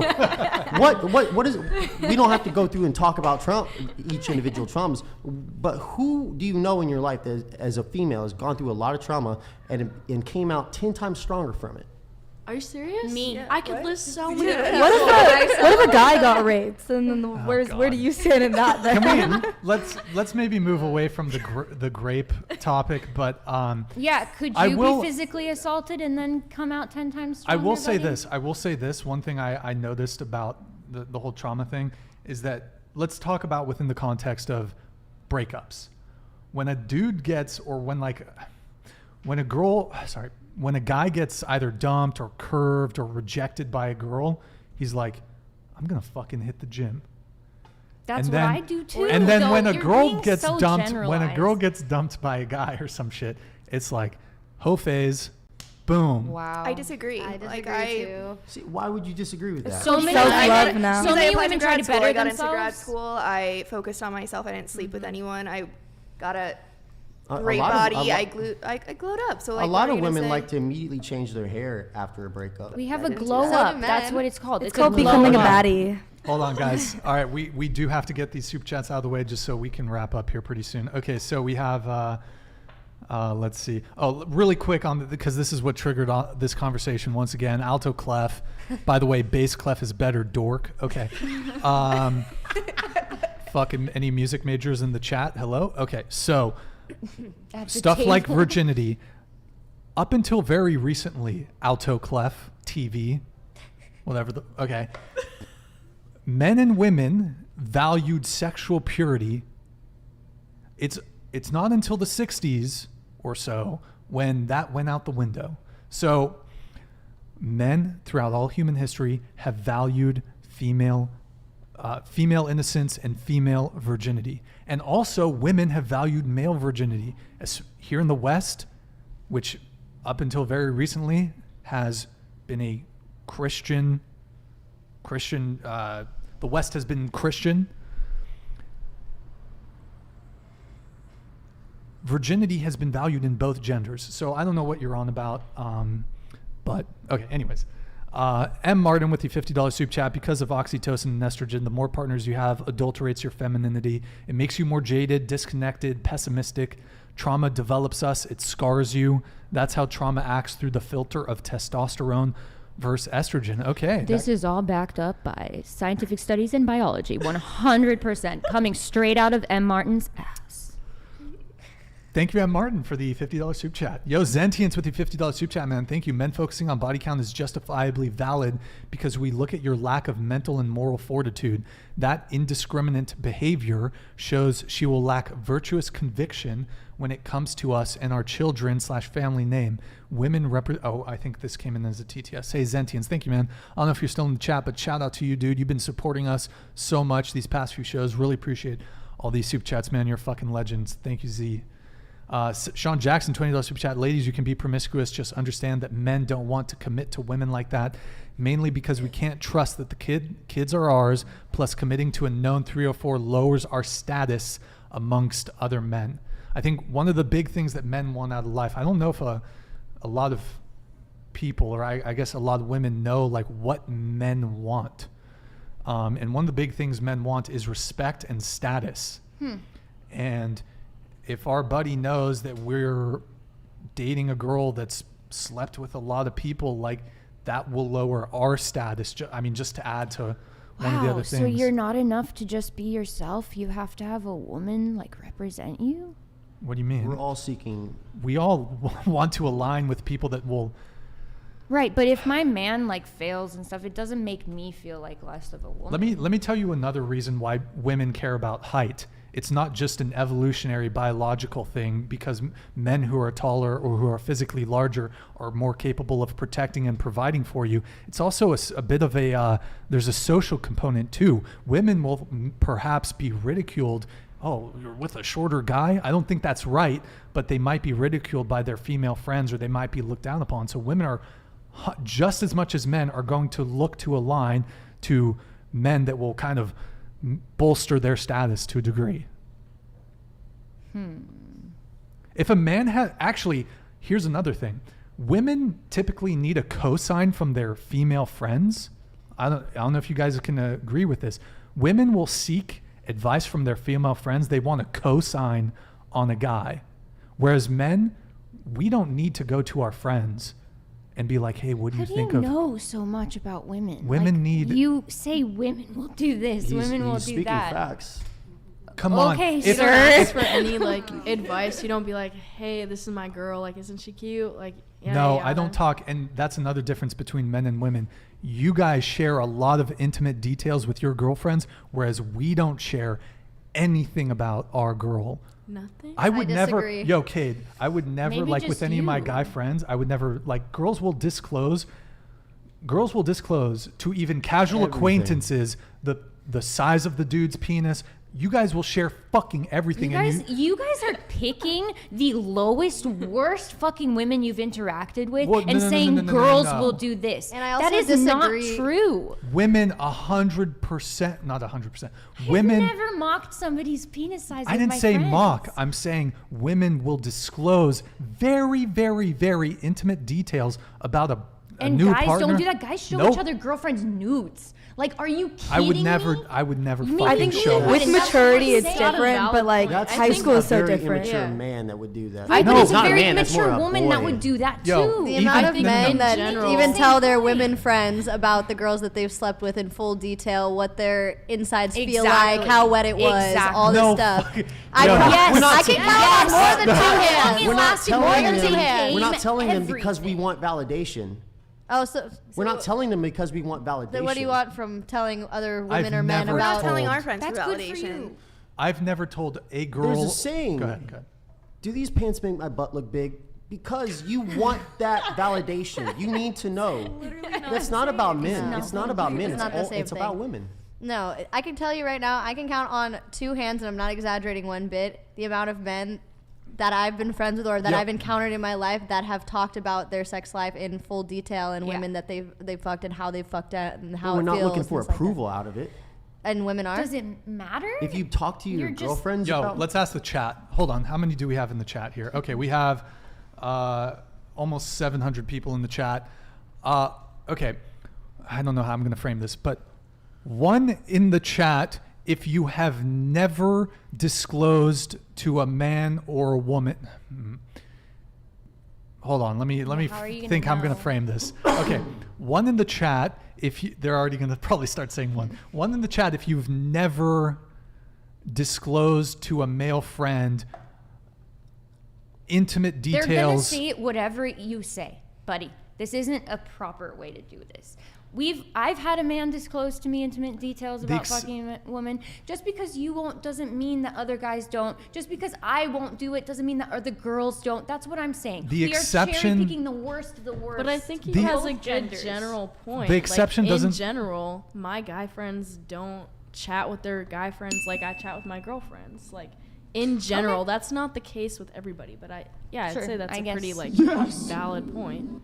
But I don't think girls are always asking for advice or validation. Right, Like there are times, yes, I have asked for validation, but there are also times where I just want to talk about it because it's fun. You just want to chat. Yeah. But like, if you're talking about, if one of your girlfriends tells you like, oh, he's kind of weird or something, it's done. It's done. Whereas like, and you keep that in your mind. How do you get? Whereas There's like pros and cons list. And if any girl says, "Oh, I don't like him. We had a weird interaction 5 years ago," you will keep that in your mind permanently. Diane's actually encouraged me multiple times to give guys a second chance. See? Yeah. Okay, that's. But has she ever told you, stay away from that guy's no good? What if he wasn't any good? Well, then that's totally valid. But men, we don't really need like a cosign. For example, if we're like gonna go home with a girl or something, I don't go to bars, I don't go to clubs, I don't drink. Occasionally, I'll have like a beer or whatever. Once, maybe 3 times a year, I'll have one beer. I don't drink. But if a guy's at the club with his boys and there's like a girl he's talking to, like he doesn't need to like check with his male friends and like get the cosign. I know men that do. I see where you're coming from. Yeah, I do see. I see it's not for a cosign. It's to brag. Not always. We're not looking for a cosign. We're showing our the size of our balls basically. Okay. While you women are like, should I go home with him? Hey, do you think this guy's cute when you go to the bathroom? Hey, should I go home with him? Yeah. And if they say no, there's a very good chance that you will not go home with them. That's a good point. So you're basically saying that if you're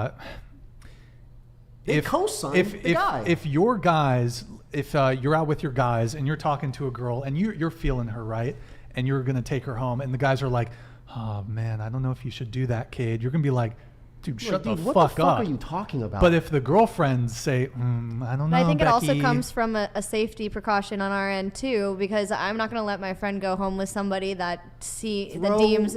Throw the protection out. Throw the safety out the window. We're Absolutely talking about not. We're talking about the looks and looks alone. Women is he cute enough? like a motherfucker. Is he cute enough to go home with? We're talking about looks. We're not talking about safety. Is he good looking enough for you to go home with him? But as if a your female, girlfriend you always says have no, to take we're not talking about safety. that. We're not talking about that. Can be an entire different conversation by itself. It all is factored in. If you're talking about, if you cater to looks and only looks, if this discussion is about the looks, if the girl says, hey babe, I don't think he's good looking enough for you, you're going to take that into consideration, and you might not go home with him because of what your girlfriend thinks. That has never once happened to me. No. How old are you? 19. Have you been clubbing yet? Yeah. You've been to the clubs in LA? You don't have to go to clubs I'm from in Minnesota. Well, Minnesota. It happens a lot. I don't think I have an accent at all. Okay, I've been to the clubs in LA and I've never once asked for any of my girlfriend's approvals on looks. I've never needed to do that. I've never asked. They're giving, okay, well, I feel like we're getting away from, I don't even know what the original conversational thread was, but I think it was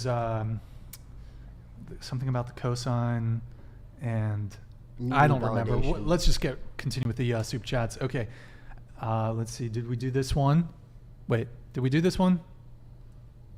Oh, yeah, okay. Sean Jackson, $20 super chat. Ladies, you can be promiscuous. Just understand that. I think I did this one, right? Yeah. Okay. Arnold Mugaith. Okay, cool. $20 super chat. Would you rather date a guy who is broke but you knew would be rich and a much better man in 5 years, or date a man that is already rich and has already worked on himself to be better, and why? That's a good question. Really quick, just quick response from everybody on this. Go ahead. The first one. I'd rather build. Into the mic. I guess the first one. I don't really care. Probably the first one. I mean, if he's already good, then the second one. The first one. I've been on both ends of the spectrum, but I would rather with the first. Got it. Yo, Chaz with the big $20 super chat. By the way, wait, if you were interested in a guy, how would you let him know that you're interested? By the way, guys, Chaz has been helping us out with the timestamps. He's probably doing it right now. Aww. Yo, W's in the chat for Chaz. I want to see W's in the chat for him. He's killing it with the timestamps. Thank you, man. Appreciate you, dude. Okay, if you're interested in a guy, how would you let him know that you're interested? Just going Let's start over here on this side, so we. I mean, straightforward. I think it's best not to beat around the bush. Okay. So how would you do that then? How would you not beat around the bush? Let's say you see a guy. Oh, go ahead. You see a guy at the club. Mm-hmm. He's like, "That's hot." That's hot. He's hot. Mm-hmm. That's hot. Paris Hilton. How are you going to let him know that you're interested? Are you just going to look at him for 2 seconds and then never look at him again the rest of the night? Because I feel like that's how a lot of women convey their interest. I guess it's situational. I would probably go off my instinct and how I felt in the moment. Probably go up to him and approach him, introduce myself. I don't know. Okay. I feel like if I saw someone Scoot the microphone that way. If I saw someone in a club, I feel like I would give him like some eyes, and then they would come over. Oh, all right. Yeah. All right. I feel like I would make eye contact first and see if he's also reciprocating, and then I would just ask for his name. Yeah, I agree with that. Just like see if they look interested, because I feel like guys are always doing that thing where they're like scanning, and then if they are, like walk up and just have a normal conversation and then read it from there. You're gonna walk up? Yeah, I've done it before. She can confirm. You saw me do it. Yeah. I like to be pretty bold with it. If I like you, you're gonna know. Really? Like at the state fair, how I met the guy I'm talking to right now. It wasn't through mutual friends. I saw him at the state fair. At the state fair, yes, sir. I saw him, and I walked up to him, and we just started talking, and that was it. Wow. More women should do that. More women should do props. that. Hell yeah. Good for you. Good for you. So wait, let's role play. Pretend I'm what's his name? Cornelius. Okay, Jake. Pretend I'm Cornelius. Oh, Jake. Yep. You would go for a Jake. Okay. Would you go for a Chaz? Chaz. That's a gangster name. What? How dare you? Chaz. I want you to apologize to Chaz. Say sorry. Okay. I'm Jake. Is he a white guy? How tall is he? 6 foot. Okay. And he pays for $200 sushi dates. Okay. So let's do a reenactment. What did you do? His friends were walking. Wait, hold on. We're going to stand up for this. Do you have a cowboy hat? Yeah, do you have a cowboy hat? Because you kind of need that. He seems more like a... Fedora. He seems more like a trilby type of guy. He's a cowboy hat Yo, guy. what's up? I'm Jake. Oh, he's a cowboy hat? Yeah. So you like them country boys? I do like my country boys. I don't have a cowboy that's, hat. That's a little That better. is more like- That's a little better. That's more in the style. Yeah, that's a little better. Okay. Go. Well, we're sitting down. I know, but just let's stay seated. So his friends walking this way. I'm walking this way with my friends. I see him. I stop. And I just walked up to him and his friends, and we just hit it off. You know. Well, okay, hold on. Well, okay. You walked up. Well, first off, I give you props for doing that. So. Yes. What did you say? Hi. That's it. That's all it takes. I think he actually said something. Girls, Not wrong. That actually happens a lot. Well, I was gonna say girls have dating on easy mode, but okay. So okay, you walked up, you just said hi, and then he carried the rest of the conversation, I'm assuming. Not necessarily. I think, how it usually goes. Hi, what's your name? Where are you from? Snapchat. whatever. Wait, question. So had you spotted him before and then like you set it up in such a way that you would cross paths? No, I literally saw him. You saw him as and he was walking by, just beelined. No shit. When you when you get a feeling, you get a feeling. You just have to go for it. Hey, I give you props for that. How long has it been? I give you props. Little under a month. It's very new. That's a yikes, though. Well, I met him. Long distance. I met him in Seems August. like a great dude, though. But we've just started hanging out. It's not long distance. Is not, especially. I wouldn't say it's long distance because we're not. He lives in Minnesota. We're not in a relationship yet. We're just talking. And It's honestly, still I think this distance. is like. Are you entertaining other options right now? No. Okay. Well, I mean, you are leading to what A will long-distance inevitably situationship at the moment, right? It will inevitably be a long distance relationship if it does come to that. He's in Minnesota. You're in California. For now. He's gonna move here. Not necessarily, but it's not gonna. Are the you- long distance part of it would be pretty short, but. How? You're gonna drop out of UCSP? Not saying that, just for reasons I'm not going to comment on, but. He's got a private jet. Hello. I mean, he is flying out. Like, I've known But him. for a I've really weekend? known him for like 2 weeks. Okay, but then he goes back to Minnesota for a couple And then months. I go back to Minnesota, so it's really not that long that we're not seeing each other. That And that honestly, is you. That's a long honestly, distance relationship, I but think, okay. I honestly see this as beneficial because when you're in that like honeymoon bubble like stage with someone, it's really easy to be infatuated with their looks and the physical aspect of it. I just have to rely on his personality. He calls me every day. He hypes me up. He still gives me attention. He's around for the right reasons. Okay, but when you saw him, you did not walk up to him and introduce yourself and beeline for him because of his personality. I didn't know him yet. Right. So, but physical attraction is important. Okay, but that was the basis for you walked up to him because I'm assuming you being so overt like that, you found him to be exceptionally attractive. Absolutely. Okay. Well, so the physical attraction is already established. Yeah, but you wouldn't say that like when you're in the honeymoon stage with the girl, like you don't get carried away with like, I don't know, you like them so much because they're right there, like y'all can like cuddle and whatever. When you just have to rely on personality, it really like puts the connection to the test. Oh, so talking and not having sex. Cade, what do you think about that? I'm actually kind of sort of talking to somebody on the other side of the country right now. So. He is not going to back you up. Okay, that's fine. That's fine. Well, she's a unicorn. She's the unicorn. Is Jake a unicorn? Is he your unicorn? I don't know, but he's pretty cute. You beelined for him, so maybe. I did beeline for him. But I do think it is important to test that physical, the physical part of the relationship. It is important. Yeah.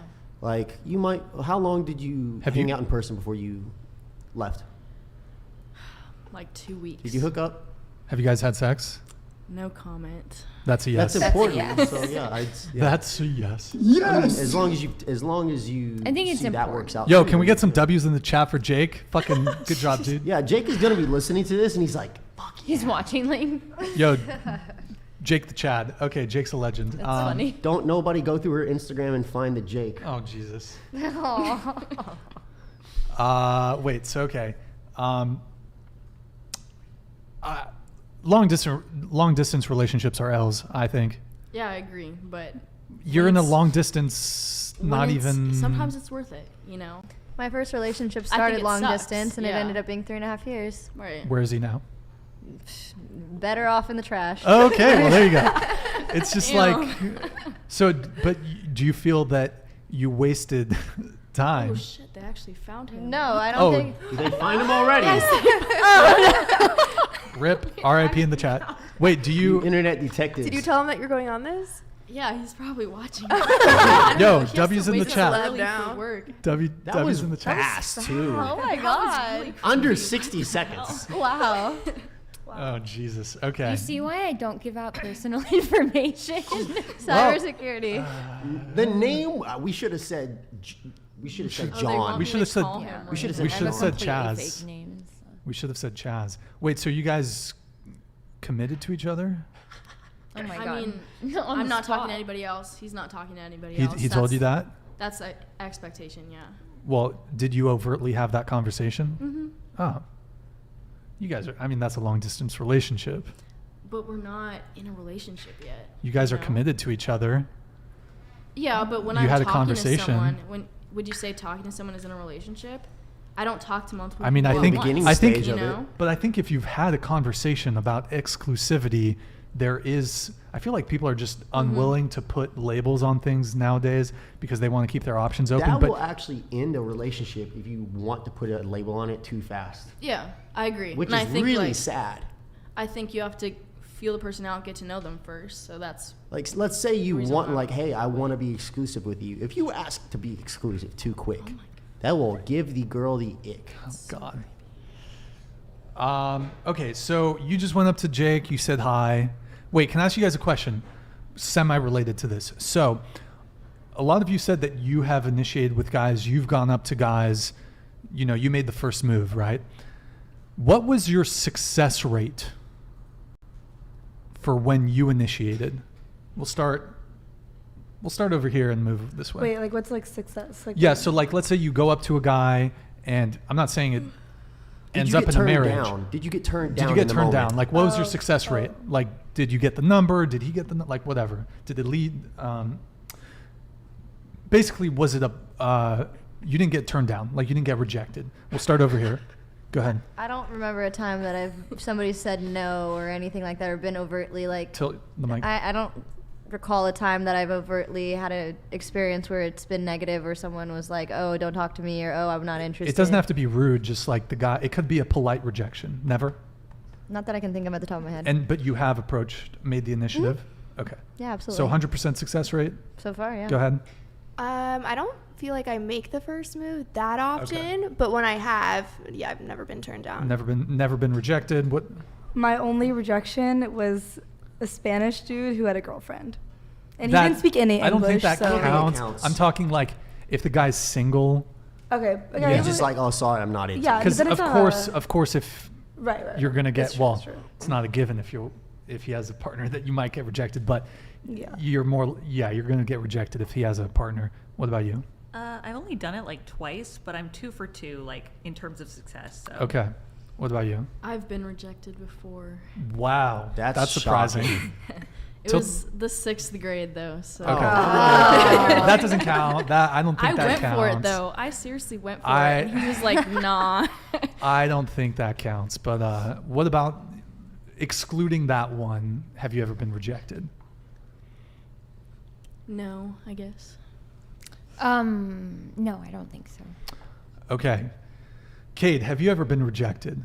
Oh, plenty of times. But the funny thing is, if a girl goes and does that to me, let's say at the club, because that happens to me like more than you'd think. Some of the girls come up, you exchange, hi, what's your name? I'm Cade, what's yours? Within 10 seconds, we'll just start making out with you. You cannot do that as a man. A man cannot just start randomly go up to a girl he likes and just starts kissing. Even if you didn't want to kiss her in the first place, it's just going to happen. And I feel awkward in that moment to push her off and be rude because I don't want to be looking like a dick. Regardless if I'm not interested in you, I don't really know how to handle that situation. Gotcha. I'm not going to be like, get the fuck off of me. Right. So I just bite my tongue and then disappear as fast as I can if I'm not interested. But men can't do that. What would you say because I think every single girl here said they have 100% success rate, basically. What would you say your, like on approach, your success rate is? Probably 25%. 25%. Yeah, honestly, top tier guys, like I think a good percentage is like 10%, 20%. Like I think that's a good. Yeah, 25%. That's a good percentage. So, me personally, I think women have dating on recruit mode. You guys have dating on easy mode. So I'm on realism mode out here. There you go. But I will go around the table on this. Maybe you guys disagree with us. Do you think dating is harder for men or for women? 100% harder for men. I guess men have it harder in some ways. You guess. Okay. I think it depends on what you're looking at. Like, it's Closer. easier. It's easier for women to pull guys for sure, but I also like don't think you guys have ever had to take a picture of a man's ID and put your location on so you don't get axe murdered. So it's like that's right. well, that's Right. not really That's the fair. question. But it's like the It's a part quality of of the dating. men is like potentially lower. So like you guys are pulling, but you're not like, is she gonna murder me? Who knows? Fair. I mean, we have other concerns, but I think, I mean, most dating experiences, they might not always be always pleasant, but I mean, that's, if we're talking about cherry picking here, most women do not get murdered in but a one dating out of context. 3 gets raped. Yeah. Well, If we're talking that's statistics. I think that statistic has been debunked. I don't really feel like debating it, but that statistic has been debunked. And the woman who did the study came out herself and said that it was wrong.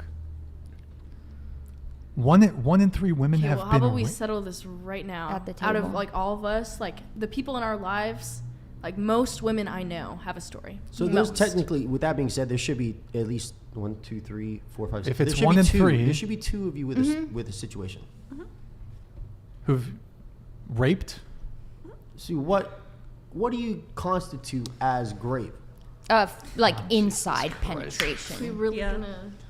Not a regret situation. No, No. oh no, oh God, violent. Something that was not consensual.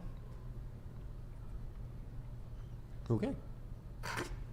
All right. See, that's what I mean. We're just worried about getting murdered. It's a very real concern. Well, if you want to hear a statistic, Yes, I reported it.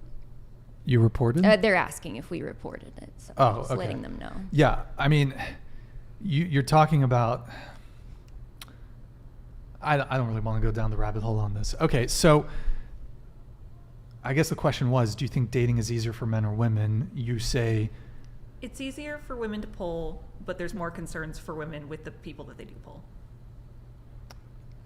I will give you that women have more Quantity safety. over quality. Women have more safety concerns when it comes to dating, but that's not really the question.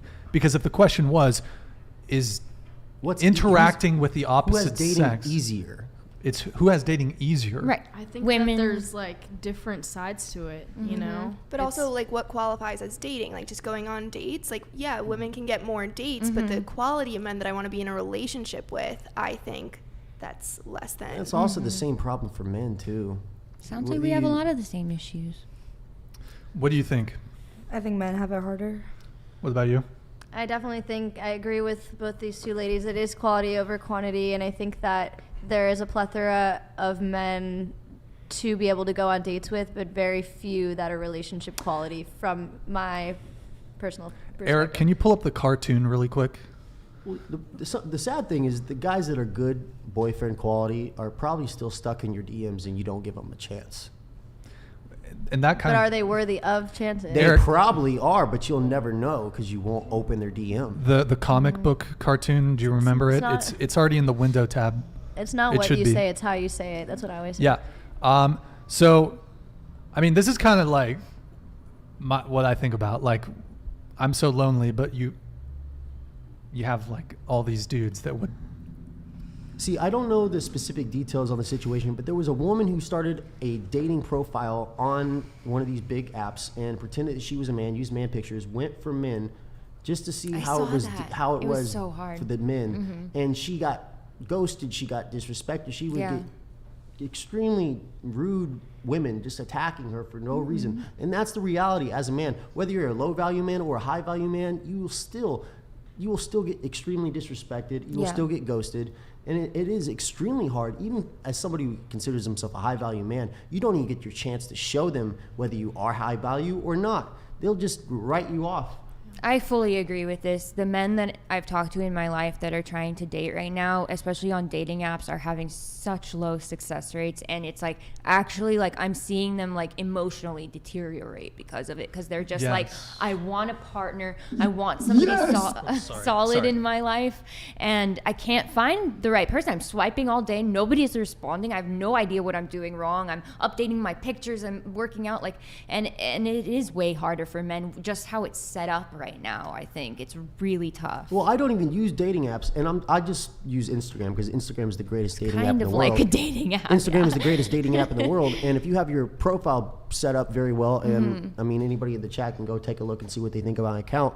But like, I'd say I'd say I have a pretty good looking account, and I'll still get ghosted. I'll still get completely disrespected, regardless of the way I look, regardless of my success level. They don't care. It's kind of crazy, to be honest. Eric, can you pull up the hypergamy charts in the infographics thing? So, oh wow, that was quick. Were you already pulling it up, Eric? You told me to get something from that. Oh, okay, got it. Yeah, so I mean, this kind of explains what's happening in the dating marketplace right now. So, on the left you have whom men would happily partner with, and on the right you have whom women would happily partner with. And this kind of goes back to that video that we were looking at, is women are chasing after the top percentage of men, and we see this playing out on the dating apps, for example. You mentioned the dating apps. So women want the best man that they can get. Those men have all the options. They're not going to commit to you. And the rest of the men, average men, the bottom 70% of men are severely struggling with dating. When it comes to dating apps, it's even more amplified because it's almost strictly physical appearance. And women are going to gravitate towards the most attractive men. Women tend to date across, this is backed up by statistics, women date across and up socioeconomic hierarchies. We sort of talked about this with finances before. Women, generally speaking, want to date a guy who makes at least as much or more than them, and men will date down across and down. Sorry, I'm butchering my words here, but sorry, I didn't mean. Were you going on something? No, just about how it is actually way more difficult for men. The dating apps. Yeah, I mean, my advice to average men is get off the dating apps because don't use a dating app. It's just going to make you more depressed. Yes. And also get off the forums. There are just these forums for men right now where they talk about the inability to get women. And I think conversations like this are productive. I think talking to other women, getting their voices heard, and explaining these really core issues that men are having are really important. But I think that unfortunately, there's these forums where men are just taught to like kind of hate women right now, and that all women are out to get them and stuff. The internet can be a pretty dangerous place if you're really destitute and you're really like angry at the dating apps and women in the current state of things, because it can send you down this rabbit hole of just hating women in general when you're really frustrated with the way society is right now in dating. I don't think that's actually Jake, by the way. No, I know he's asleep right now. That's really funny. That's so funny. Jake from State Farm. Oh, that's too bad. Yo, hey, Leonardo, I see you, dude. That's but the internet was a mistake. But yeah, yo, hey, dating apps though, for men, you are playing Russian roulette with your self-esteem. Every chamber, I always butcher this. Every chamber and every chamber. Thank you. I need you as my cheerleader here. Every chamber and cylinder is loaded. As an average guy on a dating app, it is brutal. You're playing Russian roulette with your self-esteem. Okay, let's get these super chats done. Did we? Okay. Martin, good Lord, ladies, y'all rated your intellect as 8 and above. How are you not getting the references? There's none IQ over 110 in the... Okay. Thank you, Martin. Shane M., thank you for the $20 super chat. Love how the OF model says we've grown out of women needing men, but then chooses willingly to leave a good paying tech job for accepting tens of thousands of dollars from I don't know if he heard the part where I said I make 10 times more a year now than I made at my good paying job where I could not afford an apartment in California. But yeah, totally. Was he saying something about like it compromising your values or something? Or? Oh, I don't remember. But he just said, why would I leave a good paying tech job to do OnlyFans, basically? You're making more money. A lot more money. And I'm setting up my future, getting a house, setting up businesses and all that stuff. So. Didn't you say it's like, what, $30,000 a year? $30,000 a month? $30,000 a month. That's what I meant to say. On average. Yo, Fritz, thank you for the membership. Oh, is that starable, Eric? Can you check if you can? No. Oh, it's a re-up. Yo, Fritz, thank you for the membership, man. Appreciate it. If I'll read it. Yeah, I'll read this one. Hold on, guys. Let's see here. We got, wait. Oh, shit. I'm fucking up. My bad, dudes. Yo, hey, if an item is good for MT and his healers, should MT have prio? Also, ask the girls for 2 non-democratic countries for fun. Greetings. Okay. Yeah, so for the main tank and his healers, main tank and his healers?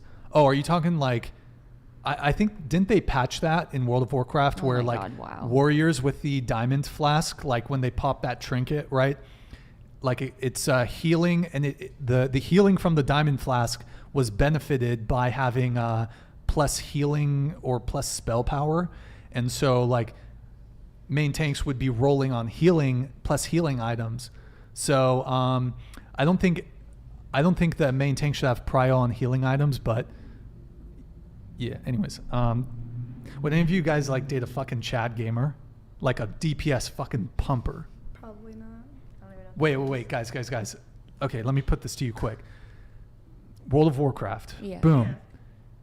He's in the top North American rating guild, hardcore, like gamer, pumper, top parser. Are you talking about all the people in Alex's DMs right now? Like, is that who's mostly in the DMs? Yeah, I get the musicians. Yeah. She gets the pro gamers. So like Call of Duty and all that. Oh yeah, mostly that. Unfortunately. Okay. What about like just really quick on that?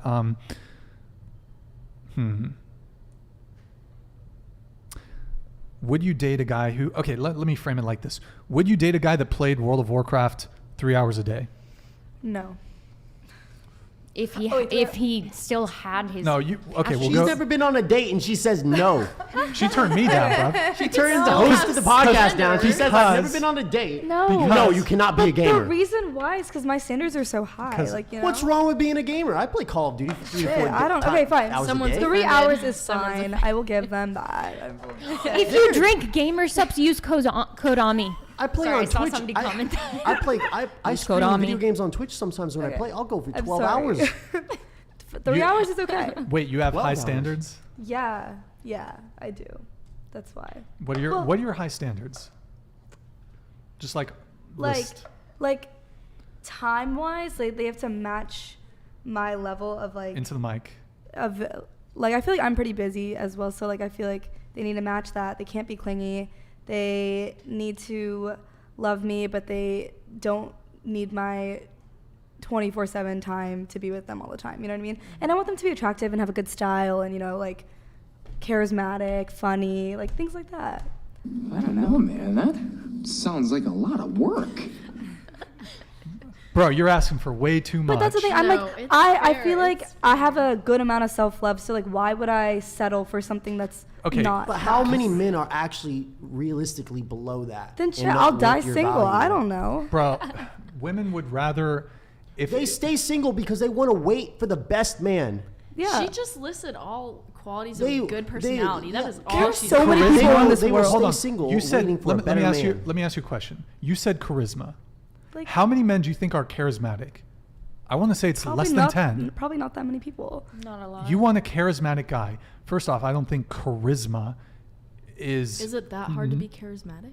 Most men aren't. Is it that hard to be charismatic? They would rather play Call of Duty and smoke weed and eat pizza. Maybe that's asking for too much. This is like girls who say, just be confident. No, asking for a guy who's charismatic. How many men that you meet are charismatic?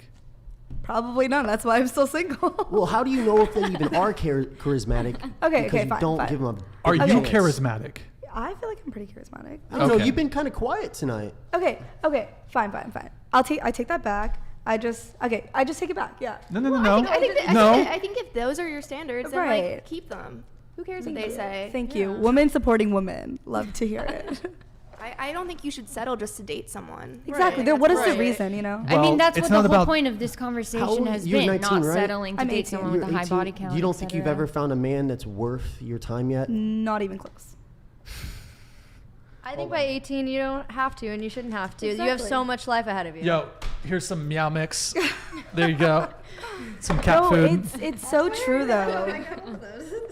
Love yourself first before you take on anyone else's love. Word. Like, But wait, can you just one more time? Can you just? What were the things you want again? okay, let me just really rephrase this in a better way. No, Okay. say them all. Say them all. No. Say them all. I'm not gonna say it. I don't even remember them. I was just word vomiting there. You Oh know what my I mean? god. Okay, sure. Yeah. Walk it back. Okay, go ahead. Just like rephrase. Okay, nice, funny, has like good time management, like productive. Hold on. I'm gonna write these down. Hold on. Nice, funny, good time management. What about his words per minute when he's typing? Is that important? Absolutely. What's up? No. Just keep an eye on me Oh, okay. while okay, I'm let doing me, this. yeah, Okay, yeah, go sure, ahead. Like, okay. But okay, keep going. Okay. Net Good worth. style. Good style. Yeah. You said attractive before. Attractive. Height. What's the minimum height again? 5'8". 5'8" or above. 4'11", by the way. Okay, continue. Okay, 5'7". Oh, maybe, okay, yeah, 5'7". And not. Did I say that he can't be clingy? Like, not too clingy, but Not gives me enough clingy, love. But gives you enough love. What else? Anything else? And is confident. So she wants a guy that's a cat. What about? Do you have any racial preferences? No, not really. Okay, that's fine. Have you but- guys ever used the female delusional calculator? God. You know, Somebody what I'm brought talking that I up in know. chat. I know. I think you guys need to open that up. So you don't want a charismatic guy. Yeah, He fine. can be kind of like, just kind of average. I get it. Like, people are people, and it is hard to be perfect. As long as they like fit my vibe and we get along well, and he Nice, does things that make me funny, happy. good management, good style. Perfect, Attractive. yeah. 5. Okay. Nice, funny, good time management, good style, attractive. 5'7", not clingy, but gives you enough love. Okay. So the height thing, I think that's most guys are going to be above 5'7", so you're okay there. The funny part. So you said it's not that hard to be charismatic. Mm-hmm. How many men are charismatic? I feel like a lot of my guy friends, a lot of the guys that I know are pretty charismatic. Really? What would you describe as charismatic? This is like girls, I already said this, but this is like girls saying, just be confident. As if it's so easy, or just to be funny. Do you know how fucking hard it is to be funny? It's hard to carry yourself with confidence, but it's usually something people can get down pretty quickly once they try. Well, that's convenient for women Fake it to till say. you make it kind of thing with confidence. That's for sure. convenient for women to say because we don't analyze a woman I'm on not her talking confidence. about women, I'm talking about men right now. No, Like but it's convenient for you guys to say when all of you said that your success rate when it comes to approaching men is 100%, whereas when I men understand approach what you're women, saying, yeah. they get fucking brutally rejected. Right. Well, I think the difference is, sorry to interrupt you, but I think the difference is because I've only gone up to 2 guys. You guys shoot your shot all the time. Because we have to. Yeah, but I think that's the reason that we don't get rejected. It's because we don't take that chance all the time. There's never going to be a man that rejects you. He doesn't even have to be attracted to you. He has, if you're offering him what he thinks you're going to offer him, he'll take it. Unless he's a high value man like you, right? Sixth Where grade you me would only want disagree. a relationship. Even a high value man is not going to turn down sex. Really? Absolutely not. Let me start chipping away at some of these. So you said, you listed them, right? Let's say he's all of these, but he's not funny. That's fine. Okay, Like, so it's I'm okay. just laying out my ideal type. You don't know think what I mean? Okay. how funny is how important is being funny on that list for you? Like, I mean, they I gotta think make for me laugh. I women. don't want a dry guy. You know what I mean? It's boring. Yeah, exactly. 'Cause Are you funny, though? If a Pete I can Davidson can be. pull if a Pete Davidson can pull an Emily Ratajkowski, Yeah. then I would say that's very important. And it you can date up. I will Yes. say, like, if you're- if there are you're some things smart. that will mask like how attractive you are. Yes. You know what I mean? Like, if like I will go for a guy who like I don't think is like my top, oh my god, attractiveness level, but like he's funny and he's really really nice and he's smart. Like, yeah, like I'll go for that. You know what I mean? But if he doesn't, then like, damn, he better be like really hot. You know? They better be really hot. Yeah, but I probably wouldn't even go for a guy who's like really, really hot because he probably doesn't even have any of those characteristics. I mean, unless there is. I don't know. That's what I'm waiting for. You see my issue here. I would say most attractive guys, they would say that they probably have a lot of confidence. Yeah, probably. Which kind of goes hand in hand with being charismatic or having drive, which women really want in a man. They want a man that has drive. They don't want a man that's just going to be a bum for the rest of his life. They want a man that has goals. So I'd say an attractive man already automatically has a lot of those because of his ego. Yeah, that's true. Okay, let's do these super chats. Okay, so we gotta get through them. Let's try to just get through them. Wait, did I do this one? It was a choice to be a stay-at-home wife. Women were the ones that voted not to have the right to vote. Gus, you're gonna stir up some. Okay, $20 super chat. Because it came with responsibilities like the draft, volunteer firefighter, owning land, you cannot change millennia of biology. Do you want to respond to him? Because this might be directed to you.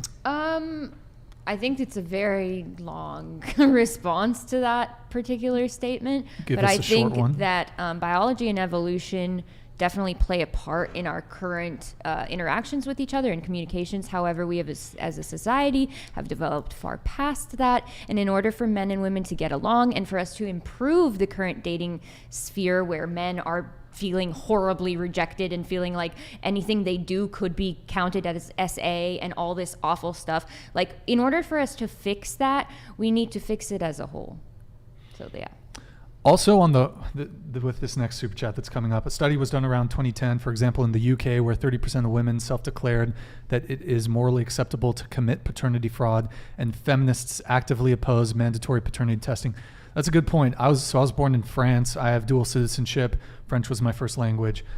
In France, you can't get a paternity test. Like I think, I don't know exactly, but I think the woman has to agree to the paternity test of the kid or something. But in France, like, you can't get it because apparently in France, luckily not the case for my parents, but paternity fraud is rampant in France. So they banned it, I guess, because it would fuck up and destroy a whole bunch of families if people found out the truth. Eric, can you pull up, there was another study done where they didn't survey people. They actually looked at a DNA analysis or something.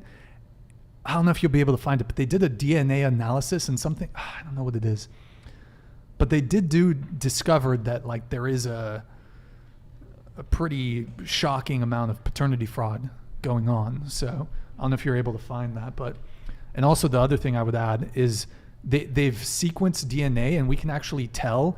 We can compare the amount of women who have been able to reproduce and the amount of men who have been able to reproduce. And it's something like, I don't know if you can find the stats on that too, Eric. I think it's like most women throughout history have reproduced, whereas like only like 40% of men who have ever lived have reproduced. Something crazy like that. So men are the expendable sex. Have you heard about the story? I'm not sure how valid this is. I think Indonesia banned sex before marriage.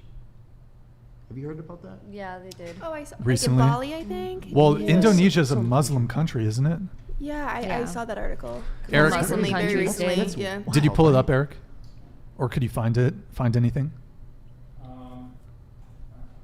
I guess they're not going to have a paternity issue. F11.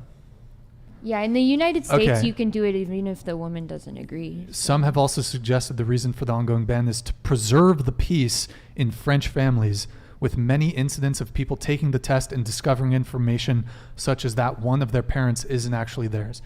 Yeah, so it's banned in France, guys. F in the chat for France. France is a failed society.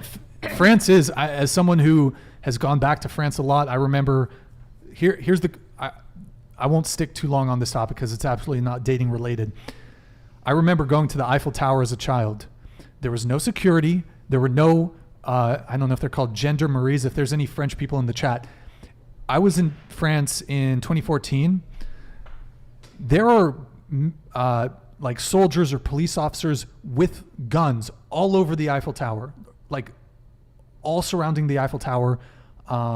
That wasn't the case when I was a kid. You could walk around near the Eiffel Tower. There's all barricades and shit. France is a failed society. Okay, so we have Azul with the $20 super chat. One of the many wise things Sharp DeP has said is that OnlyFans is a stepping stone to hoeing. Thoughts? Napoleon the Fourth one. Okay. Thoughts? Also, any chance you can get him to co-host? Sharp DeP has said. If not Sharp, maybe Rich Tactical Soap Cooker. I don't know about Sharp, but I've heard of Rich. Would love to. I'm gonna be doing some more collaboration soon, guys. So it's in the works. Azul, thank you, man. Gus, $20 super chat. Thank you. Single mom equals recreational use only. Everyone is allowed to do as they please, but actions have consequences. Man's standards equals discrimination. Women's standards equals preferences. Yep. Stop telling men how things should be. Yeah, I mean, there definitely seemed to have been a bit of pushback earlier on in the show when I was talking about like, hey, body count's a big deal, and you guys all really you're like, oh, Brian, I really don't ask for a lot in a girl. Like, I don't really ask for that much, I think. I mean, maybe in today's society, I'm asking for a lot, but. What are you asking for? Okay, so low body count, that's one, right? Loyalty, Loyalty, femininity, fidelity, and peace. Respect. So it doesn't matter at all what she looks like.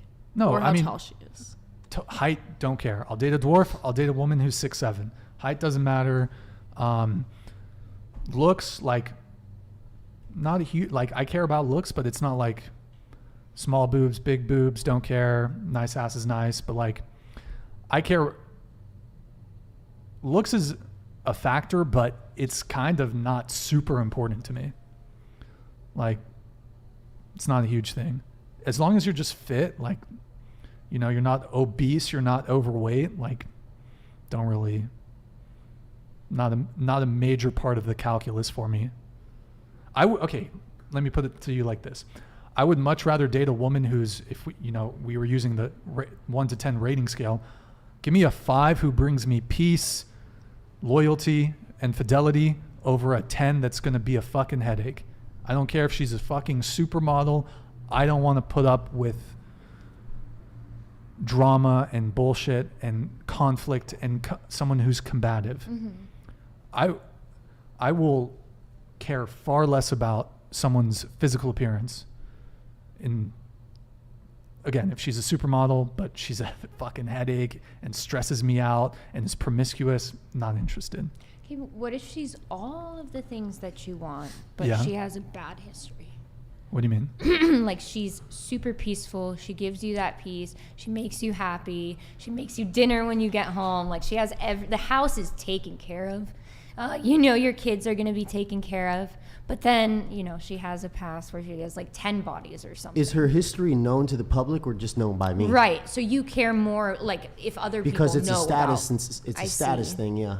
Very interesting. It's important because the woman represents her man. This has been so interesting for me. I've always wondered, what the thoughts behind some of these statements are. So it's cool to hear you guys. If she had 10, but she brought me all that other stuff, I think that's probably okay.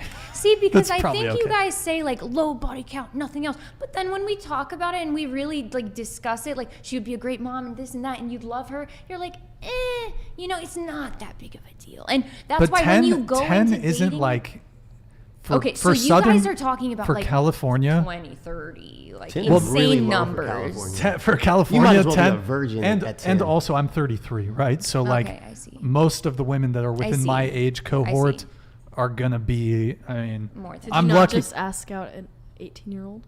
Well, I would date an 18-year-old, but most of the women I'm not going to college parties trolling for 19-year-old chicks, but you would actually date? Absolutely. Really? I would absolutely date an 18-year-old. As long as she's mature enough, why not? Well, I suppose, but because body count counts more than like maturity and ability to hold down the household and all that stuff. Well, it's body count, it's purity. It's also It counts more physical. to you. It is a physical attractiveness component. And I'm probably going to get hate for saying this, but if you dated somebody younger, you can actually kind of mold them That's into literally the what wife. Andrew Tate You says. can't- Yes, I but he's understand. right. You can mold them into being the wife that you're wanting to find. I believe in finding a person and then matching up with them because I have the same foundational beliefs and goals as them, and then we grow together and develop together and fix things about each other that maybe don't work and come together. I don't believe in molding someone and making them become. That's for you to do with your children for sure, but not to do with your partner. That's just my opinion though. I mean, do you guys want a guy who's a leader and decisive and confident? Yes, but I don't want him to mold me. What to do.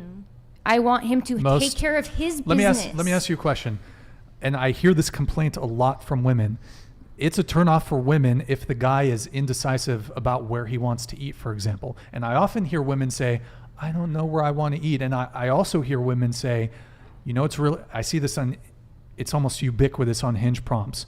It's like, a green flag for me is, I'm picking you up at this time. I made reservations for here, 7 p.m. I'll pick you up. Like,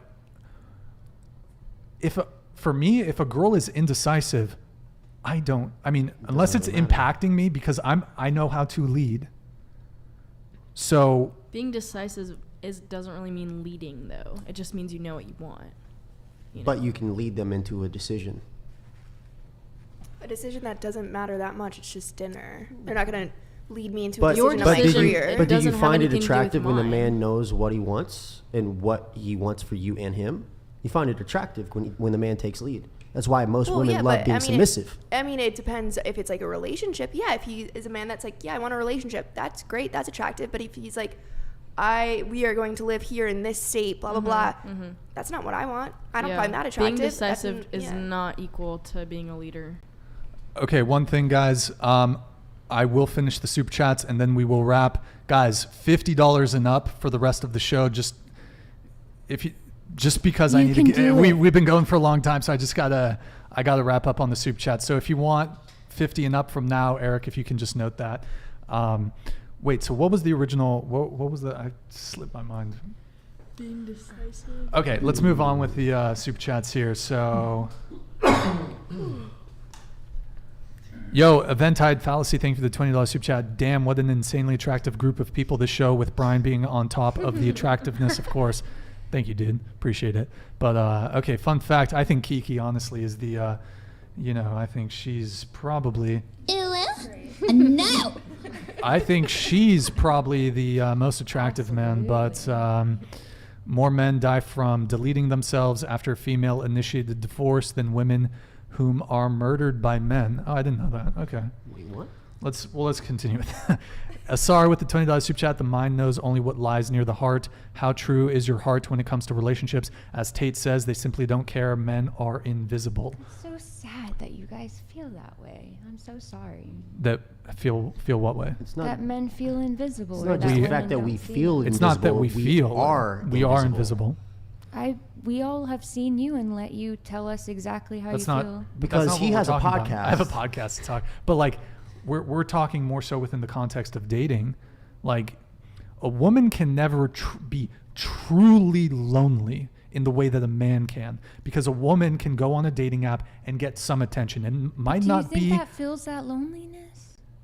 It's a warm bed and a cuddle, and I think you think that fills the hole? I mean, it might not be the precise suitor in which you want, but in the moment, in the moment, it feels pretty damn good. Oh, whereas a man can be. There's a whole movie. Actually, here's the funny thing. So I don't know. You guys are probably familiar with the term like incel and shit, right? Mm-hmm. Involuntary celibate. Yeah. Which, by the way, I think these guys are just either they're not particularly good looking or they're struggling socially.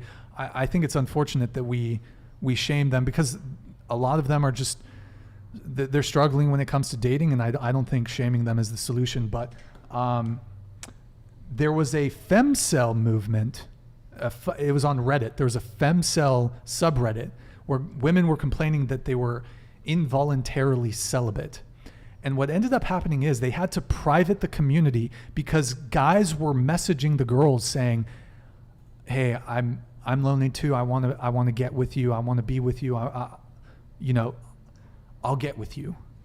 So even women who claim that they're involuntarily celibate, it's all bullshit. So you think it would feel the loneliness for her to respond to that Reddit message? Here, let's watch a TATE clip on this real quick. Eric, can you pull up a TATE clip? A TATE clip. I think maybe we're almost done, guys. All the TATE clips. I don't need a TATE clip. We're gonna watch it. It's short. Wait, no. Oh, pause it. Eric, go down to the TATE. It's at the TATE window. It is hold on, scroll down just a tad. There's two of them. Oh, it's F&F Lone. By the way, the previous TATE clip, that's from Fresh and Fit. Check them out. No. It's the other one. Go. I don't think most women can actually genuinely understand how lonely the majority of men are. And you need to truly understand, if you're Joe Schmo, average in nearly every way, in Starbucks, working, you ain't getting a DM ever. You girls will never be lonely. As much as you might be unhappy with the possible suitors, you can at least fuck about and flirt if you feel sad.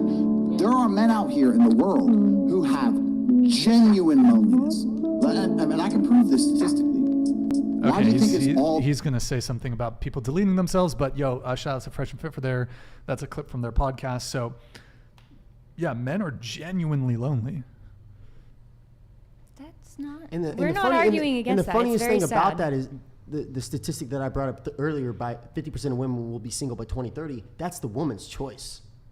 It's not the men's choice in their life. It's the woman's choice to be single by 2030. The 50%, they're painting their own bed. Yeah, and as far as men being invisible, for example, any one of you girls, if we drop you at a party, I know you two are in college, I don't know if you're going to bars and clubs yet, we drop any of you at a bar, nightclub, you're going to get hit on. Guys are going to approach you 1, 2, 3, 4, 5 times a night, maybe more. A guy, I'll even give you this, your looks equivalent, if you want to imagine it, whatever your looks equivalent is, you drop him in the nightclub, nobody's going to talk to him the entire night. He will sit there alone. No girls are coming to hit on him. That's the difference between men and women. So men are invisible. Also, a baddie who works at McDonald's, 19-year-old baddie works at McDonald's. Oh, absolutely. Versus, let's bump it up a bit older. Let's say 24-year-old but good-looking girl works at McDonald's, Arby's. I like roast beef. I do have, okay, well, let's not get into that right now, but versus a 24-year-old dude who works at McDonald's. Oh, yeah. Girls aren't going to take him, like, he works at McDonald's, like, he might, but I mean, anyways, okay, let's get through these super chats. We only have a few more. All right, Calvin C, thank you. Female guest, generalization, agree or no? Playing video games for a couple hours is a waste of, that reminds me, is a waste of time, but women watching shows for a couple of hours is A-okay. Agree some of us play video games. Wait, did everyone get to go around on the World of Warcraft Chad? Like, would you date a guy who played World of Warcraft for 3 hours a day? Wait, video games in general. Well, let's do World of Warcraft on this one. He's like, I play World of Warcraft. I years ago, I used to. I haven't played video games in 3 years, but a guy who did, excuse me, here's the question. Would you date a guy who played World of Warcraft for 3 hours a day? For fun or for income?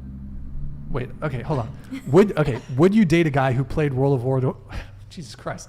Would you date a guy who played World of Warcraft for 3 hours a day?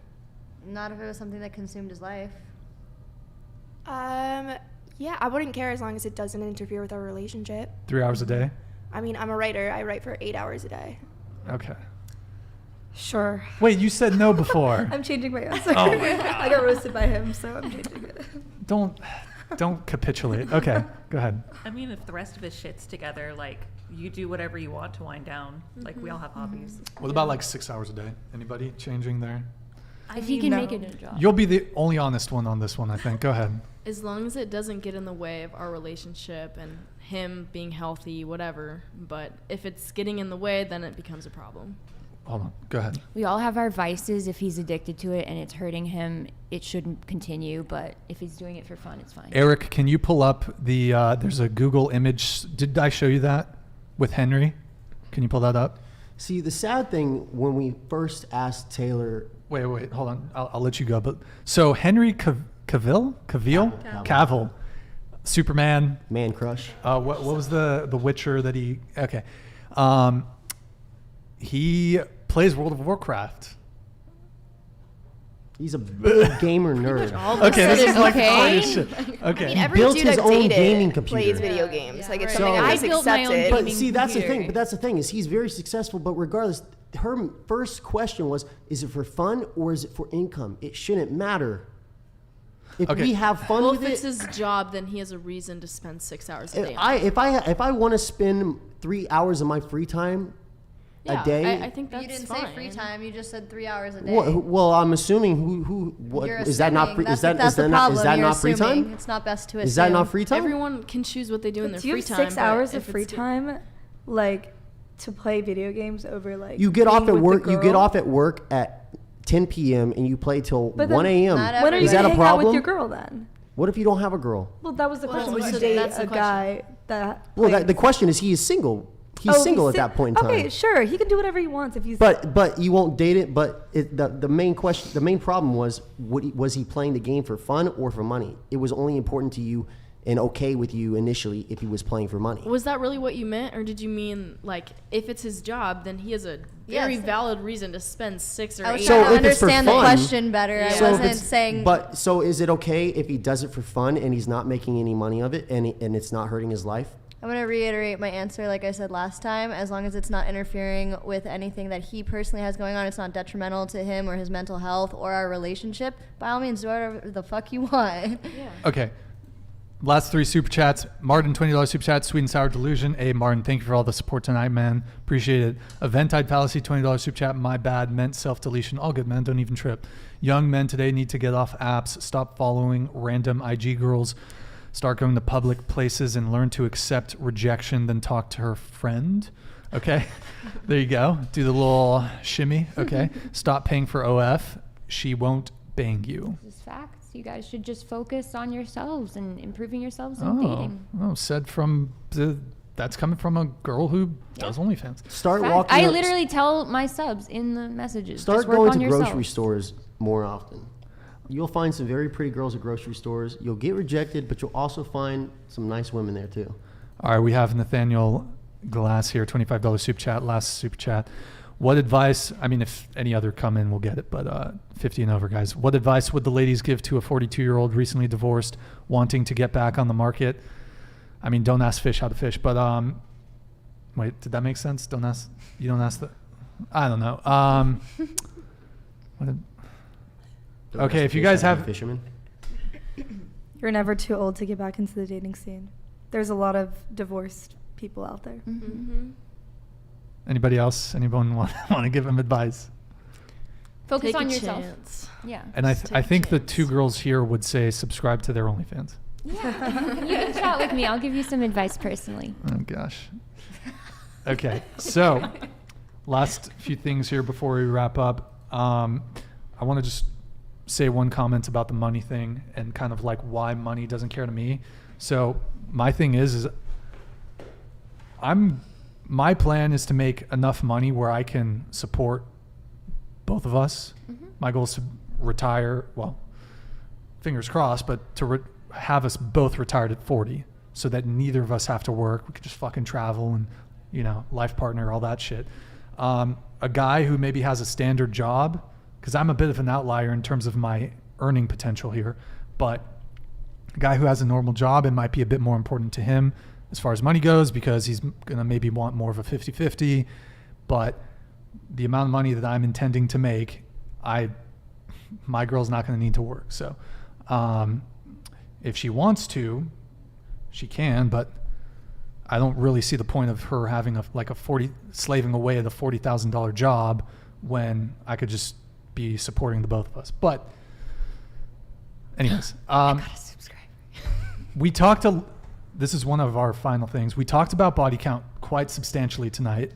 So I think all of you said, or at least the impression I got was that body count should not matter or doesn't matter. I want to just go around the table, yes or no on this. Body count? Yes. For guys, shouldn't matter. I guess, well, since it's more so from the frame, maybe you guys don't care about the guy's body count, but should men not care about the women's body count? Or should body count? If it's extreme, it's okay to care. If it's in the past and not extreme, I don't think it should matter that much. Okay, so how about just yes or no, should body count matter? Yeah, no. Okay. That's hard. It's okay to have preferences, but it shouldn't be the only thing that Right, you're that's the same valuing. answer. Can you just pop that off the water off the table? Mm-hmm. What about you? I agree with them. Like, it definitely matters in certain instances, but I think that in general, like someone who... Into the mic. Like someone who is like actively in a loyal relationship, they're not going out every week and like fucking a new guy, it shouldn't matter. Okay, so 50 body count shouldn't matter. I mean, if they have been like a couple years ago, they saw the light and now they're at home playing World of Warcraft 6 hours a day instead, going to the clubs, like, you know, that's, I think, long enough that it says something about their growth as a person. Sure. If they're clean, no. Shouldn't matter, okay. I think it's a double standard, so no, I don't think it should matter. Okay, the double standard thing, okay. I also don't think it should matter. It's of the past and it has nothing to do with your current relationship. Okay, so my next question is, I think almost all of you said body count shouldn't matter, doesn't matter. If body count doesn't matter, what's your body count? It doesn't matter in a relationship, but I'm not going to say it here for my career-wise and like everything-wise. Why would your job care about? Because that's something private. That's something that I bring into a relationship. I'm not going to tell random strangers. Yeah. You can start with yours. Well, I think body count matters, so I wouldn't disclose it, but... I don't think it matters in a relationship, but I'm not ready to tell the world. I don't really care what... I don't want people to know what... But if body count just shouldn't matter, it's just a social construct, if it's not a big deal, then you ought to be comfortable sharing it. Still personal business. Yeah, it's like, it's none of your business. If I was a virgin, I wouldn't be saying to everyone that I meet on the street, hey, I'm a virgin. Well, when asked the question, if you... I guess I'm saying be the change you want to see in the world. If body count doesn't matter, then you ought to be willing to share it. Right. In a Same goes for you, though. So, like, share it, and then we will. But I've just said that I think body count matters. Ergo, good word by the way. I'm not going to share my body count. That makes no sense. It makes perfect sense. Perfect sense. Because if any of one of you said I think body count matters, I don't want to share. It's okay to have preferences. So yeah, we all did. What's your body count? Let's keep that for the imagination. Oh, Cade, come on. Chat. Okay, let me ask. Over 100? It's in triple digits. Okay, I'll take that. Thank you, Cade. I appreciate that. So what about you? Same? You don't? I agree. I think that there are some things that best kept to yourself, and especially if there's people in the room who are judgmental in either direction, I don't believe that it's important for them to know, especially we're not dating. There's no point for me to share my body count. 18. A little closer to the mic. 18. Personal business. No point to share.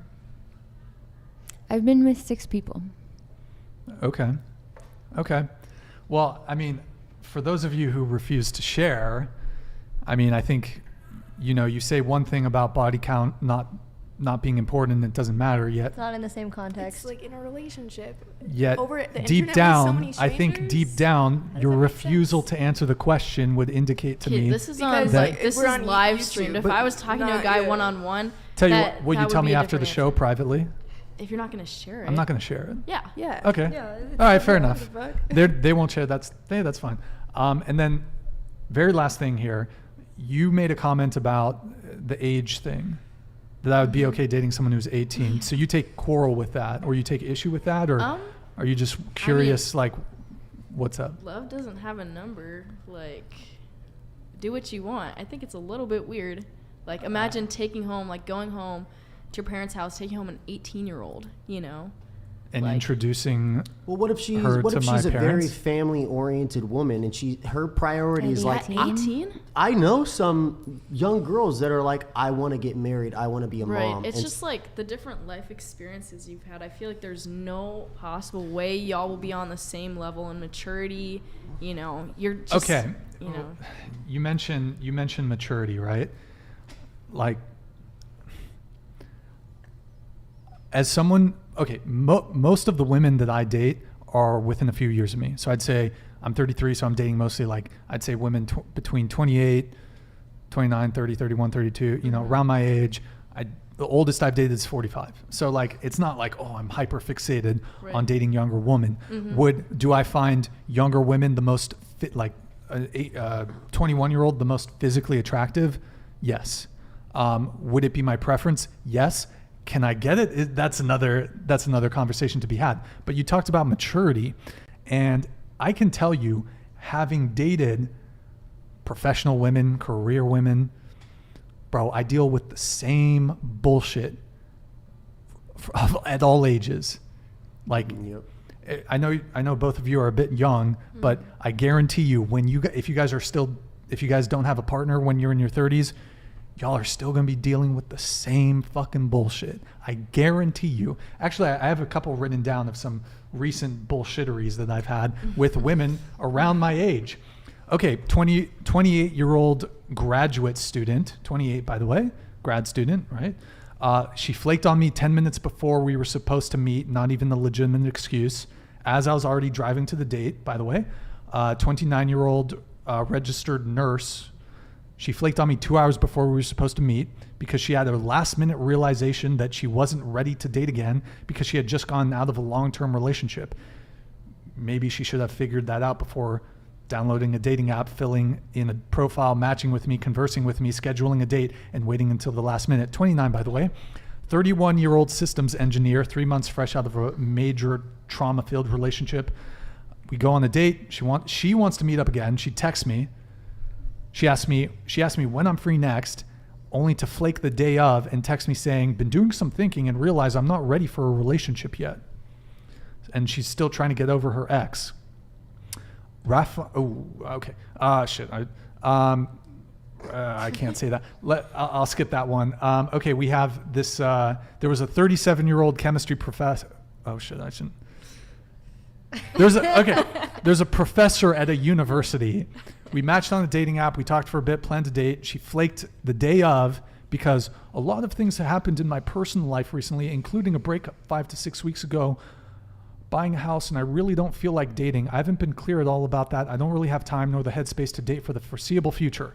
37-year-old, by the way, highly successful, established career woman.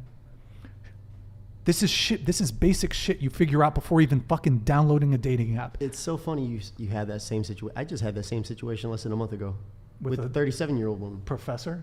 Not a professor. Oh, just like she was a past model. Yeah. So like, okay, 31, and here's the last one, guys. I went on a date with this 31-year-old clinical cancer researcher.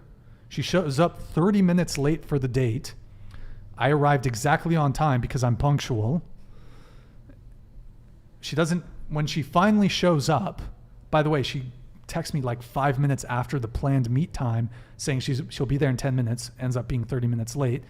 If you're going to be late, you should text the person well in advance so they can arrange when they leave, but that's besides the point. She's 30 minutes late. She shows up. She doesn't even give me a token apology. Not even like, hey, I'm sorry I'm late.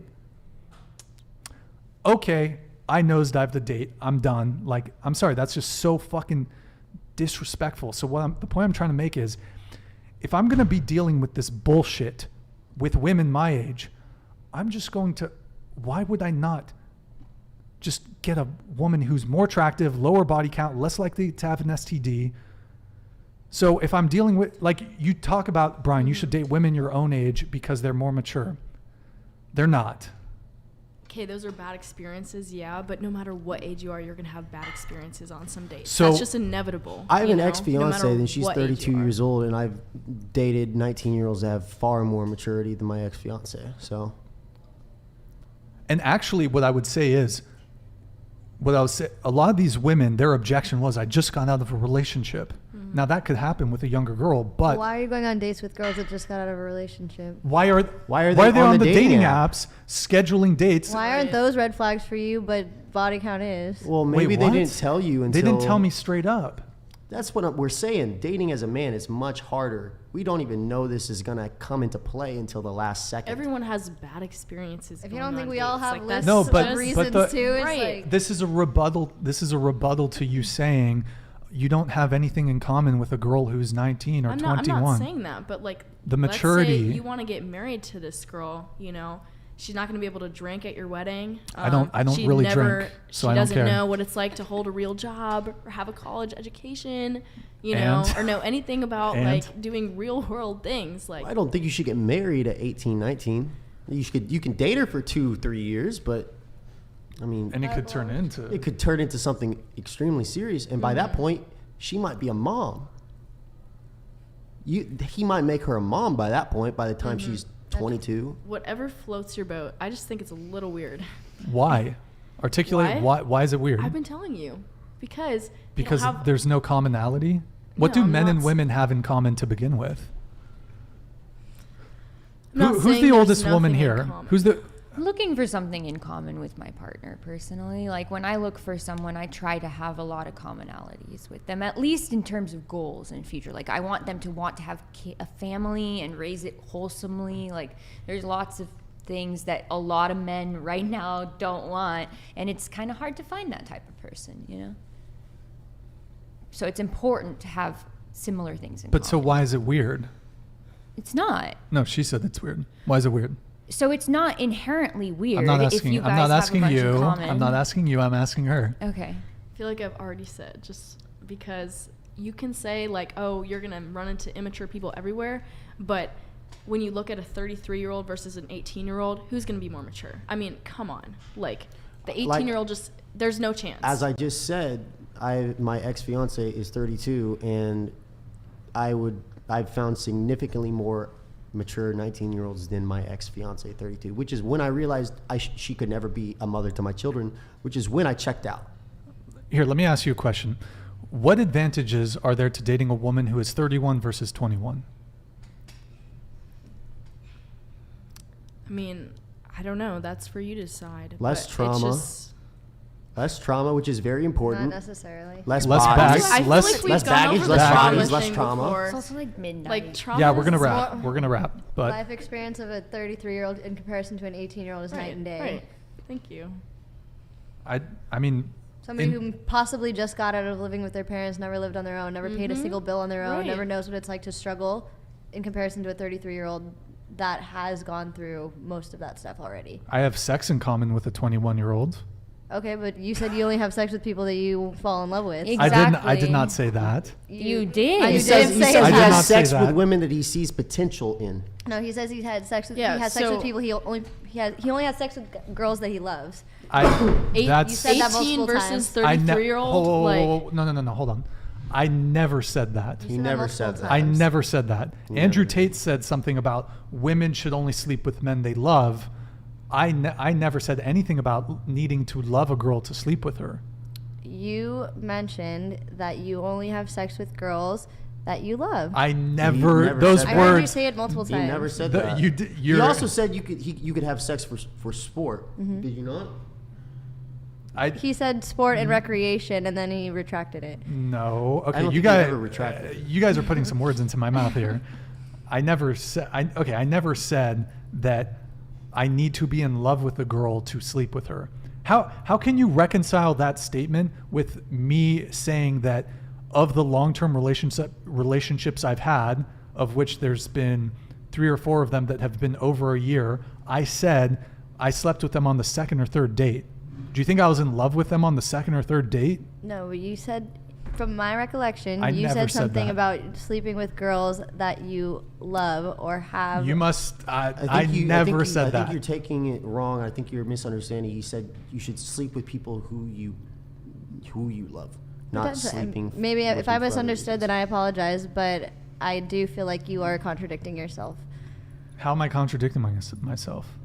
in regards to your original statement about recreation, sport, the way that you have talked about sex in the beginning of this conversation and the way you're talking about it now, like you just talked about, having sex with a 21-year-old as if like you hook up with people when you clearly said you don't do hookups. Well, he can fall in love with a 21-year-old. What's wrong with that? I'm kind of not following. I definitely didn't say that you need to be in love with someone before you sleep with them. I know for sure. Did you not just say, if I misunderstood, then I apologize, but I moved on from that? Okay, miscommunication then. Okay, so we don't really have much time to dive super deep into the age gap stuff, but ultimately, there was one last thing. Does anyone, while I try to remember that before I give the outro, does anyone have a final thought? It's fucking late. I'm sorry, guys. We went fucking super late. Yeah, this was crazy. Yeah, it was insane. I'm trying to think what the last thing was about the age gap.